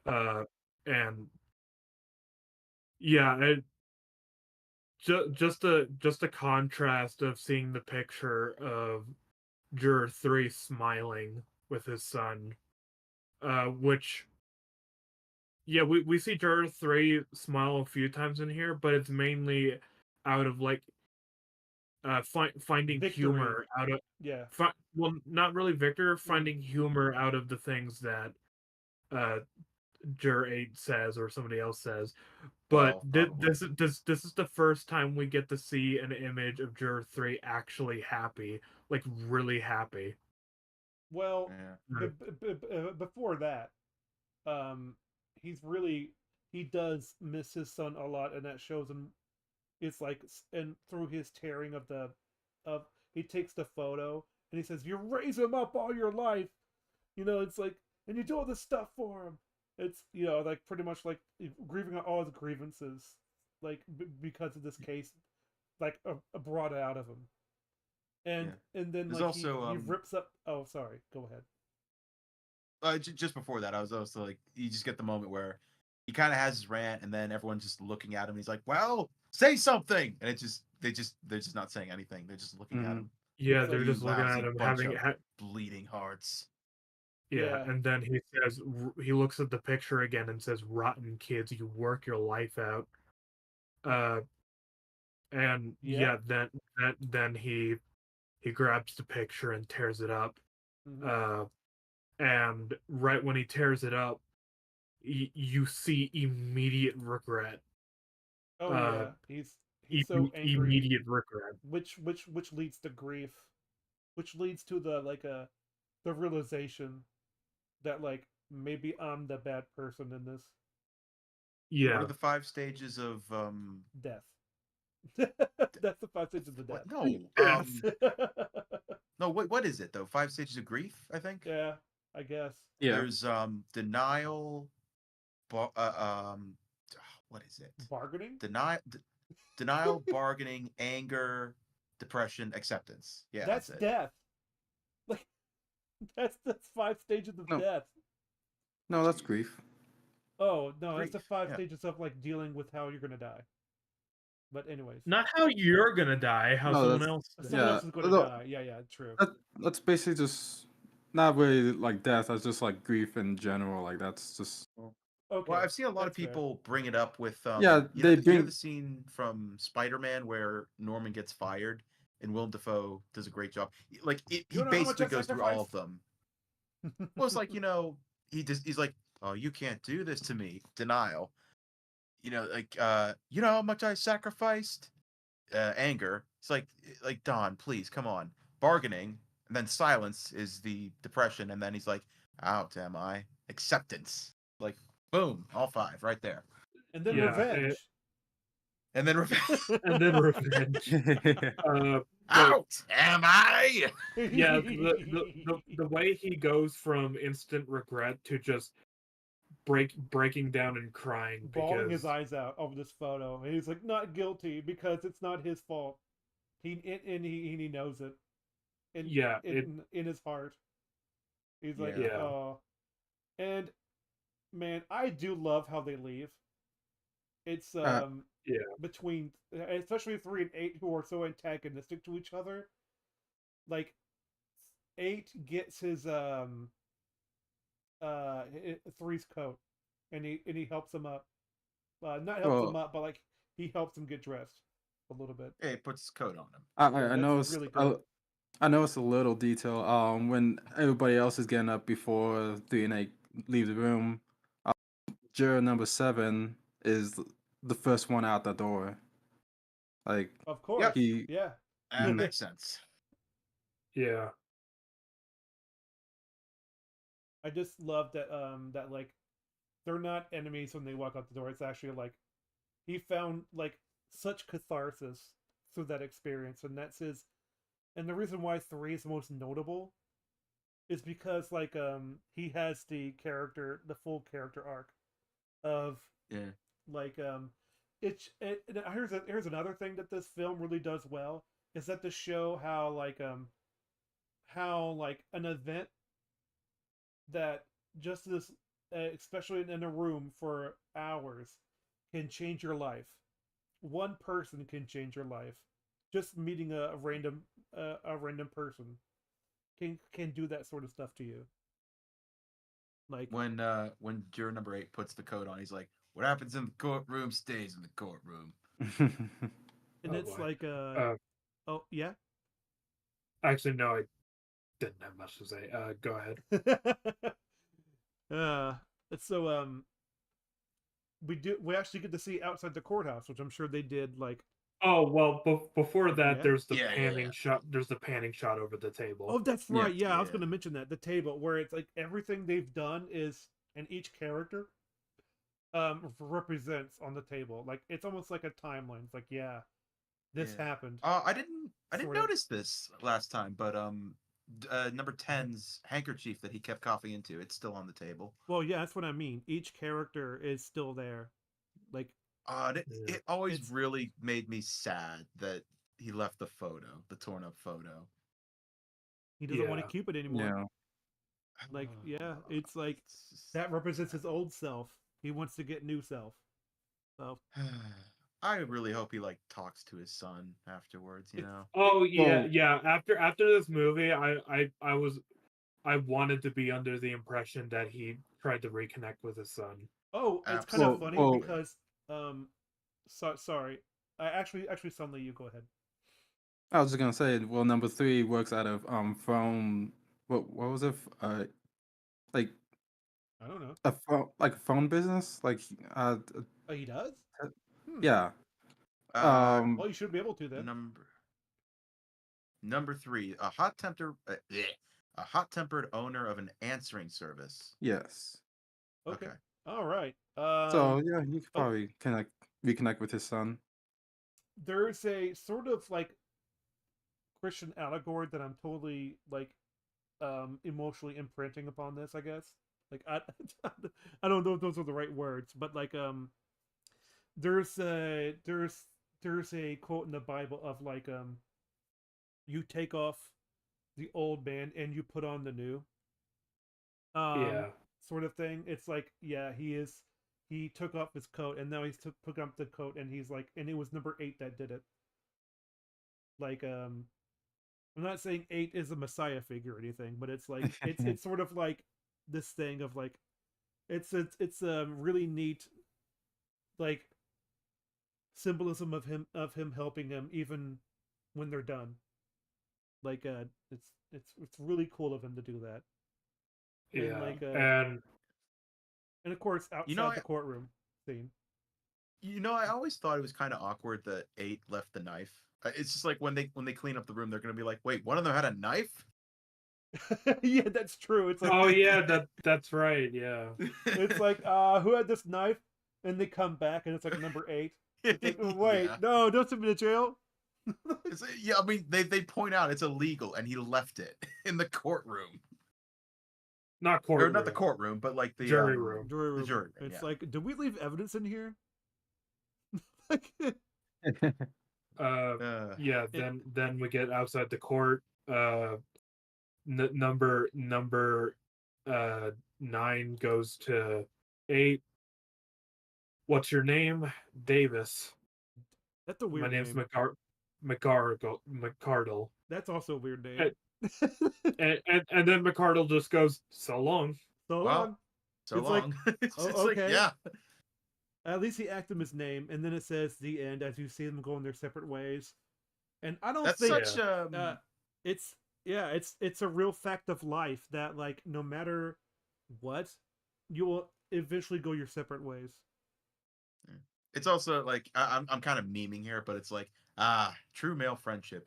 You get to know a guy for hours and hours, and then when you're about to leave, you're like, "Hey, what's your name, by the way?" Yeah, and then as we pointed out when we were watching it, they'll probably never see each other again. Oh Yep. yeah, Yeah, it's like, "Oh, that's my name." Well, so long. Well, Yeah, here's the thing. I and don't think they'll never see each other again, but it's not going to be like, oh my gosh, we're going to have a reunion. What I mean is like, Yeah, and it's not like a high school reunion, but yeah, like yeah. if they ever cross paths again, they'll be like, "Oh, hey, what's up, my homie?" And then they're on the train, and then they leave. Like, all right. small detail I liked. As everybody's walking out of the court, number 7 is he walks down the stairs. He's walking really fast down the stairs. Then he looks around, and then he figures out where he's supposed to go, and then he goes in that direction. And the reason I like that detail is because they probably came here at, well, not probably, they did come here at day, and when it turned night, he was probably confused of where he needed to go because he's probably never been in this area at night. Well, it stopped Uh, raining, so it's probably a little bit lighter, but yeah. Mhm. Yeah, it's very relatable because if you go out a part of town at daytime, and usually you never leave there at night, but when you do leave there at night, you kind of need to redirect your brain of like where your body's supposed to go. Uh, Oh, absolutely. yeah. This is what you Yeah. call natural storytelling. Because that's what you Yes. would do. And there's something else I want to talk about, but first I'll be right back. Oh man, me too. But it's about over, and I can't. I'll be right back. All right. All right. I'm I trying will Alright. just chill hang out. out here. Yeah. Oh yeah, but yeah, 12 Angry Men, very, very, very solid movie. Oh yeah, it's one of the top tier. Like, if you want to understand writing, watch this movie. You want to Yes. know how to write characters, Yeah. watch this. Yeah, this movie is basically just characters Yeah, through and it's through. perfect. It's got the perfect. How do I put this? Like, every thing that happens will tell you something about the character, and also, probably push the plot forward. Mm-hmm. Yeah, and the decisions to like change the votes from I guess guilty to not guilty, it makes sense with the characters and like what they think of the situation. Like because some of the characters they focus on one aspect of the evidence, and when something comes up to contradict that one like evidence, that then they are able to think about it and then have a reasonable doubt to change to not guilty. Yep, you totally buy and understand how and why they got there. Mm-hmm. In terms of changing their votes. Um, yeah, it's a really great movie. Mm-hmm. Yeah. I really like this movie. It's really great. I guess the question I wanted to ask you guys, was there a point where you thought, oh yes, the kid's guilty, and then a point where you think, oh, maybe he's not guilty? Yeah. Well, True. I personally just wanted to listen and see what the outcome was. yeah, Hmm. the thing is, I've I kind of knew about this movie before I watched it, Mhm. so Mm. that's kind of it's like when it's like on EFAP when they asked what people's react like if people saw the jump scare in the thing, the defibrillator thing for the first time. It's like that's come on, like everyone knows about it. It's like Not really. asking if they saw this for the first time. Well, a lot of people know about it, and especially people who've watched the movie Mhm. before, they're probably going to be like, I mean, I've known long enough that I can't really answer that question. Yeah, You know, that's S- true. Yeah. it's like my so roommate, he doesn't watch movies, but he knew about it. uh, Hmm. now that Falco is back, I want to bring up the fact that while I was looking at a clip, I saw on YouTube that there was a whole playlist that included the 4K colored version of 12 Angry Men. I What? I don't Hmm. like color to this film. Uh, so I yeah, after looking at a certain scene in color, uh, let me just Who let is me grab the contacting me? Oh dear. I'm on the edge of my seat. Okay, I have the two shots. I'm posting them in VC text right now. Falco, you can add them in the background noise if you want, so that the other people can see. This is the same Oh, shot. I feel like it is way more impactful in black and white. yeah. Yeah.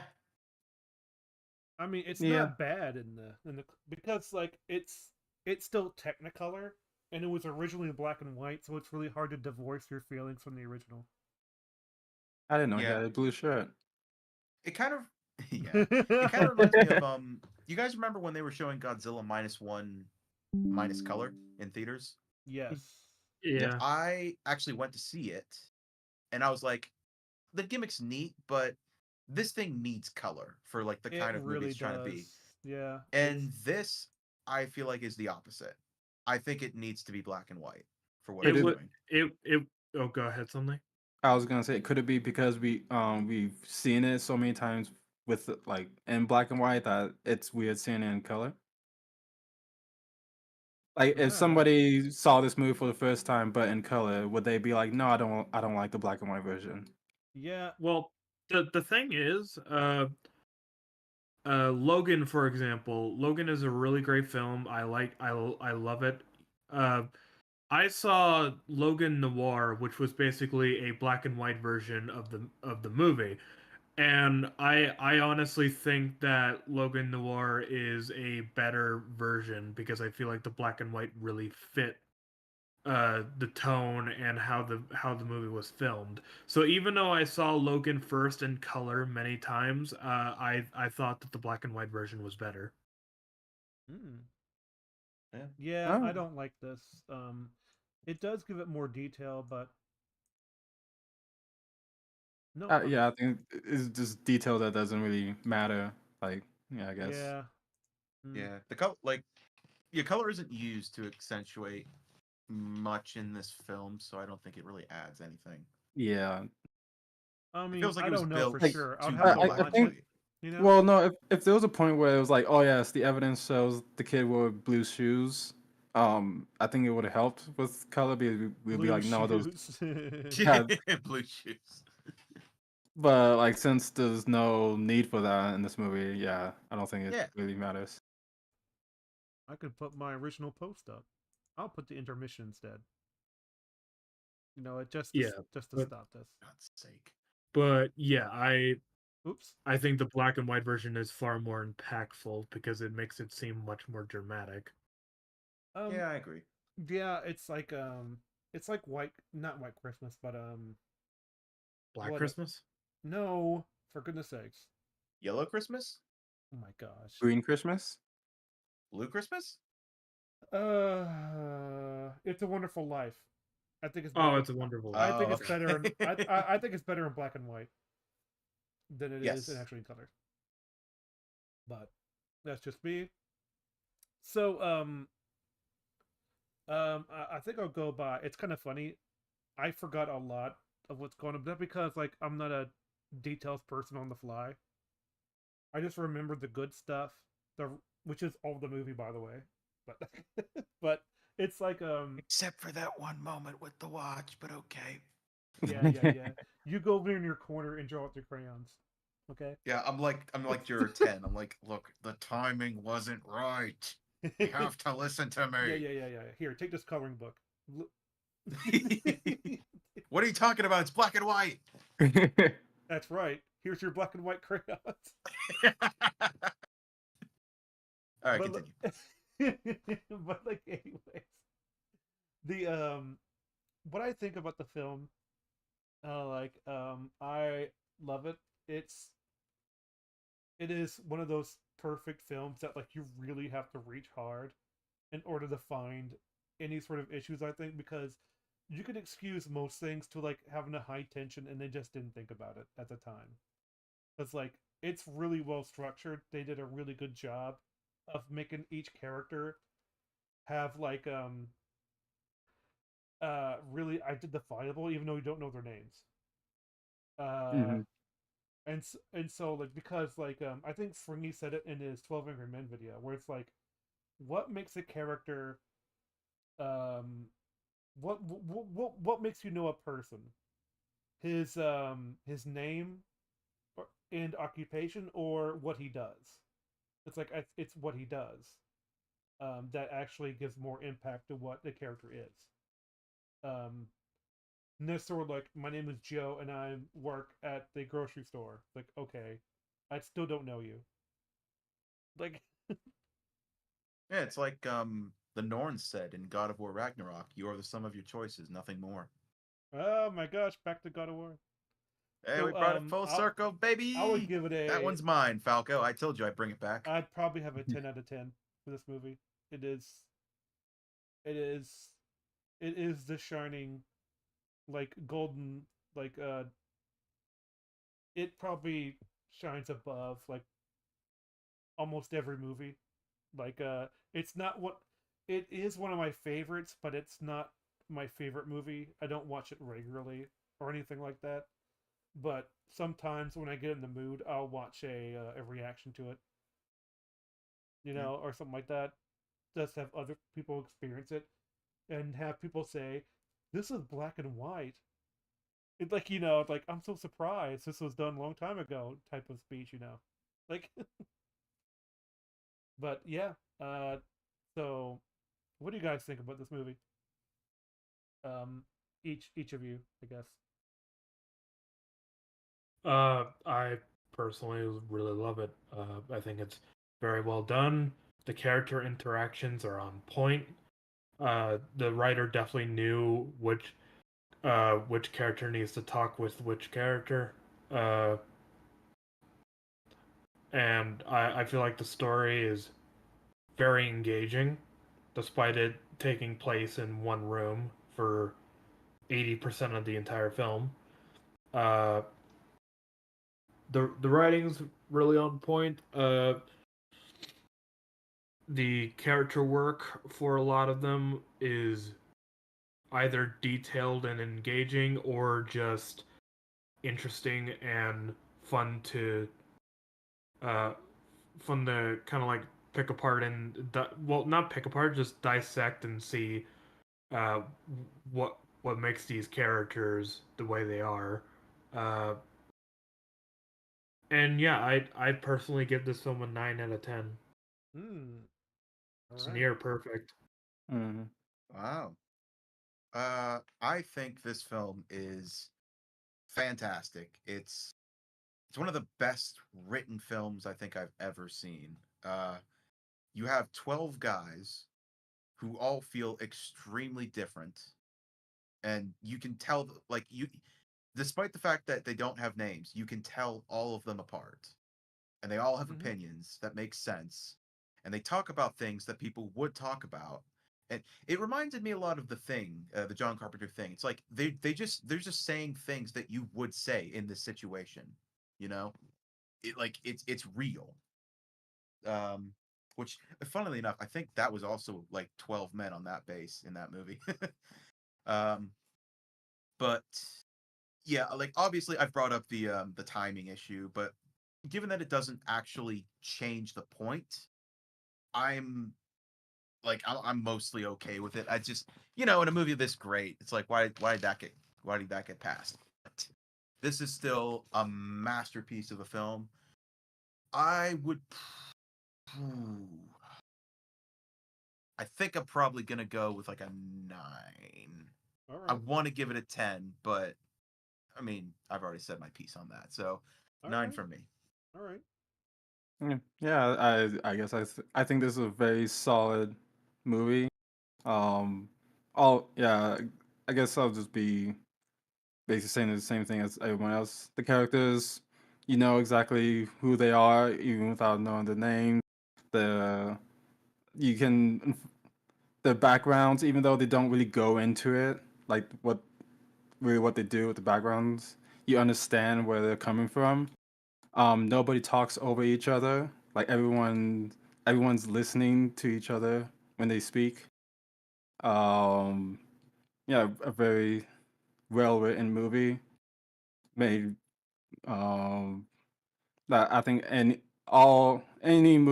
writer who wants to make, I guess, a character focus um like film, like TV show, or like whatever, they really need to watch this movie. Um, yeah, and I guess, what would I rate this? I'll probably give this a good 9. Yeah, 9. Probably 9.5. You can argue with me for a 9.5. No, it's I mean, fine. I will I say, give it a for 10 all of us, because I don't believe in film perfection. So yeah, I was gonna say, like, what would we consider a 10? this Like those of us that Oh, said 9. this is a like the 10 to me. Like like the f- like the f- hmm. If this isn't a 10, what is? You know? yeah. But you give it a 9. So what? Well, yeah, that's what I like. I'm kind of rethinking it, to be honest. Oh, it's fine. You don't have to rethink it. Well, uh, well, I give this thing a 9 as I would give like the Lord of the Rings trilogy a 9. You know, Uh, they're both on two mm, different levels on production and the scale of which the movies are like have, but they're still very well written with what they have. Uh, man, yeah. it's kind of I mean, funny. Oh, that's the thing. It's like, oh, sorry. no, it's fine. Go ahead. It's like if we're not gonna give this a 10, like I don't really know, like film perfection is not. We're not gonna come across that. So it's like Well, you can this come is why I across don't. it. Well, you This is why can, but it's as number 4 would say, highly unlikely. this is why Uh, I'd rather be like a 2 thumbs up. Huge recommendation as opposed mhm. to And my thumbs a number and my score. toes too. Yeah. Well, I would have given this thing a 10, but the thing that Zeta brought up, like, hey, it's 40. They say it's 42 seconds when it's actually supposed to be, what was it, 30 or 30? so. 32 or Yeah, something. 30 something. Mm-hmm. Yeah. Like Yeah. it's a very, very small mistake, like, to make that anybody could make. Mhm. Especially if you're thinking about other things at the time, and you just write the script with this set time in motion, but you don't really think about it as like the cinematography of what the end result of that. So, Mm. but so that alone can't really make it a 10, but it's like super minor, I guess. It also like the moment really draws attention to itself, and when you draw attention to yourself and then get it incorrect like that, it kind of makes it more All right. noticeable. Yeah. I agree, but I'm still Yeah, gonna give it a 10. yeah, I think that moment could have helped if they like honestly just cut, like, because they do that moment in like one shot, so anybody could record it, time it themselves, and have the actual time what happened. That 2 second shot brought it from a 10 to a 9. Mm. Yeah. I'm I'm fine. We're But fine. We're all but just hanging out having fun. in any case, yeah, that's our stream. And is that your longest background noise episode? oh, I don't think so. There's one for 6 hours. Oh, okay. Well, this has been about 4 hours and 45 minutes. So, It's almost For 4 a hours. 1 hour and 30-minute movie. Oh yeah, it is. Yeah. Yep. I know. It's almost like you need to go over some things when you distract yourself. Wow, Yeah. you made a review longer than the film itself. What are you, a talentless hack? This You isn't a little review. shit. It's a breakdown. Those are different. And I guess like there's still a lot of details in this movie that we didn't go over. Mm-hmm. Like, yeah, there's I'm still fine a with lot it. of yeah. I'm just saying Yeah. there's still a lot of great details that if anybody hasn't watched it or is watching it again If or you get this something, far, put them in the comments. Yeah, you go would, watch it. It's yeah, go it's watch for it. free on Oh, Pluto TV right now. So, it's free on YouTube. Yeah, it's free is on it? YouTube. Oh, okay, but Ah, that's cyclical, you know. it's Well, then free. again, I guess Pluto I mean, TV is as that's how well. I first saw this Yeah. movie was through YouTube. Yeah, I think I I did too. saw Falco's video on it. I'm like, this movie sounds cool. I'm gonna go watch it. Really? Oh, you're talking I mean, about not Fringy? oh, Fringy. My Yeah, yeah, goodness, yeah. I yes. was like, oh my gosh, I did. Wow. But anyways,